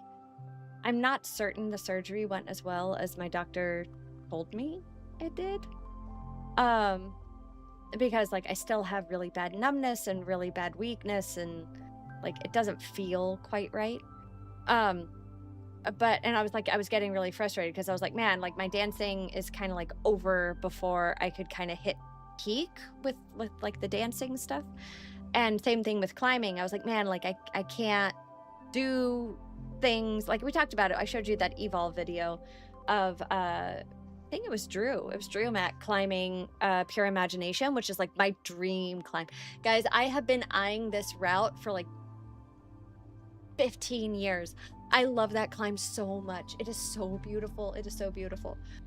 And like I was getting really discouraged because I started training for it again. And I was like, man, I really want to go out and I want to do this climb.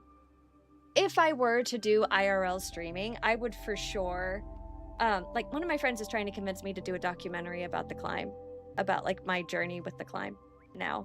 But if I were to do like IRL streaming, I would definitely set it up so that you guys could go out to the crag with me and like see it.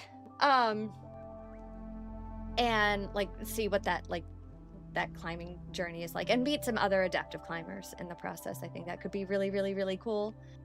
What do you mean by Doctor Strange, Zeed?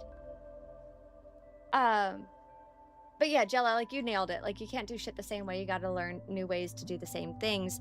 And the other thing was like aids and like mobility devices and things like that. Like I used to think like, oh no, it's like it makes me weak, or it's like I'm giving in or I'm giving up or blah blah blah. And it's like, man, if I need something, I don't know, like if I need a better sized handle on a coffee mug in order for me to hold it comfortably, there's nothing wrong with that.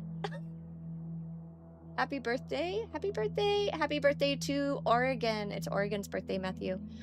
Like there's nothing wrong with like using a different style coffee mug. Or it's like after my surgery, they gave me like one of those scrubbing brushes that you have when like you see when you're older. Oh yeah, and it ruined his hands. That's right. I forgot about that. Yeah. Um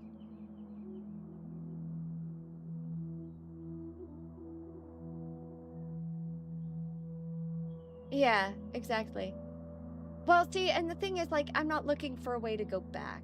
I think, like, that was the big thing is, like, the way it got positioned for me was, uh, like, just accept where you are now and, like, take the L. And I kept trying to force myself back, like, how to go back to, the way things were, or it's like, how do I adapt myself so that I can do the things the way I used to do them? And that was what I had to let go of and just be like, that there is no way to go back. There is only forward. And forward, there is no playbook for this because nobody else has to exist in my body and nobody else has to do things quite the way that I have to do them or like has the same like has my drive for the things that I want to accomplish. Everybody has their own forward path and that looks very different for one person than it does for someone else. And so it's like there's really no point in comparing and saying, "Oh, well I shouldn't use mobility aids or I shouldn't do this or I shouldn't do that because like I'm not quote sick enough or like I don't whatever, right? Like there's so much weird I call it trauma porn involved in like disability justice and all of those things that I'm just like it gets weird. Like there's so much like oh but is my disability is worse than yours or blah blah blah and like the people that do that are it's kind of crazy. So it's like there's no playbook. I need to write it. And like one of the biggest revelatory moments for me was um like after I'd had my knee surgery, they gave me a back, like old person back scrubber thingy because I wasn't allowed. Like, first of all, it was like sponge baths only for the first 2 weeks. But then after that, it was like, okay, well, like you can be in the shower, but like you have to keep the legs perfectly straight. And it's still in a cast. And so it's like, mobility was an issue. So I had like the hospital transfer chair for like the shower. And it's like it was a huge accomplishment when I was able to like get in and out of a shower without assistance again. Like that was huge. But the back scrub like the scrubby brush thing was like the biggest revelation for me because I was like, oh shit, like it doesn't have to be a freaking workout to the point of exhaustion just to like feel like I get clean in the shower. Like it can be like I can use these little things that make life easier and it's not like it's not cheating, it's not giving up. It is literally adapting the world so that I can live comfortably in it because everybody wants that. And having that luxury of being able to try to achieve that for yourself, like that is such a blessing. And if other people have been like putting in so much work into accessible design or universal design stuff, then like use it. I'm much worse in the sense of competition is gross. Yeah. Your own spine stuff. I had COVID, post-COVID symptoms. Yeah, there's a lot of stuff. Yeah. When I finally got your first kid at 16, you had knee surgery the week of due to a torn meniscus. You'd already learned to play, but had to change the way you played. Military hospital. Yeah. And just learning to adapt was its own journey. Right, Jella? Like, everybody has something. Like, I had this, she was incredible. She was this Jamaican nurse.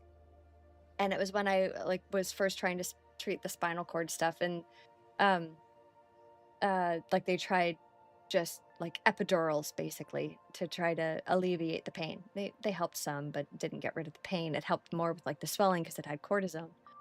Um, and she was so funny. She was so funny.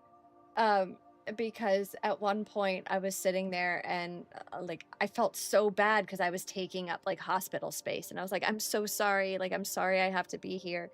And she was so funny because she was like, do you think that everybody here doesn't have something? Every single person here has something going on. And it doesn't matter what it looks like from the outside. Everybody has their own fight that they're going through. And that just made like such a world of difference for me, having that reminder of like nobody gets out of life alive. Like everybody has something that's gonna affect them in some way. And yeah, it's like it's the most human thing to have to depend on other people for support.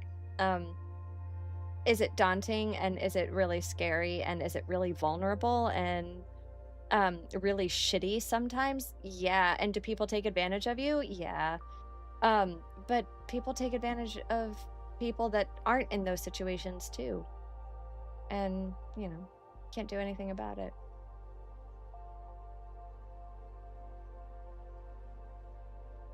But I'm in a very good place. And it was a lot of fun.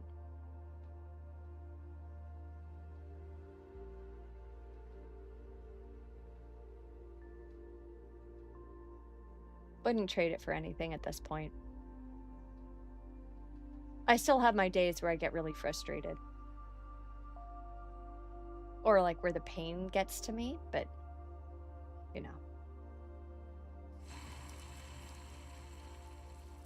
I think you're right. So what somebody in chat said was being able to still trust after shit like that is what makes people strong. I think that that's where the true resilience and like the true beauty of humanity comes in.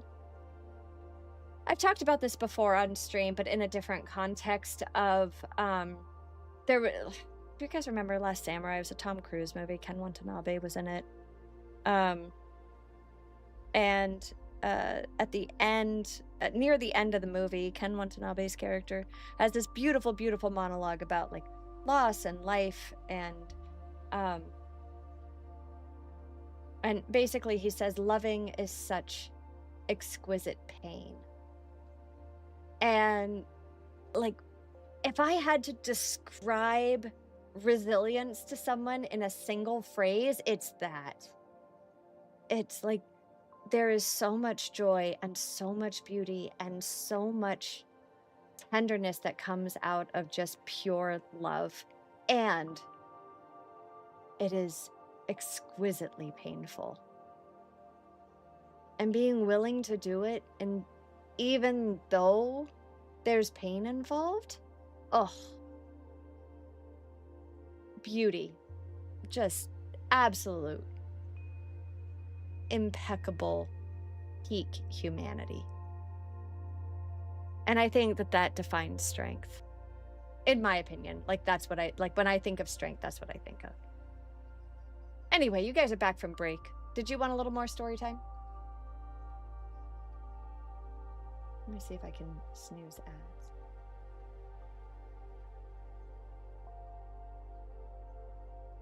You feel the same way? I'm down with chat. You guys are good with just hanging out and talking? I'm happy to talk about whatever. And Dima, I did see your note earlier about like me singing more. Thank you. Thank you. I appreciate that.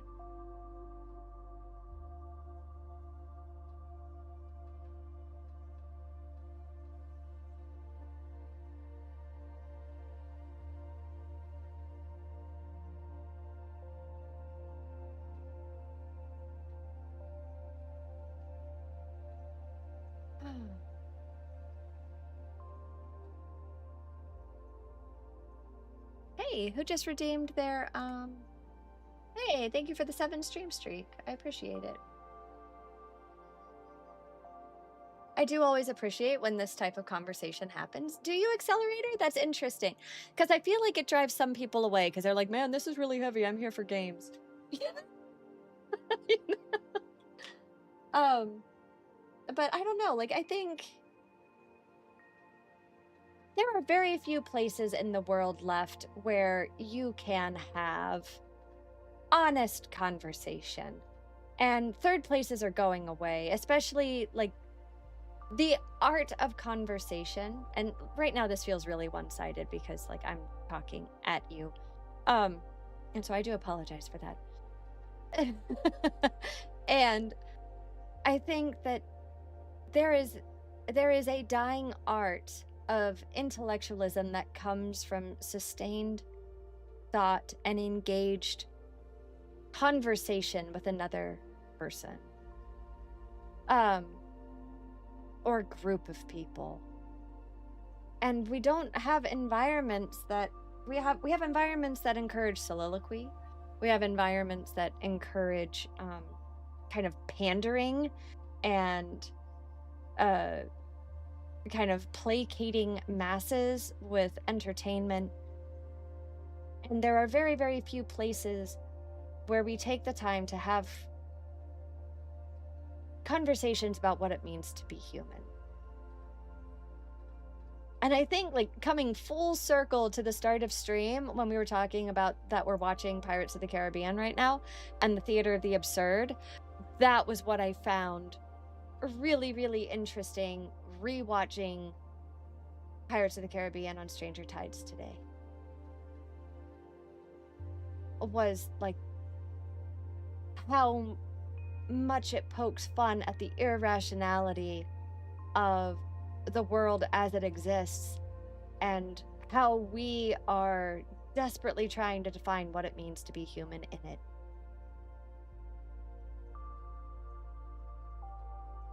But it's like you used to have I was very grateful in school because I went to art school and stuff like that. But like I had those spaces. Like I would hang out at house parties and we would sit around a fire and talk all night about different things and ideas, and we would debate philosophers and we would challenge each other. And you know, as an adult, I continue to find and create those spaces for myself. And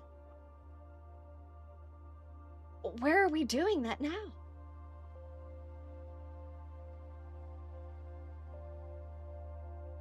Talk real shit. You're pretty open, incredibly patient, kind, and considerate. Is so far are so refreshing. Far more than any streamer you've watched since Twistart. Dima, thank you for that. Some of your favorite moments of being a streamer is just deeper conversations. I've had talks about what it means to want to create, about identity and a few things, and just talks like that are your favorite. Aren't they though, Jella? Like, oh, man, it's fun. Although the adult jokes and the epic gaming fails, or like, not the music I listen to on stream, because like we're listening to copyright free stuff, which like it's still made by artists. I still make sure that we are not using AI generated music.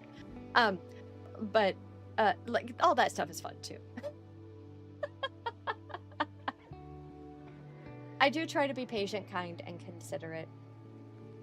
But you know, sometimes I know that people feel like I'm getting frustrated at them. It is very rare that I get frustrated at, unless like it is overt misogyny, sexism, racism, ableism, or like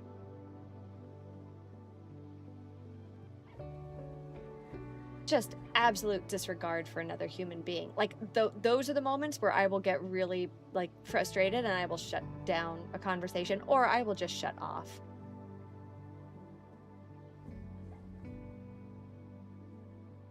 Just because of a history of a song. Oh man. But like that aside, like if I seem like I'm getting frustrated in a raid or we're in a teaching run or something, it is usually me getting frustrated at myself. Of like, I am not explaining this in a way that you can understand. Um,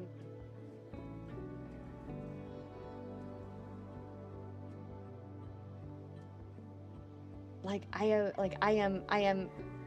am not serving you well right now, is like kind of the thought process behind it.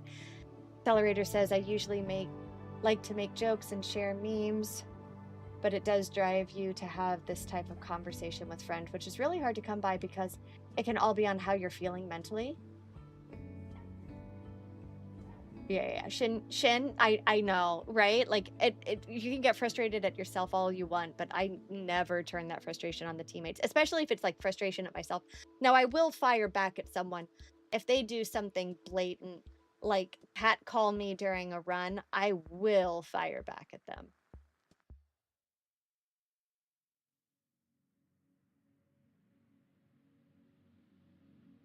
Oh, on accessibility, again, we're still not there. It is still not an accessible server, but we're working on it. We're gonna get there. Goals, chat. We have so many goals. But it's like we also have the Minecraft server. Also, that reminds me, we need to set up the build battle for the Minecraft server.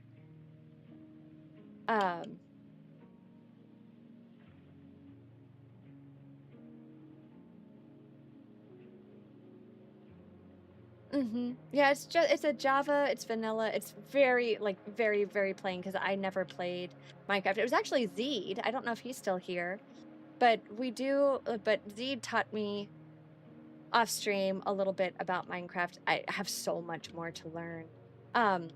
But yeah, that was one of our community goals when we hit like 1,000 followers. I said I will set up a Minecraft server for you, and so we did, and it's available. The link is in the server invites tab.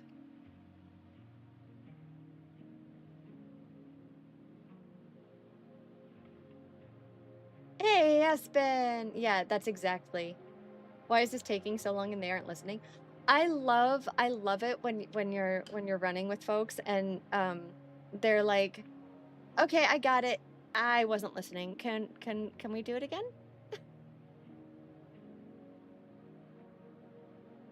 Okay, perfect. Dima, we may take you up on that.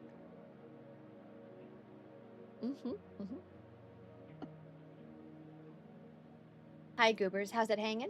I am Espen. I am getting over food poisoning, so it has been kind of a low-key stream, but we're hanging out. We're having fun. We're having fun. Trying to, at least. How are you doing, handsome? Hope you're doing well. How's the wifey to be? Hope she's doing well.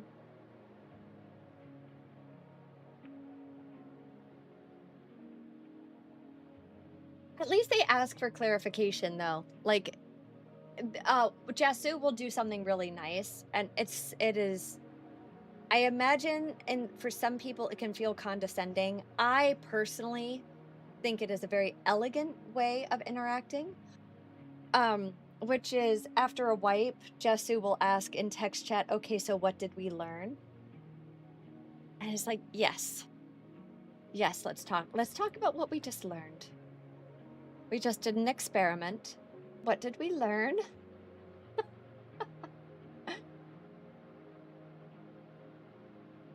Servers, mods, data packs. You haven't done much with it recently?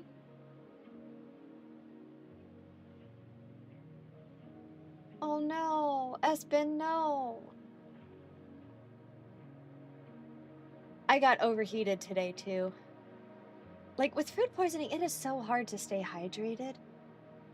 Oh, I got a smoothie. I survived the smoothie. That was good. But I'm gonna have to eat like food tomorrow.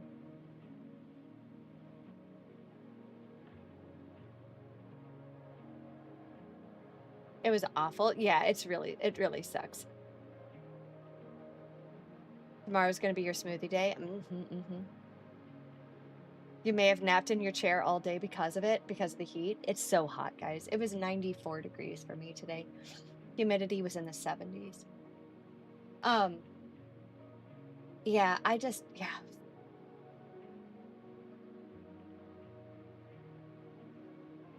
Like, you know the kind of sick where it's like you break out in a cold sweat randomly? Fibropain times 1,000. Oh no. No, no, no, no, no, no, no, no, no.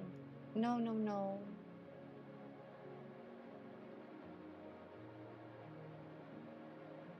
I've just tried to be a hot boy who's hot boy all day in bed. Valid. Guys, it is really hot. I hope everybody's staying hydrated. Drink your electrolytes. Make sure you're eating salty foods.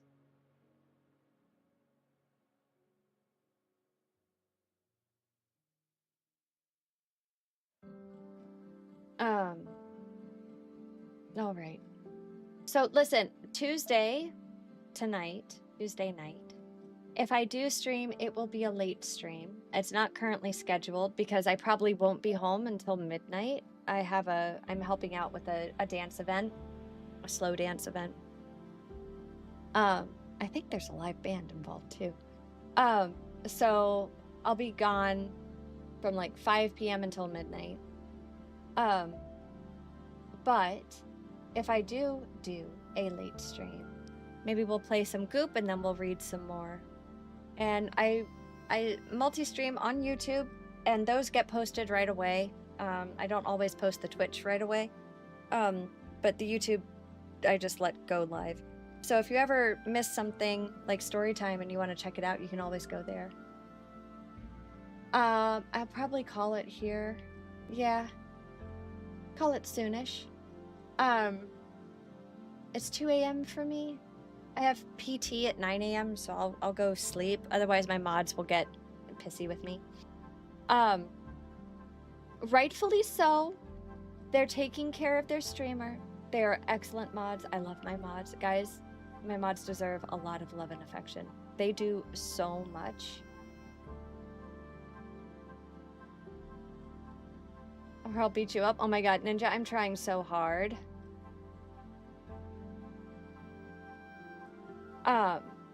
Yeah, I'm trying so hard.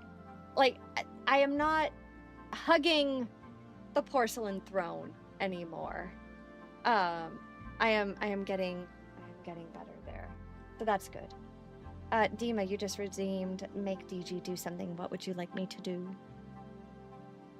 Hi, Nano. Like, I'm upright. Like, I'm standing right now, which is good. And my back pain is better. Yay!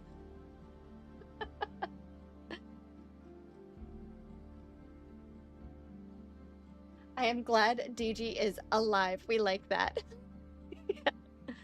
Guys, I had to take so much Benadryl yesterday. Like, it wasn't EpiPen level because I only took one bite before I was like, oh, my tongue is swelling. That has gluten. But like,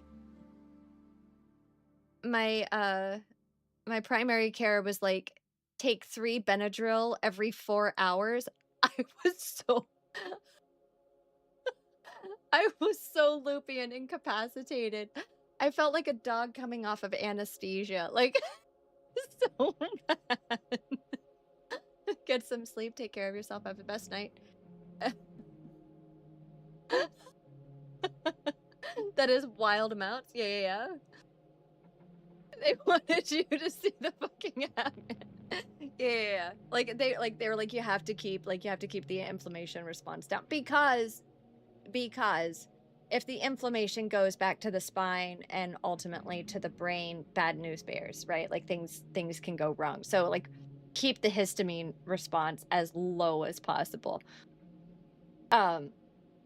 So like I had like 3 or 4 doses of that yesterday. So today I've been like trying to hydrate. But Solo sent me a TikTok. It was really, really funny because it was a dog that had just gone through a like a catastrophic rainstorm or something and was like traumatized. Ow. Hey, Fluffy. It was like staring like straight ahead, like eyes huge and ears pinned back, and I was like, I relate to that. And I don't like, I'm like 120 pounds or so. Like I'm TSA approved for travel size, you know, like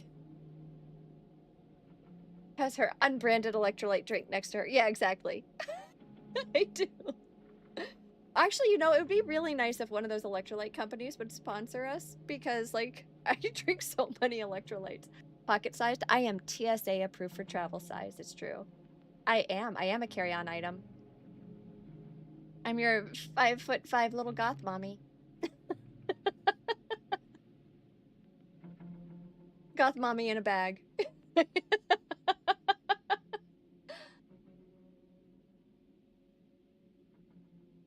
Blinking guy meme. I'll carry you anywhere. Thank you, Jella. Let's go. I say we go to the beach in Seattle. Goth mommy? Fluffy, I said what I said. How are you doing, handsome? Are you surviving the heat okay?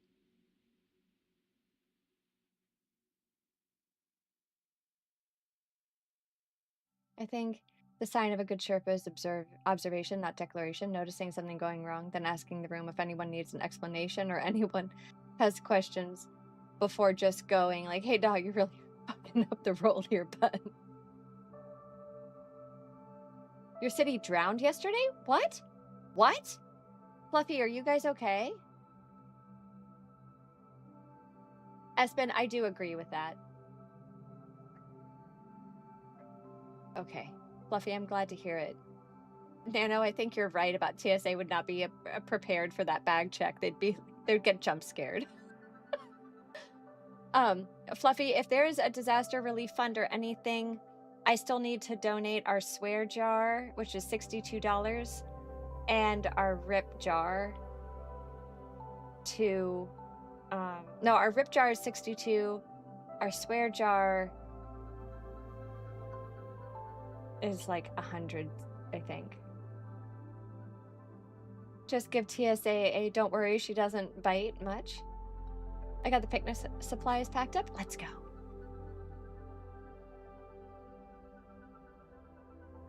Carry you one-handed in my palm. Let's go. Pint-sized goth mommy is great. It's Seattle Beach, so bring a sweater. I love Seattle. I saw the news basically. I was like, it rained enough that in a certain streets, entire cars were underwater. What? You could like swim across town? Fluffy, what?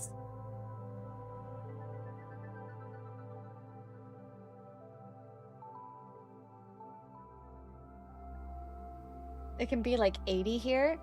Seattle in the summer is nice. I also like Seattle in the fall. Like, I like the gray, rainy, stormy weather. No! You guys are getting kidnapped by ads again. I can't stop it. No. I'm gonna miss you. Bye, bye, bye.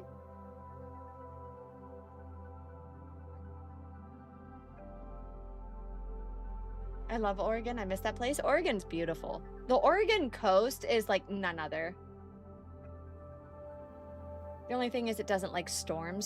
Yeah, that's true. That's true. But if you go up into the mountains, like East Washington, on your way to like Idaho, Montana, Wyoming, like crossing over the Columbia Plateau, like into the Cascades, gorgeous. Gorgeous. And you absolutely will see Artie, hello, how doing? Hi. Hello. I'm blocking raids because we're getting ready to head out. Who should we raid out to, guys? Who's live right now? Okay, David Beckham. If you're keeping me from this cutie, you better tell me how to watch the World Cup in my backyard. Did you know with apartments.com you're getting guys, what other ads are you getting? I want to hear all of the ads. I love to see what Daddy Bezos throws at you. She is leaving us. Wait. There was one kid who used to hang out a lot. He hasn't been around in a while, but he's wonderful. Jella, I know. I know. I got you, boo. You don't need to say it. You don't need to say it. I got you, boo. Tanu, hello. How doing? So his ads that he would get were always for either his college or condoms. Like that, those were his ads. And he was like, I don't understand.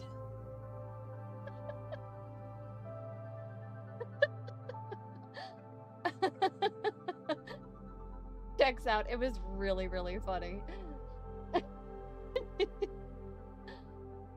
Thorny flavored. Ooh. Oh, Twitch. You shouldn't have. College kids need to know about safe sex. I agree, Jesu. It was just really, really funny. Also, there's Jesu, one of the goated Sherpa team. Fluffy, when are you gonna stop egoing me and we get to hang out again? I miss you. I see you online. Sometimes you'll send me a whisper. Jesu the goat? Absolutely. What conversation am I missing? Espen, I'll explain. I'll explain. I'll wait for you to come back. Chat, don't tell anything. Not that guy. Indeed, indeed. Getting Goss and Fluffy will appear. It's true. So are the other mods, including Twisty. The Viper Room is where River Phoenix died. And it was Johnny Depp. Johnny Depp owned the Viper Room. It was very sad. That broke my heart. Say Goss 3 times and div 3 times and he'll appear. Goss, Goss, Goss. Div, div, div. I live. Oh, so Espen, I was saying I want to hear about all of the commercials that you guys get stuck with. Oh, damn, he did. Yeah, he owned it. They were really good friends, too. It really messed him up. Losing River Phoenix really messed up a lot of that generation of artists in Hollywood. It was heartbreaking. It was a bad loss. It was a bad loss. It was almost like for the millennial generation, it was almost like when we lost Heath Ledger. Same sort of thing. What? Artie, don't try to throw yourself. I've just been LFGing on D2. When I get on, nobody else is. Fluffy, if I'm on the next time you're on, I will run something with you, I promise.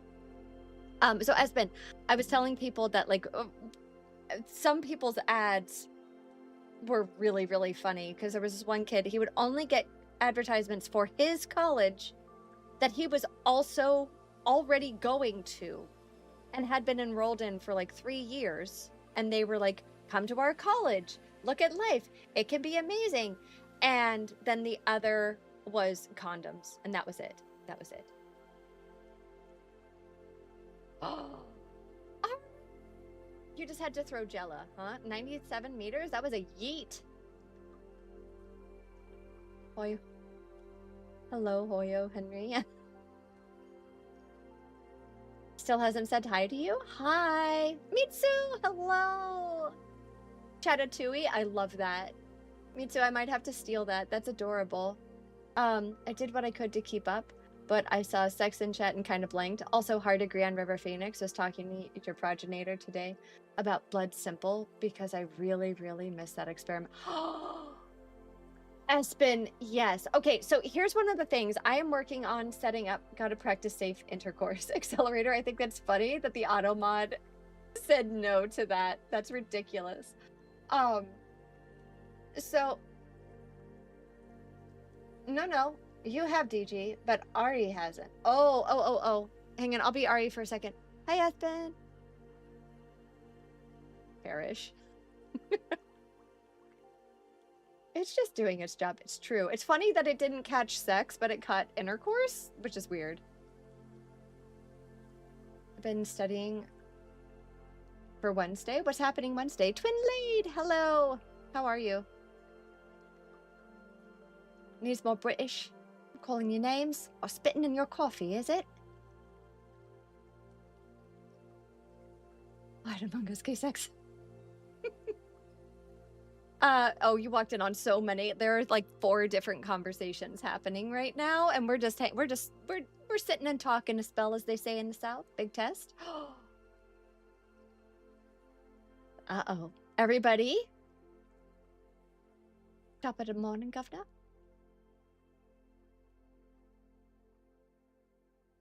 Hey, what you mean then? been out here being all right chuffed about it, you know what I mean? How am I? I'm doing quite well, Mitsu. It's so good to see you again. Nano consistently gets spooked by the Marie emotes. It's true. You chase chickens? Do I? I don't know, do I? But it's also because there's a Nano in that community. That's really funny. Oh, man.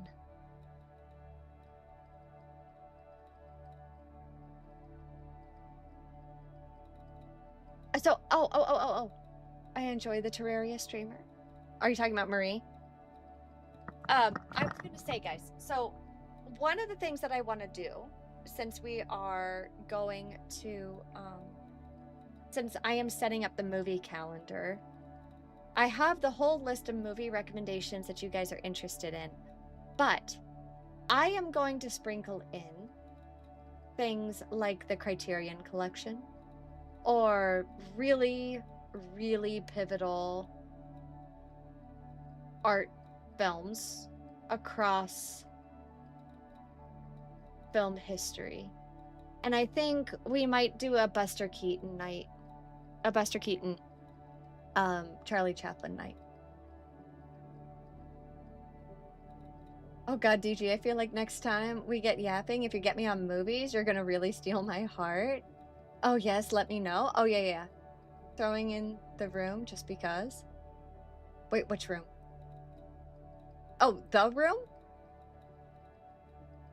No, Buster Keaton is really, like, really pivotal as a filmmaker and as a comedic artist, like as a physical artist of the time. Doing the stunts that he did, absolutely incredible, but really broke a lot of stereotypes and opened a shit ton of doors for avant-garde artists to come in behind him. Just like it's really important to watch Dracula, Bela Lugosi's Dracula, but then also to watch the Spanish Dracula afterward. Yeah, The Room, like the movie. Yeah. Actually really appreciated the disaster artist highlighting it. Yeah. I was confused for a second. Okay, time to lurk. I live in BDO again, cause new ball in 11 days. Okay, bye Fluffy. Enjoy hating yourself. Love you. Dracula. But like it's really important because what they did was the Spanish crew sat on set all day. And like, so couple things. The Spanish version, a million times better than the English version for so many reasons. One of those, and a lot of the like Nosferatu and like all of these other films that came after were based on the Spanish filming of Dracula, not the Bela Lugosi version. Because what the Spanish crew did, they were only allowed to film at night. The studio wouldn't give them studio time during the day. And they weren't allowed to have their own budget. So they had to reuse all of the sets, all of the costumes that Bela Lugosi's film used. So what they did was the director and the cinematographer and the writer sat in on the filmings during the day. And then they came in and they did their dailies overnight and set up for the next production. And so anything that was wrong with the way that they had filmed things during the day, or things that they thought were cheesy or whatever, was something that they turned around and improved on to create this like sensual, borderline sexual, predatory, scary film that everyone ultimately associated with Dracula. And it is so worth watching one and then the other. Have you seen the recent Robert Eggers Nosferatu? You got Wolfman Cooking too, and I'm kind of super ready for a black and white reimagining of classic monsters for this generation. I am too. I'm really excited about it. The new Nosferatu had you feeling so uncomfortable. I loved it. I haven't seen it yet. Thank you. Love you. Have fun. See you in 3 weeks. I'm gonna miss you, Fluffy. Mwah. Bye, bye, bye. Only one person comes to mind when you hear Keaton, and I think we don't mean that one. Michael? Michael Keaton?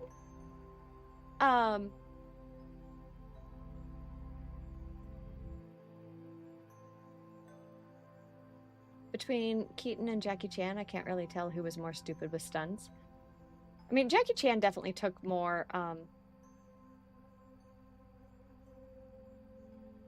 oh, speed running. Never mind. Not what I thought.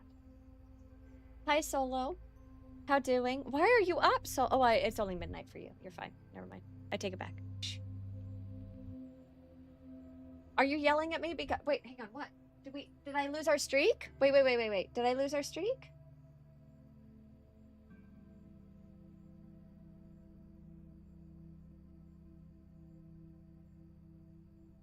This is much more animalistic and genuinely horrifying. Oh man. I can't wait to see it. I'm gonna have to watch it.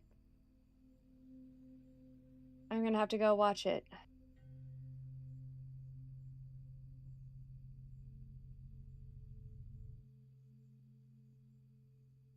Look at this stud popping in. I know, right?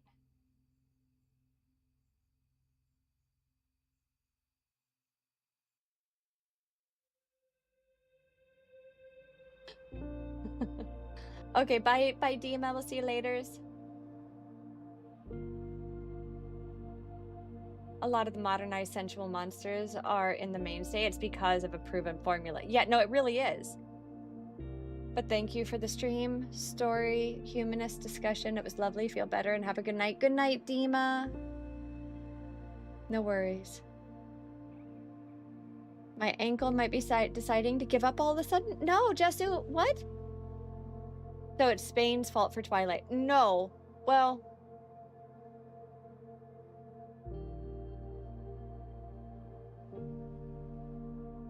hauntingly gorgeous, like grotesque sexy. Yes. Yes,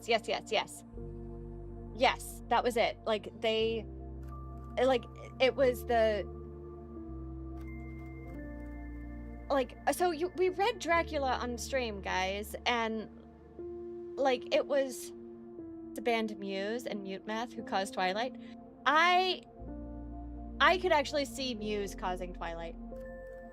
I could see that. Rift, your ankle's broken? What did you do? No. What? No. No. First time chatter. Hugs. I'm sorry you have a broken ankle. I have a busted all of it.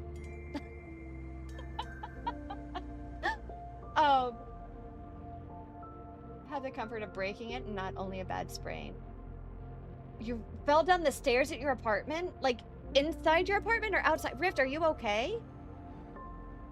I am so sorry.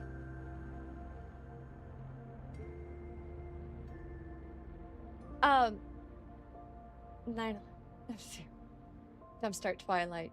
But apparently the sensual tones and more came from Muse and Mute Math. Well, it's like the... Okay, but hang on. Wait. Okay, so if we're gonna say that, then we have to say that what was Aaliyah's character? What was the movie that Aaliyah was in as the vampire goddess? I'm forgetting her name. Do you know what I'm talking about?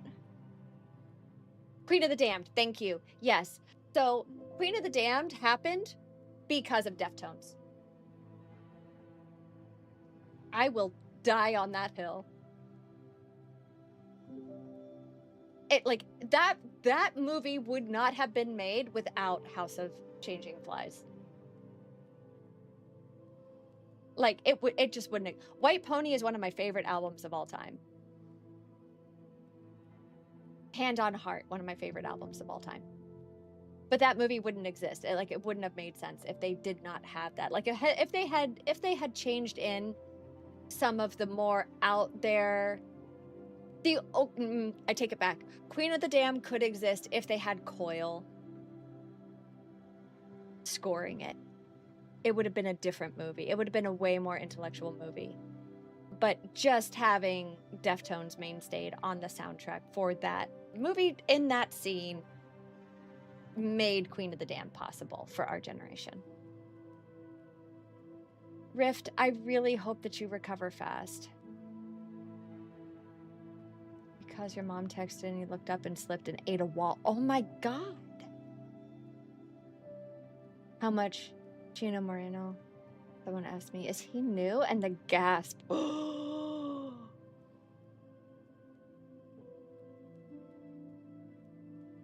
Espen, that breaks my heart. Yeah, Jess, I agree with Jassu, Rift. I would file an incident report with your apartment. Mitsu, I do love Deftones. Time to call Papa's lawyers. It's true. Nope, do it. Do it. Do it. You should. VTuber Foot Snella? Hi, Foot Lover. How you doing? Hey guys, throw up the feet emotes. I love the name. My name's DG. If I can do anything to improve your stay, let me know, okay? That's at least 3 months rent? No. No foot emote? No. I bet it's fluffy. Do you think it's fluffy? I don't know if it's fluffy. Diane, I missed you, Queen. How are you doing? It's good to see you. Good morning, sunshine. There it is. Guys, if you don't know Diania, you need to know her. She is wonderful and amazing. And an incredible... I heard foot. Tanu, oh my God. Thank you for that. That was perfect timing. Guys, if you don't know Diania, she is an incredibly amazing, generous, loving, kind, sweet soul.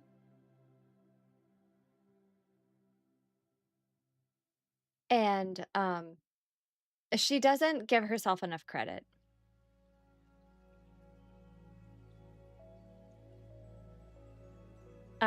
I got to see Deftones back in the day. I got to see System of a Down. I got to see System of a Down at an underground, like, bar concert of, like, 200 people, which was awesome. And she is almost at 3K followers. Hello, Cameo. How doing? I did not get to see Polyphia. I would like to see Polyphia. I think it's worth seeing them. I think it would be worth seeing them. A show that I would definitely go and see again is Black Rebel Motorcycle Club. They're amazing. I would also, like, I'm on the fence about whether or not I would actually go see a Sleep Token show. I haven't decided. But Polyphia, I'm definitely, like, next time they tour, I want to see them. Mars Volta is another one of my favorite bands. I got to see them. They're great. They put on a damn good show. Vito's agency, and I'm excited about it. Mars Volta is, like, on my, like, top 10. For sure. Mars Volta, Blood Brothers, Deftones, like they're all up there. They get listened to a lot.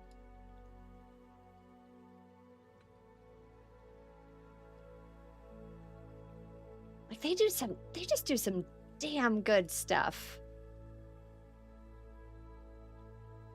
Like Viscera Eyes, oh, so. What was that album? Like they did, like The Widow, what was that? Francis the Mute. It was Francis the Mute. Oh, so good. Ooh, so sexy. Such a good album. Yeah. Omar's just good. Like, and he had some solo projects too, didn't he?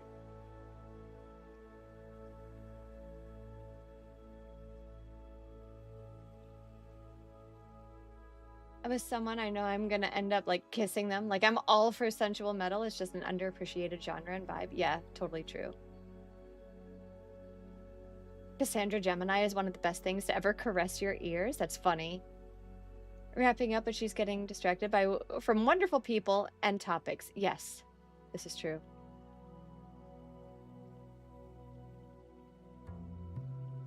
Rift, thank you so much for the follow and deciding to stick around.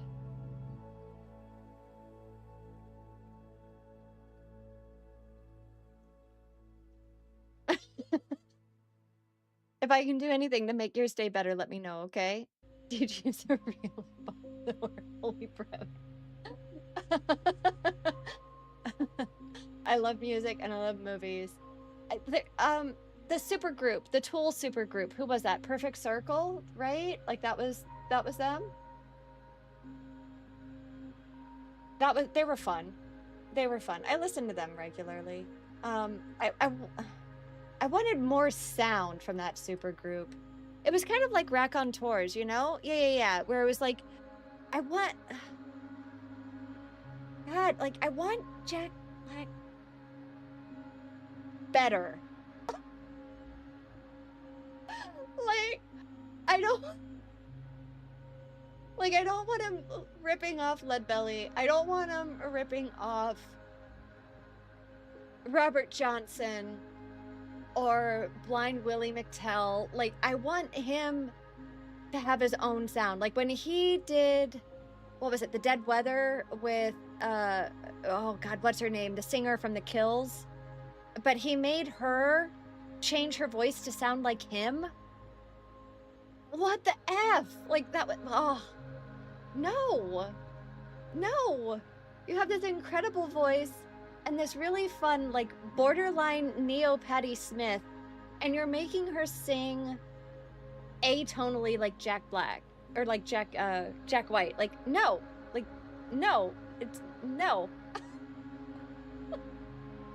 And I meant Jack White, not Jack Black. Jack Black's great. I love everything that he does. But like the Raconteur is like fun, but super dated now. Like you listen to them now and it's like kind of old. History of film, I would high key recommend some of the recent greats.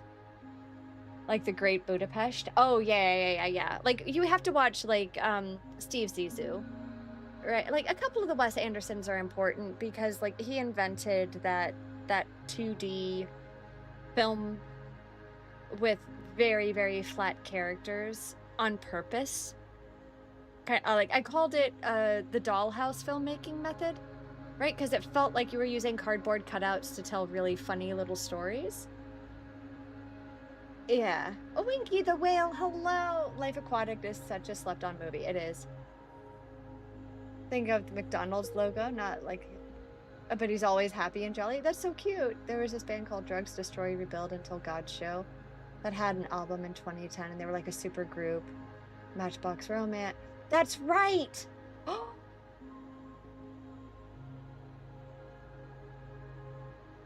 Oh my god. They would have bloomed more. I agree. Espen, I totally agree by that. Jella, I forgot about that band. What was the 9 Inch Nails side product? The Trent Reznor side, like something like How to Destroy Angels or something like that? That was fun. That was super fun. And Espen, I do agree on them. Like they needed to bloom more. You know what's super, like what project I'm super disappointed by though? It was Man. So Honus and his crew, their first two albums, insane energy. And they did a live concert in Amoeba Records. If you've never seen it, you have to check them out. Like 100%. Go watch, look up Man, Amoeba Records live concert. They were insane. Truly insane. Like manic. And then they went through what I will call the Postal Service era of their music making, and turned into like this pseudo therapy pop group on their last album. Like I was so disappointed.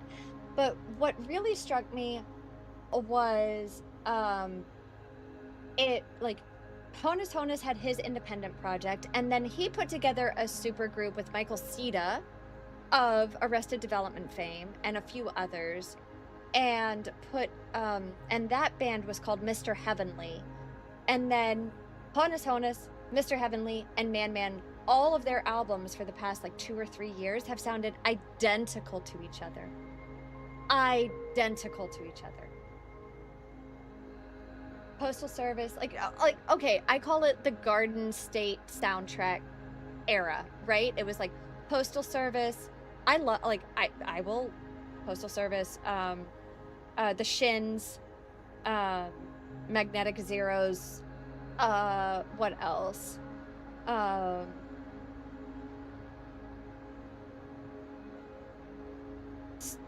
Yeah, right? Like, yeah. Are super groups really because of how many people have come in and out of them? Same with Royal Coda. Ooh, interesting. Yeah. Hang on. Who else was in Garden State? Oh, Garden State's another one of those movies where it captured the ennui of the millennial generation so incredibly well. It is a movie that everyone should watch. Because in this, for the same reason that everyone needs to watch Lost in Translation. Those two movies 100% have to be part of anybody's film education. Jin's back.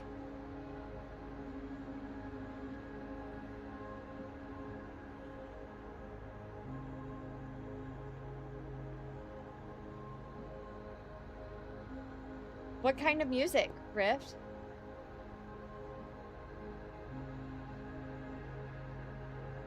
There was an era of filmmaking, and Sofia Coppola did a really nice job of it early on, Espen, where it was what I will call platonic yearning. And it wasn't asexual or anything like that, but it was, it really captured the romance of what it means to fall in love with someone's soul, even if nothing sexual can come of it. And that was like, Hollywood had this golden era in the early 2000s of that platonic yearning genre that just made this really rich emotional undercurrent to filmmaking that poof, disappeared as soon as Marvel Universe happened. As soon as MCU started getting like traction and the big mega blockbuster spin-off era started, it just died. Platonic yearning, that's just the way that I described it just now.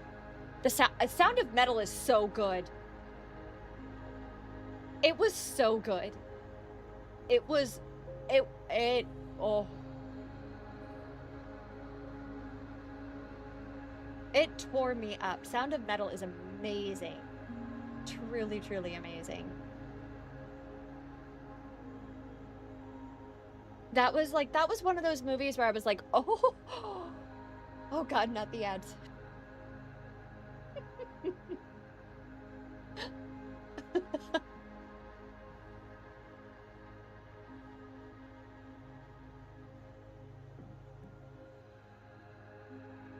Send a life raft. I have to talk about platonic yearning.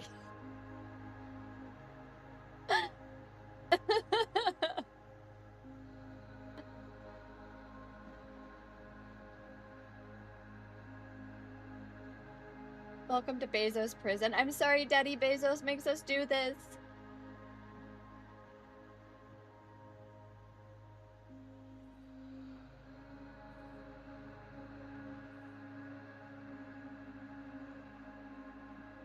Oh, gracious.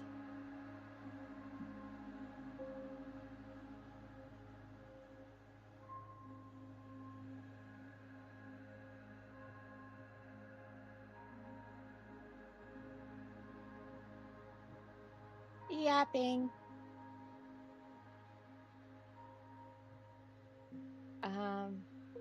Hang on. The band? From like the 90s? Yeah. What about them?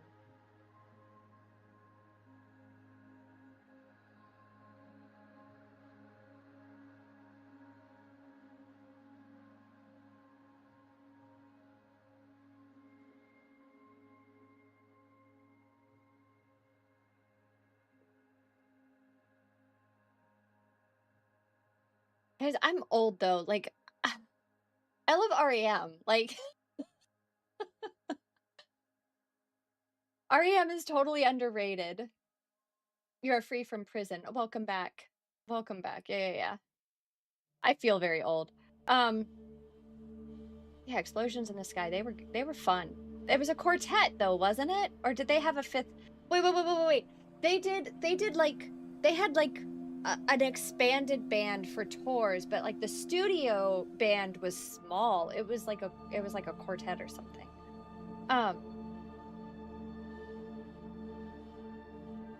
They're fun. One of my favorite REM albums. Well, I have two. I have New Adventures in Hi-Fi, which was just damn good, and Document was the other one.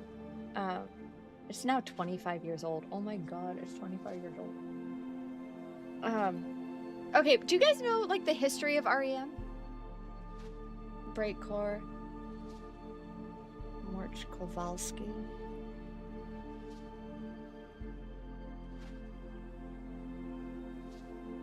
After films, after midnight, after sun. The after films were so good.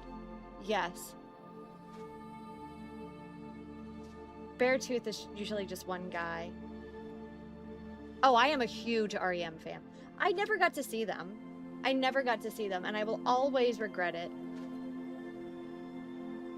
But like, god damn. Like, Document, such a good album, start to finish. Super underrated. So here's the story of REM. Like, Michael Stipe went to... There's a book. I highly recommend you read the book. Because they created a genre and bridged post-punk and early grunge into what ultimately became Garbage and Bush and like Nirvana and Stone Temple Pilots and like all of those, Queens of the Stone Age, like that ilk and range. But REM did a really incredible thing of capturing the art school vibe in creating a sound that was uniquely their space. And their first album was recorded. So they lived in Athens, and they were like friends of friends, and they got together and they needed to pull in additional artists to kind of balance out. And Michael was this incredible lyricist, and he had this kind of like unique voice and this unique vision.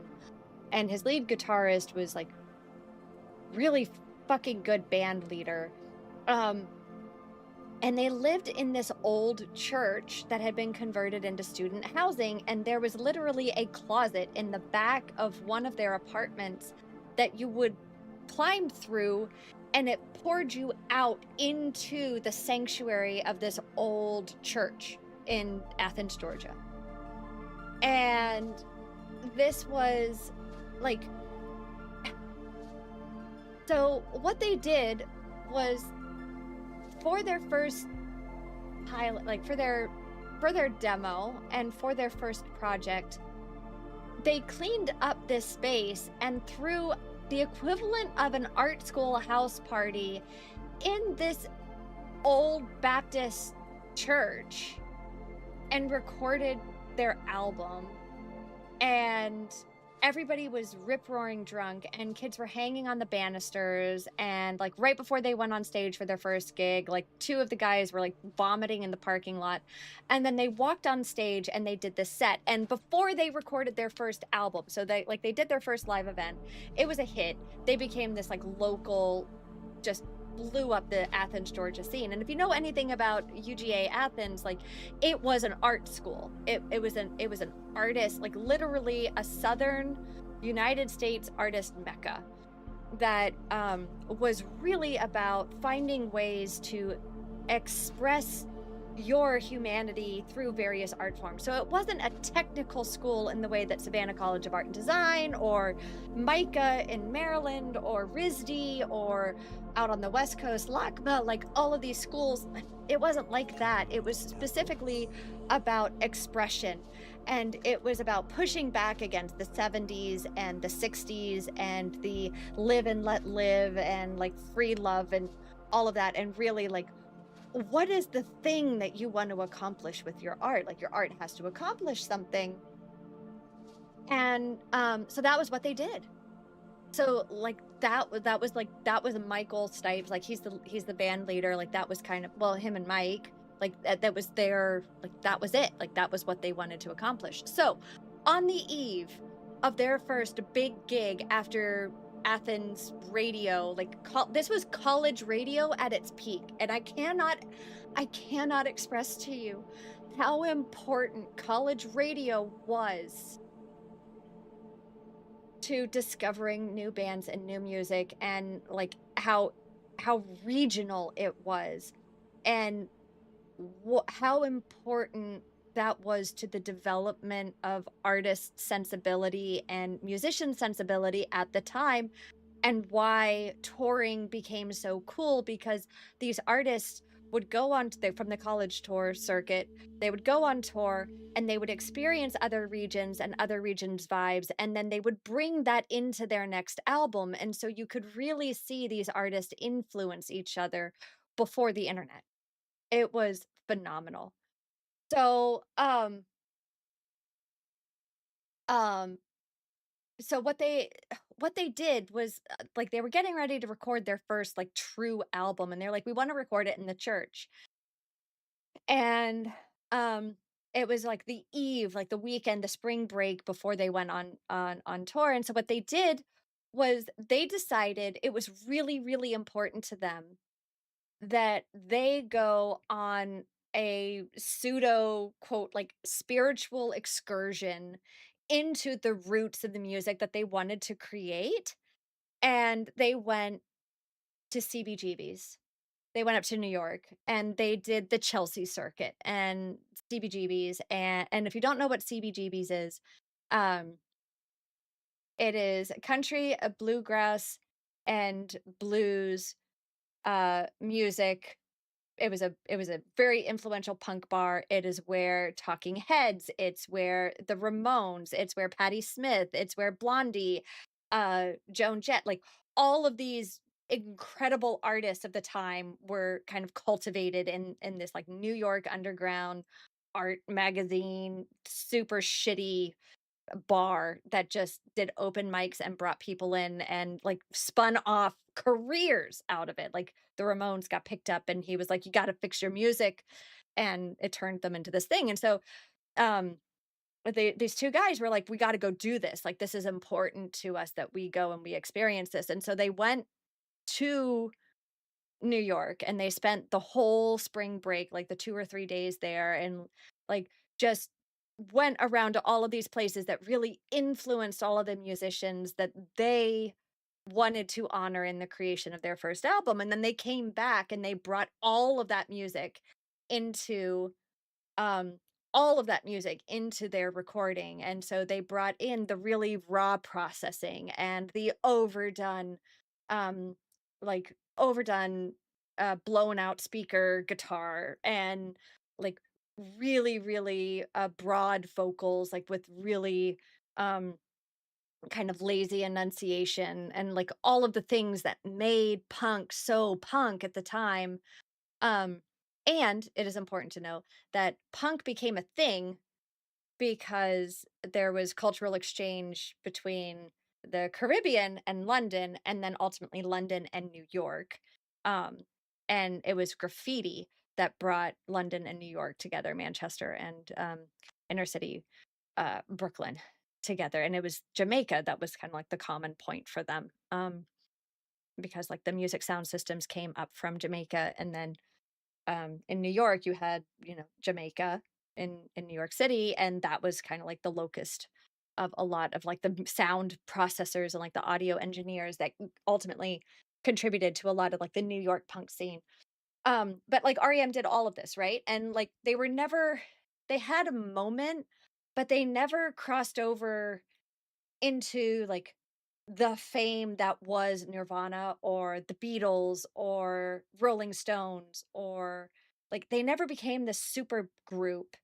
And part of it I think was because they were so focused on we have a story that we want to tell. It wasn't mass reproducible. Um and it was like so like their whole journey and, like, it fell apart because they lost one of their musicians at one point, and he was really the one that made them stay, like, super coherent, and Michael Stipe was, like, an artist, and he wanted to kinda meander and do all of these things, so, like, there was a turning point, and I think their last really, really good album, in my opinion, was New Adventures in Hi-Fi, but then after that, it was like, "Eh." Um, and, like, they kinda lost their essence in a way, but they made an imprint on all of the bands that came after, and all of the storytelling that bands chose to do after, and there was this brief resurgence in the early 2000s with, like, we were joking about it earlier, um, uh, like, Postal Service, the Decemberists, the Shins, like, the Decemberists especially, where the storytelling was the thing and it touched on a nerve in the same way that REM did in the late '80s, touching on a nerve, and it sparked an artistic movement that touched film, television, kind of 2D, 3D sculpture, like, all of it, and that's why I think, like, REM is underrated. Pixies is great too. Velvet Underground Nico, like, kills it for me. Nico killed it for me, but Velvet Underground did some really, really cool stuff. Um, Velvet Underground did some cool stuff. Personally, am much more into, like, Leonard Cohen and Nick Cave than Velvet Underground. Way, way, way more. Like, I love, love, love Leonard Cohen.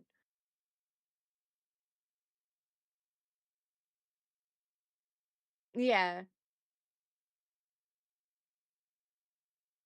I also love do you know Morphine, Espen and Mitsu? If you guys don't know Morphine, like, okay, here's another baller, like, crazy, crazy story. So, there's a two-man band, they Morphine, the lead singer, and then they had a saxophonist. I do! Also, Automod, please. Oh, no, no, no, no, wait, hang on. Um, Stipe also being a huge LDP yeah, in the '80s and '90s. Art Nouveau, yeah, yeah, yeah, exactly. Exactly. Yeah, it was a huge safe space, and it was activist music too. Okay, so Morphine, really, really hang on. Can I how can I is there a w I'm gonna get flagged on. I'm gonna get flagged. Okay, I'm just gonna do it this way. Share album. The Smiths. Yeah, Bell Depart. I think the Smiths were really cool. I think, Smiths and Bright Eyes and Desperacidos are, like, a couple love, I gotta show you how to split that audio. No, no, no, I do have it's not that. It's not that. It's that Meld currently doesn't allow me I do have it split from my mod. That's not the issue or from my VOD, so I can turn it off and it doesn't record on the VOD. That's not the problem. The problem is I multi-stream on YouTube, and because I multi-stream on YouTube, if I do anything longer than, like, 10 seconds, it shuts down my YouTube stream, and anybody hanging out over there gets dicked out. Like, they don't they it just shuts down stream. So, it's like me even showing, like, of our charities, the charity videos that they give you to say, "Here, help us promote what we're doing," they'll shut down stream, and it doesn't matter that it's not on the VOD because I already have that set up, and I still just do. And here's the other thing. I firmly believe in paying artists, and I am broadcasting, and I buy the licenses for the non-copyright. Like, I pay a licensing fee for all of the music that you hear on stream on a daily basis. I cannot afford the artist fees associated with playing, like, my general playlist. Um, um, I don't wanna just stream it, like, because I do license the music that we listen to, um, because artists get shafted so badly by those streaming services anyway. That's why I'm on Tidal, not Spotify. Tidal pays 70 cents on the dollar for their artist listings. Spotify pays 10.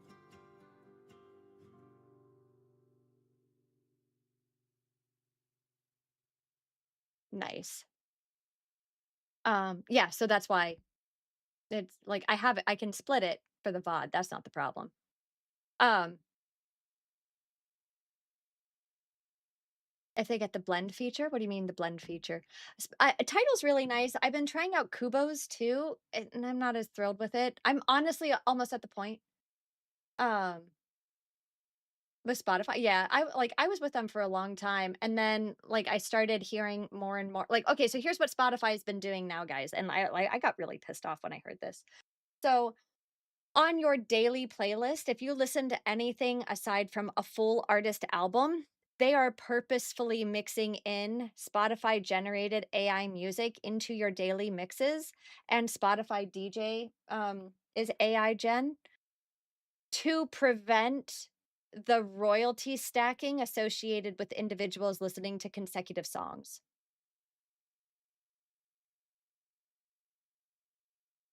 Oh. Oh, I you can do that now. Espen, you can do that. That is a feature. You can create shared playlists and stuff now. Um,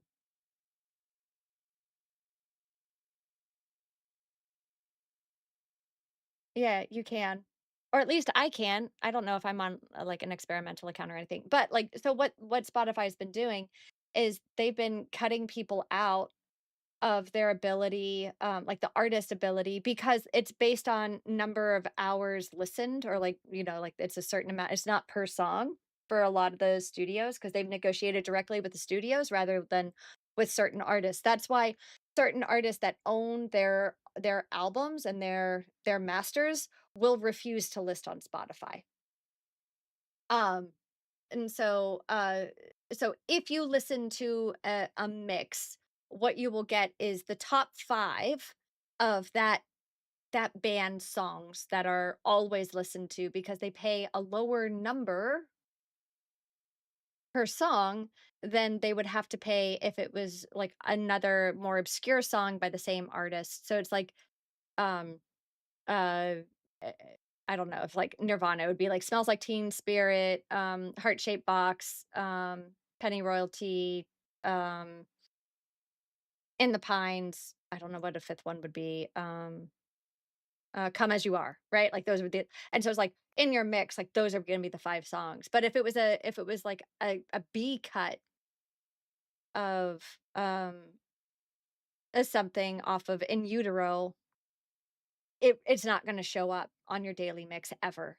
And what they're gonna do instead is they're gonna mix in, AI generated stuff or recycle content from the same band later on in your playlist. Hey Gooey, how doing? Good to see you. Hang on just a second, I'll give you a hug.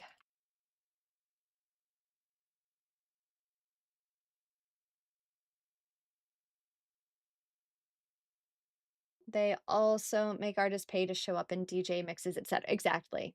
So, like, if you haven't read Cory Doctorow's book called Unshitification and like the techno feudalism that is the platform thing, what?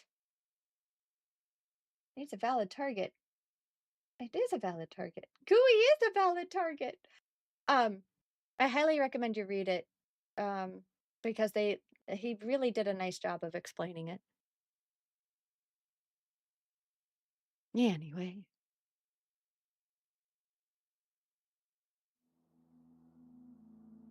You're valid, Gooey. It is a very, very excellent book. But relating this back to movies, like the Art Nouveau and the kind of like college rock scene that ultimately turned into alt rock later on, it was really, really important because it shaped the brain chemistry of some of the really out there filmmakers that started getting traction, like David Finch, great example, like redefining film noir, like David Finch did.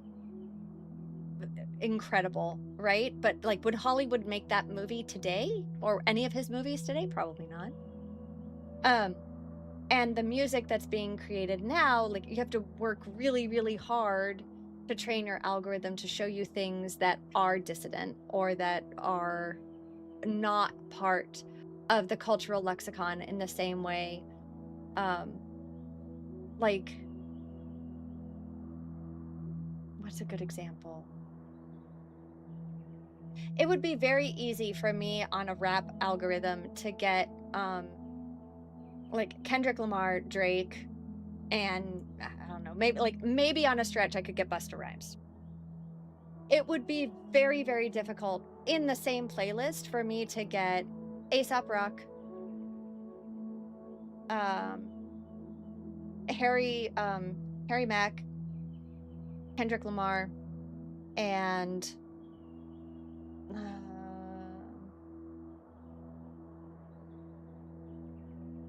Fly Low. It just wouldn't happen.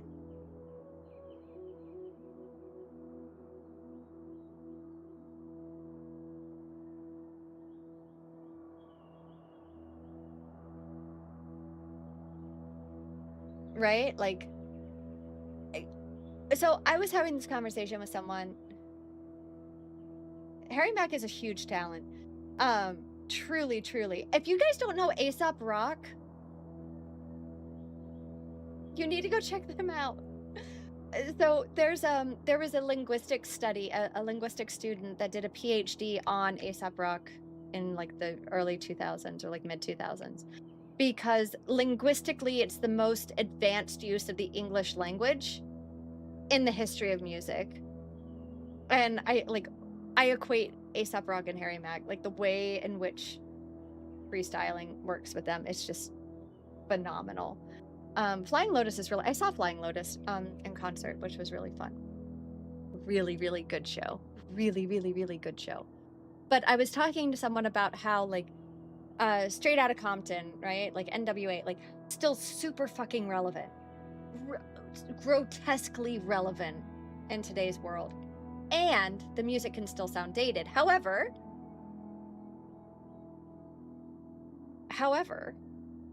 Busta Rhymes, anything that he has produced, including lyrics, still super, super relevant. And because it doesn't really follow like the trend of the time where it's like, oh, this is obviously a Dr. Dre, or this is obviously Jay-Z, or this is obviously Chicago or New York or LA. And he just kind of like crossed a bunch of genres and brought good musicians to the table. Busta Rhymes' music is still fresh, right? Like I've never heard something from him where I'm like, oh, that's really dated. Ruthless Records in general needs to be studied in the same way that Warp Records needs to be studied. Because Warp Records churned out a shit ton of really, really good artists. And there were, like, in the same vein, there were film studios that churned out really, really good artists.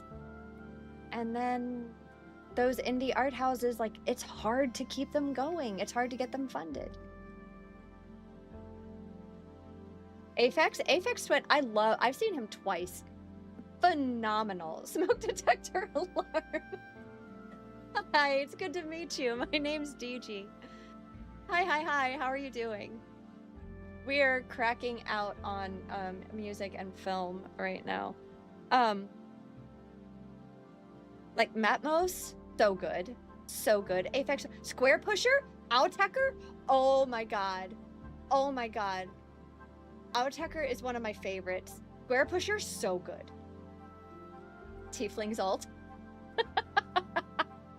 Ain't fooling anyone. So smoke detector, alarm.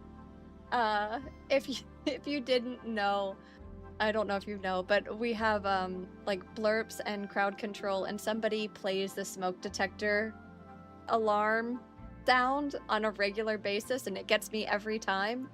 And their name is Tiefling. Public Enemy, so good. Hello, Mike. How doing? How doing? On the EDM side, like there's some really, really good artists up and coming. I really like Closey, but like not really, like, I don't know. I like what Closey's doing.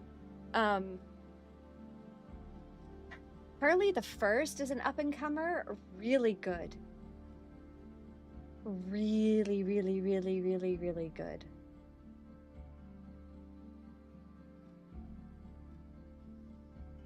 How is Double Stream Fridays shaping up? Good. We're gonna have Double Stream Friday, Double Stream Friday, Double Stream Friday. Say it with me, chat. Double Stream Friday. And everyone wish Liam a happy birthday. Also, Mike, I love you for remembering that. Double Stream Friday. It's true. The amount of people that came in the other day and were like, wow, 2 streams in a day. It's Double Stream Friday, folks. It's been a thing for a month. Duffel string, exactly. Everybody wish Liam a happy birthday in the server. It's his birthday today.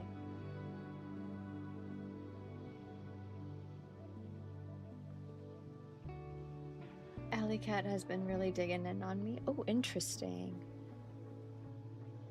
Hang on, now I have to look at my list. Oh, in server? No, no such thing. Like, I've been on a... Like, you guys know I listen to a lot of jazz. Oh, I remember. So there was like this...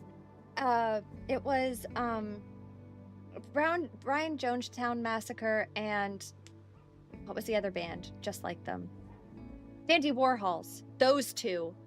That, like, did this whole thing of, like, de-shitifying pop music? Or, like, removing the hooks from... like Beatles, Rolling Stones, like the things that made them really like cliche and dated, and just did like psych rock versions of pop songs, like with those hooks. It is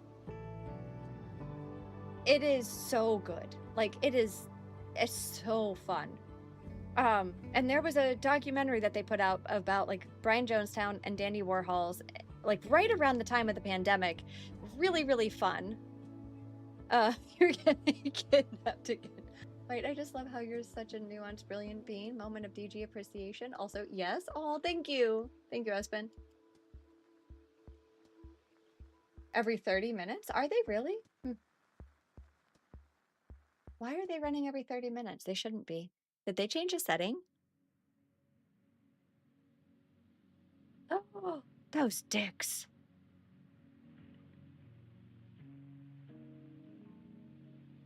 I fix.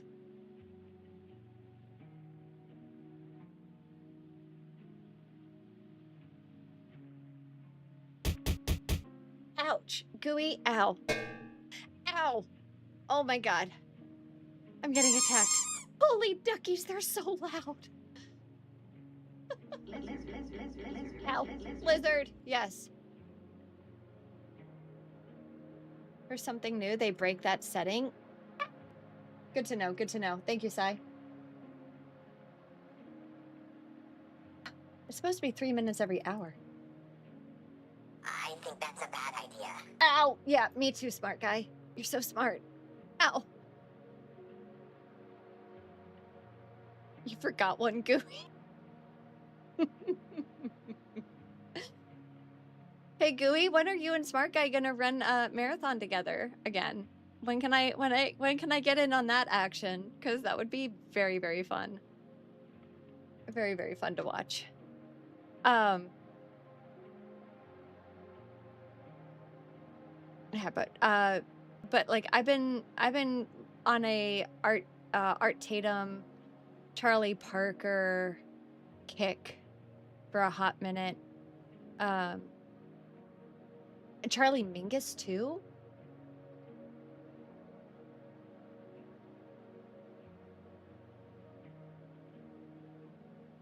Their favorite thing to break. Mm-hmm. Mm-hmm.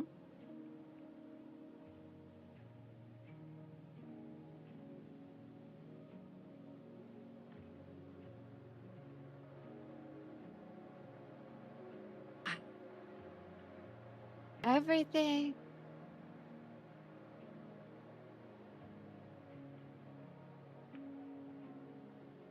Crazy. Assholes.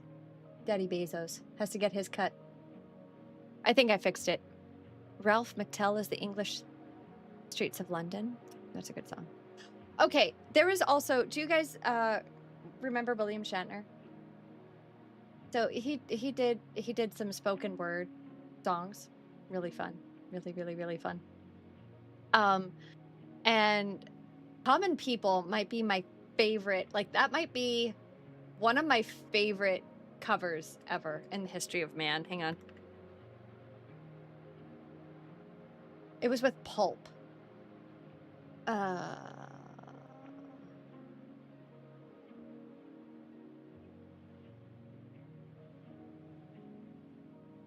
Common People. Was this it?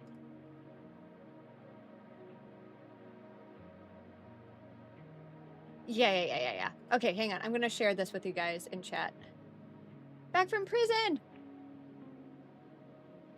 So Dandy Warhols is a group, like really, really fun. Ryan Jonestown Massacre did a really cool thing with like de-hookifying Beatles and Rolling Stone and like Velvet Underground and trying to turn it into something that could grab like the art scene. But this William Shatner did some really fun covers at the same time. And his album that he did covering Common People, which is a great song, is one of the best covers I think I've ever heard. And if you don't know them, like you need to go check it out. So much fun. So much fun.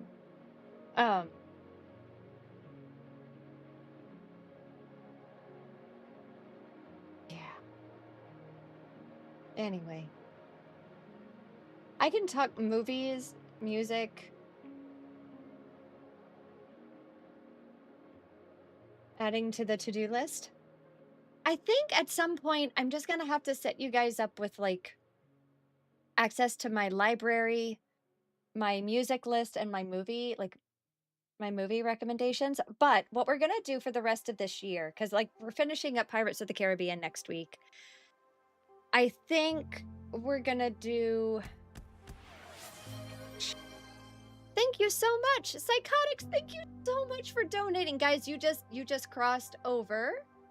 You guys just crossed over the $250. That means I am matching your $250 donation. That means we are sending $500 to the Adaptive Climbers Festival. Thank you, Sai, so much. If you want one of those debuffs, I will add it to my list for when we stream next week.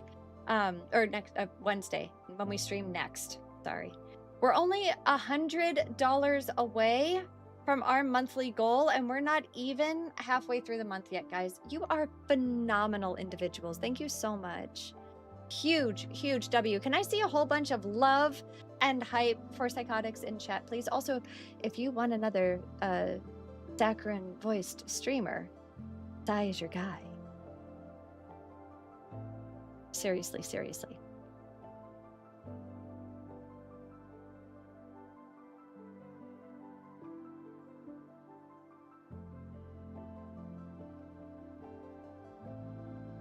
But it's like people talk about, oh God, it kills me. like there's all these things floating around the internet where people are like, Marcin is like a revolutionary and totally designed like this new way of playing guitar. What is saccharine? Sweet, syrupy and sweet. Stupid? You're not stupid. It's a weird word. Saccharine, like this. And it's like, guys, Michael Hedges, Khaki King, Django Reinhardt,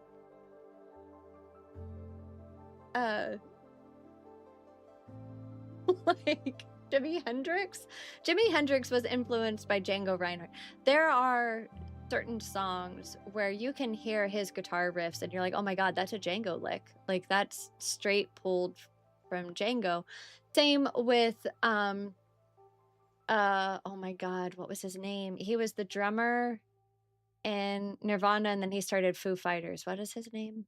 Why am I blanking on his name? Like a lot of his riffs you can hear in Chick Webb, who was a band leader at the Savoy Ballroom in the 20s in Harlem. Dave Grohl, that's right. Saccharin.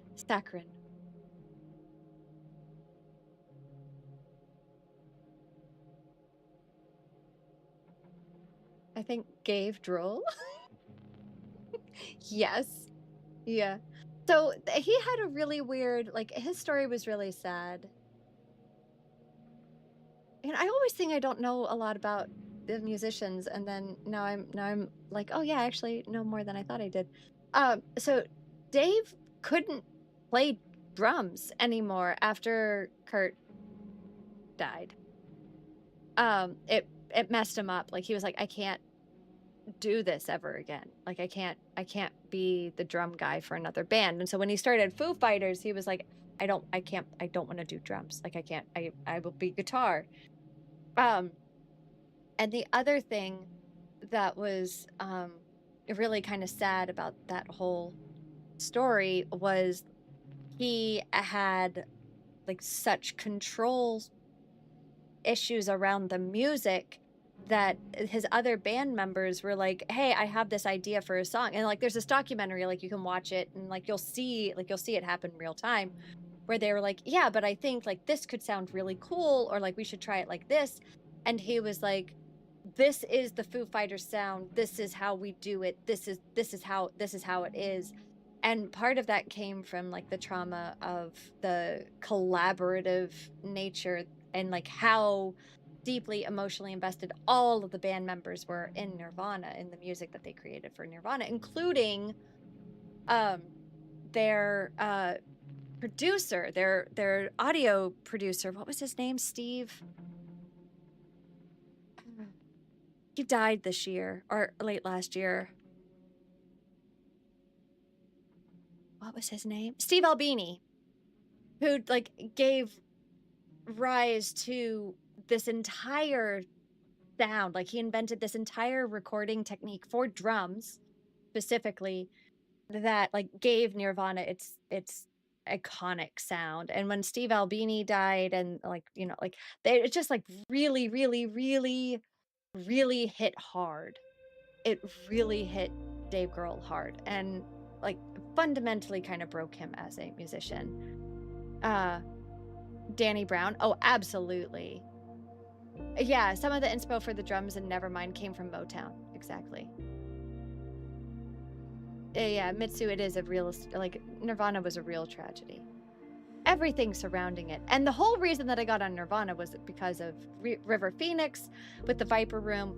Johnny Depp owned the Viper Room. That was the one that I couldn't remember. I couldn't remember if it was the Whiskey A Go-Go or the Viper Room. This was like 3 or 4 weeks ago on stream, and I was like, was it Viper Room or was it Whiskey A Go-Go that Johnny Depp owned? It was Viper Room because that was where River Phoenix died. But it was like, to send such ripples through the culture that it literally tore that fabric is that it just like completely reset a timeline. You know what I mean? Like that fractal died. And a lot of Johnny Depp's early styling of his acting, like Benny and June, especially like not just coming from like Buster Keaton and Charlie Chaplin, but like 21 Jump Street and some of that. Like he really, really did, like he was heavily influenced by his friendship with River Phoenix, and like that was a big blow.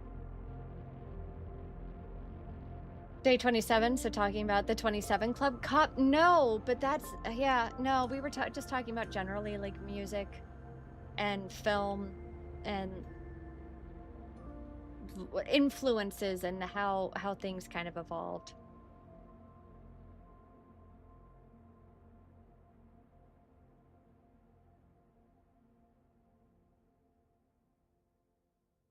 For those of you that don't know, there's this whole group of artists that die at the age of 27. And it was like, the list is stunning. The list is truly stunning. There was like between 1969 and 1971, and then like 1991.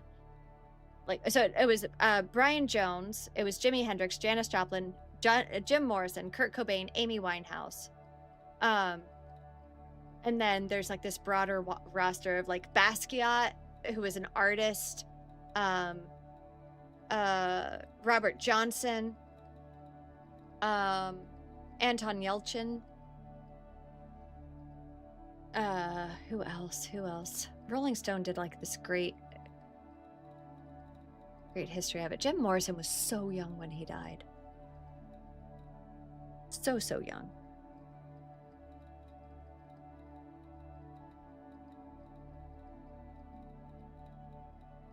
Alan Wilson, Janis Joplin, Ronald McKernan, Dave Alexander, Pete Ham, Chris Bell, like D. Boone. Basquiat was sad. Mia Zapata, Kristen Paff.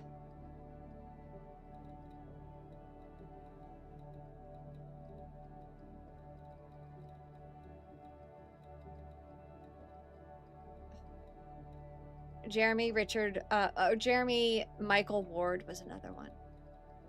Deloused to the Comatorium.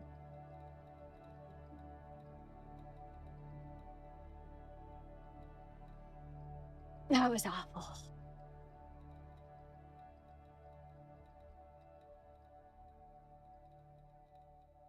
Jonathan Brandis, I forgot about him. That was sad. So yeah.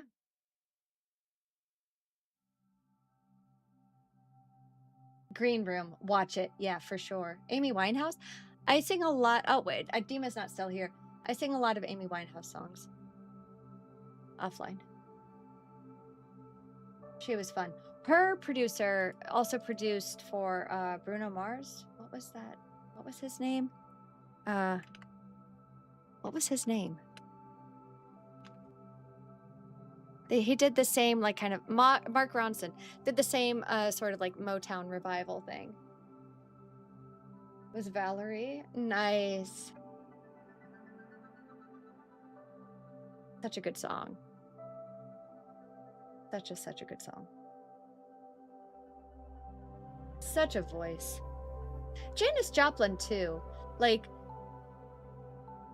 yeah, Mark Ronson with the Uptown Funk, exactly. So he produced her entire like self-named Back to Black album. And like just really captured that kind of neo Motown feel, which was really nice. You know who's never been recreated like musically is nobody has ever truly had the Billie Holiday voice, or like the recording, or the melancholy, the feel, like never again. Hendrix or Morrison? Yeah. I think Janis Joplin, nobody will ever match. Billie Holiday, nobody will ever match. Amy Winehouse, can't beat her, right? Lyricist-wise, you'll never beat Bob Dylan and Jim Morrison. Never, never. Billie Holiday is a incredible black jazz artist from like early 20s through late 30s.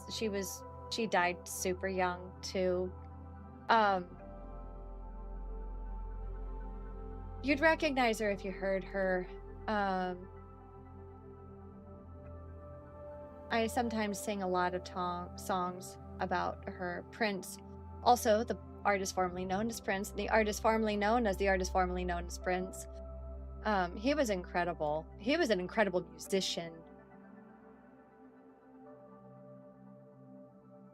One of my favorite albums that I own is an original pressing of Purple Rain. That's definitely a prized possession. What would be a good... Strange Fruit, right? Like that would be one of her songs. That would probably be one of her songs that you guys would know. Strange Fruit. Yeah. That one.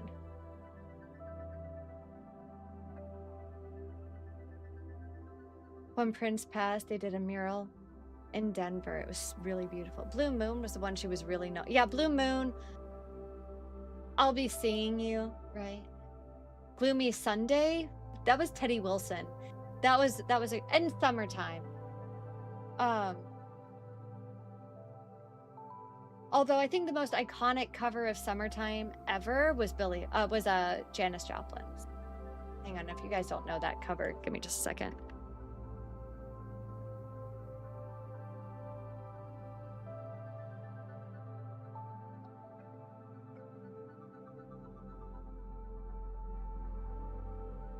Share this one.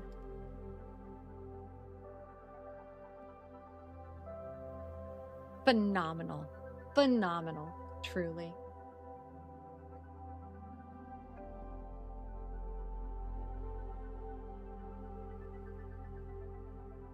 Thank you for the hydrate, Waddle of Water.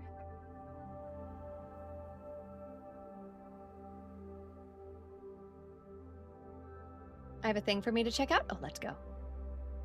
It's so New Orleans Funeral. It's so haunting. Yeah. It is a song about the lynchings that happened in the South.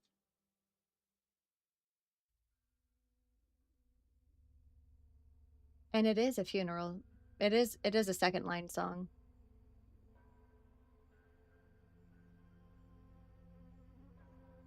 But that entire era of jazz, like, so we did when it was the Savoy Ballroom's 100th year anniversary earlier this year, and so I did a whole show, like a whole segment of stream on the history of the Savoy Ballroom and how it influenced like Malcolm X and a lot of like the history of the Harlem Renaissance and like where the Savoy sits in kind of the pantheon of jazz history.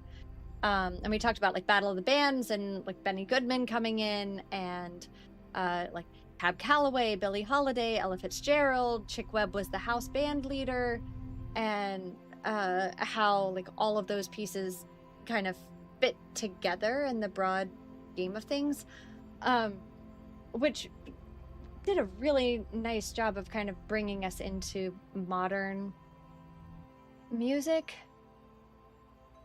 But the thing that triggered the thought for me, Mitsu, is like it's really sad to me that there are so many phenomenal freaking musicians. Like I just found out, so King Oliver's house. King Oliver is the king of New Orleans jazz. Like, he taught Louis Armstrong how to play, and he invented the wah wah, you know, with the trumpet, the wah wah wah wah. Like, he invented it. Like, that was like, King Oliver is the king and the father, the grandfather of jazz trumpet. Like, that's him, and he was a phenomenal band leader. And he died in absolute obscurity in Savannah, Georgia. They tore down his house to put in literally a parking lot. And then I just found out that Cab Calloway's birthplace in Baltimore got torn down to put up a multiplex, like a luxury multiplex.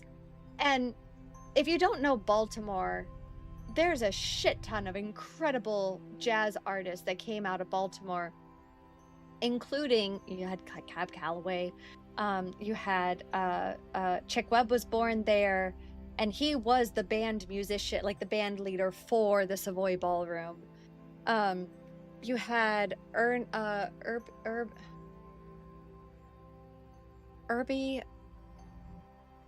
oh my god, Irby something, I can't remember the last name, also born there. And, you know, like, it's not called Mobtown for nothing. Like, there were all these incredible connections. A lot of money came through there, and like, we're just no, or ERBIE, not H. Hang on, Baltimore as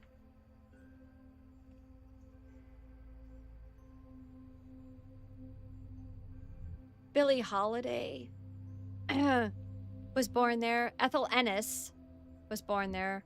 Warren Wolf was born there. I was thinking of Ethel Ennis, who is another jazz singer. But Chick Webb is kind of like the most famous. Ellery Eskelin, that was who I was trying to think of. Harold Adams was born there. Blanche Calloway, who was the other Calloway, she wrote a lot of his songs, actually, that he became famous for. But women weren't allowed to write music then, and so she would write them, and he would perform them. Ruby Glover, Tanglefoot McCoy was born there. Elmer Snowden, oh, forgot about that. Banjo player, fantastic banjo player, in the 20s. Played with Dickie Wells a lot and Al Sears. Chick Webb was born with spina bifida, and or they think, and he was very short-statured, and he played a drum kit that was Eubie Blake. It was Eubie Blake. Thank you, All Time Low. Eubie Blake. I couldn't think of it. I was like, it's not Irby. It's not, what was the name? It was Eubie Blake. Yes. Thank you. Amazing. But so he played a modified drum kit, and he would play. Now you have to understand, the Savoy, they would open at 8 p.m. and they would close at dawn. And when they closed, there was another club that they would go to, and they opened for breakfast and would kind of continue on. He would lead the band, and it was a 2-bandstand dance hall. He would lead the band, so he would play both sets all night long, and he would literally crawl into his bed in the morning, sleep, get up, come back, and do it all again that night. And he was incredible. He was quite truly. So Gene Krupa, who is this fantastic jazz artist, like, he attributes his playing to studying and listening to all of these early records of Chick Webb. Chick Webb is known as the first, quote, king of swing, because in a crowd battle of the bands, he unseated both the Count Basie Orchestra and the Benny Goodman Orchestra, who were like when you think of big band jazz, you think of Benny Goodman and Count Basie. Unseated both of them. Like, landslide, home field advantage aside, destroyed Benny Goodman and Count Basie in Battle of the Bands. He would literally like pass out after sets sometimes because he would play through the pain. Finally, he ended up having a major surgery in Baltimore. He went back home and he died that same year. He was only 34 years old. But what was really, really beautiful, like his final words that just like so very much encapsulate jazz history and like the spirit that is jazz, like the true deep South spirit of jazz. His final words were reportedly, "I'm sorry, I've got to go." And I just love that so much.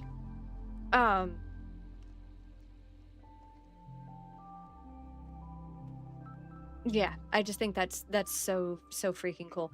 But like all of these musicians, right? Like actual legend, right? Like, "I'm sorry, I've got to go." And like he survived the surgery and like he was just done. He was just done. Daniel Saint Dutwick.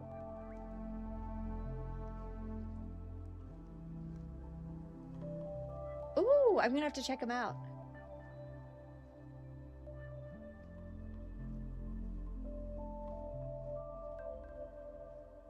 I will have to check out Daniel Saint.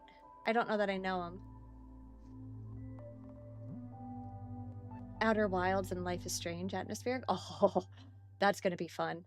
That's gonna be fun to check out. But like, so we know about, like, everybody knows Robert Johnson because Crossroad Blues, right? There's this whole myth that he like sold his soul to the devil at the crossroads in Mississippi to get to be able to play guitar the way he did. But like, there's this whole history of like the Delta blues and how it traveled upriver to Missouri and then like into Chicago, and then you had like Howlin' Wolf and Lightnin' Hopkins, and like you had the St. Louis blues movement, right? And then you move east of the Missouri and now you're in to like the Tennessee, and you have this whole other totally different feel. East Texas has its own, like Rory Block is an example of like modern East Texas blues, but she's like influenced by both Michael Hedges and by like the Delta blues movement. But then like you get into like Tennessee and you get into like the Knoxville scene and you get more of like country blues and country western. But then there's this other like super obscure jazz-based Harlem blues scene that gave rise to inner city rap in the 80s. And there's all of these incredible, like, lost to obscurity artists that kind of like incubated in like Hell's Kitchen and Little Jamaica and like went to the what was the open mic bar that everyone played? Like Bob Dylan played.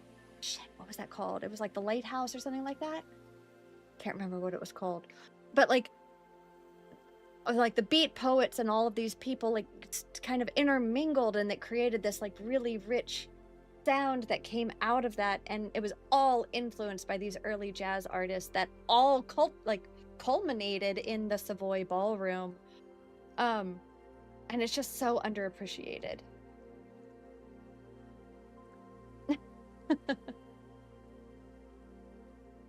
We do wax poetic. We do. So anyway. Well, we've talked for 2 hours on this topic. I guess I should call it. And if you guys want to watch ads free, you can always head over to YouTube too.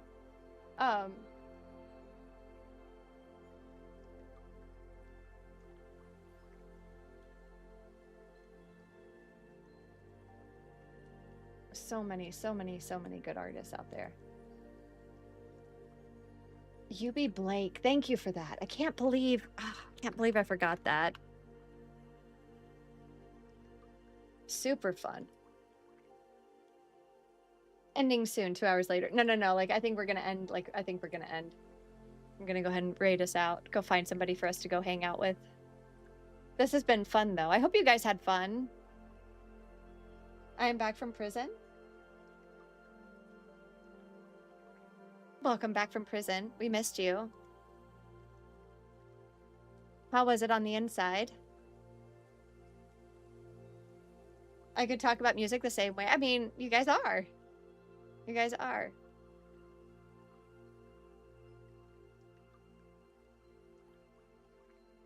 I mean, I love being inside. Hey, Espen. That makes 2 of us.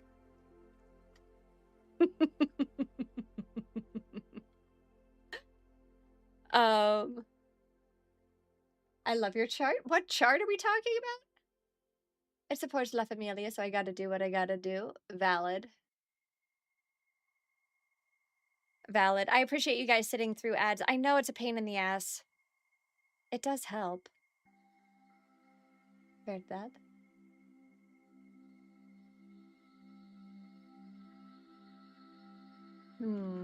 What are you guys in the mood for? ¿Por qué? There's a really stupid Spanish joke that one of my friends told me one time.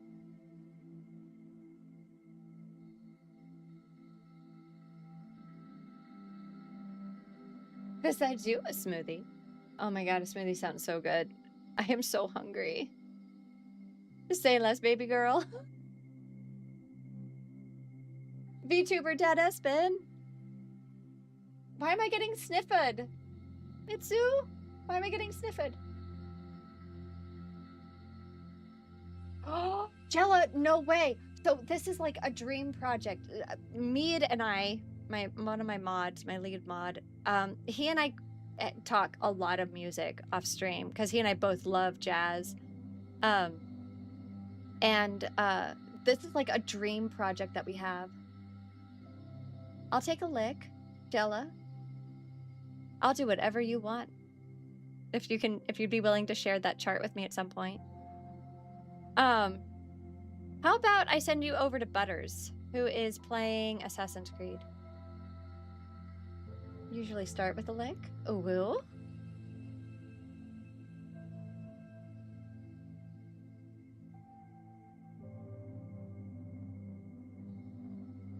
Rest well. Thank you, Tanu. It's so good to see you, King. I hope you're doing well.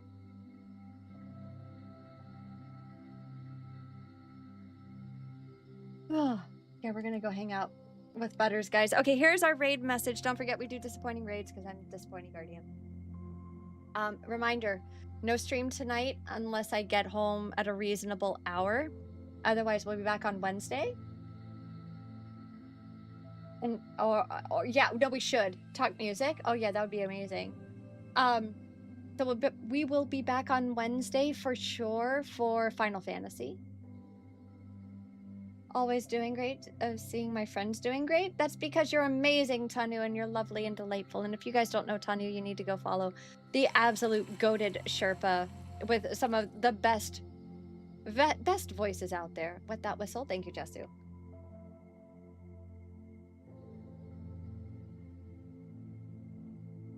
If you need anything, okay? Yeah. Hopefully I'll get over this gluten poisoning sooner than later. I cannot wait to eat solid food. All right, Sir Bean Boy, thank you for the lurkies. Ladies and gents, it has been my pleasure hanging out with you. Thank you for indulging me while I played the pirate game and then sat and yapped at you about movies and all kinds of stuff here for a little bit. Hey, now, yogurt is delicious. It is delicious. It is delicious, but it is also the only thing I have eaten in 24 hours, which is not good. I want food. I really want food. Especially because I bought salmon from the market. Fresh salmon. I really want to cook it. Bean, I hope you're doing well. Drink potatoes and gravy? I guess I could. I don't think there is a KFC around me. Gotta stop that timer so we can keep it going. Yeah, guys, we're down to 4 hours on our clock, folks. We have a whole bunch of 16 hours that people have banked that have yet to be redeemed. We're down to 4 hours. We're 27 days in on this thing, and 178 plus 6. What is that? 182? 182 hours live for the subathon? I don't think we're going to break 200 hours, but you did break your previous goal, which is insane. Okay, so merch is still discounted until the end of the subathon, and Discord. If you want to hang out when I'm not online and you want to talk more about all of these fantabulous things, feel free to join us in that Discord. You can also join us for movie night via the Discord. We would love to have you come hang out with us. Every Monday night, 7 p.m. Eastern, we're watching a movie. I'm putting together our calendar for the rest of the year now. It is always subject to change if I'm traveling or if work stuff comes up or something. But I'm gonna try to make sure that we have movies scheduled that you can see what the movie is week on week. And my stream schedule is up for this week in the Discord, but as I said, it may change. We have some potentially sponsored content later on this week. We will see. But I love you all tremendously. Please do something good for yourself. Every single one of you today. Find one good thing to do. Oh, my debuffs? Okay. Sai, feel free to message my mods or write them down, and on Wednesday, we will make it happen for you. But anyway, everybody, we have the raid message. I'm going to repost it. Have fun tonight hanging out with Butters. I will catch everybody on the morrow. Sweet dreams. Bye, bye, bye.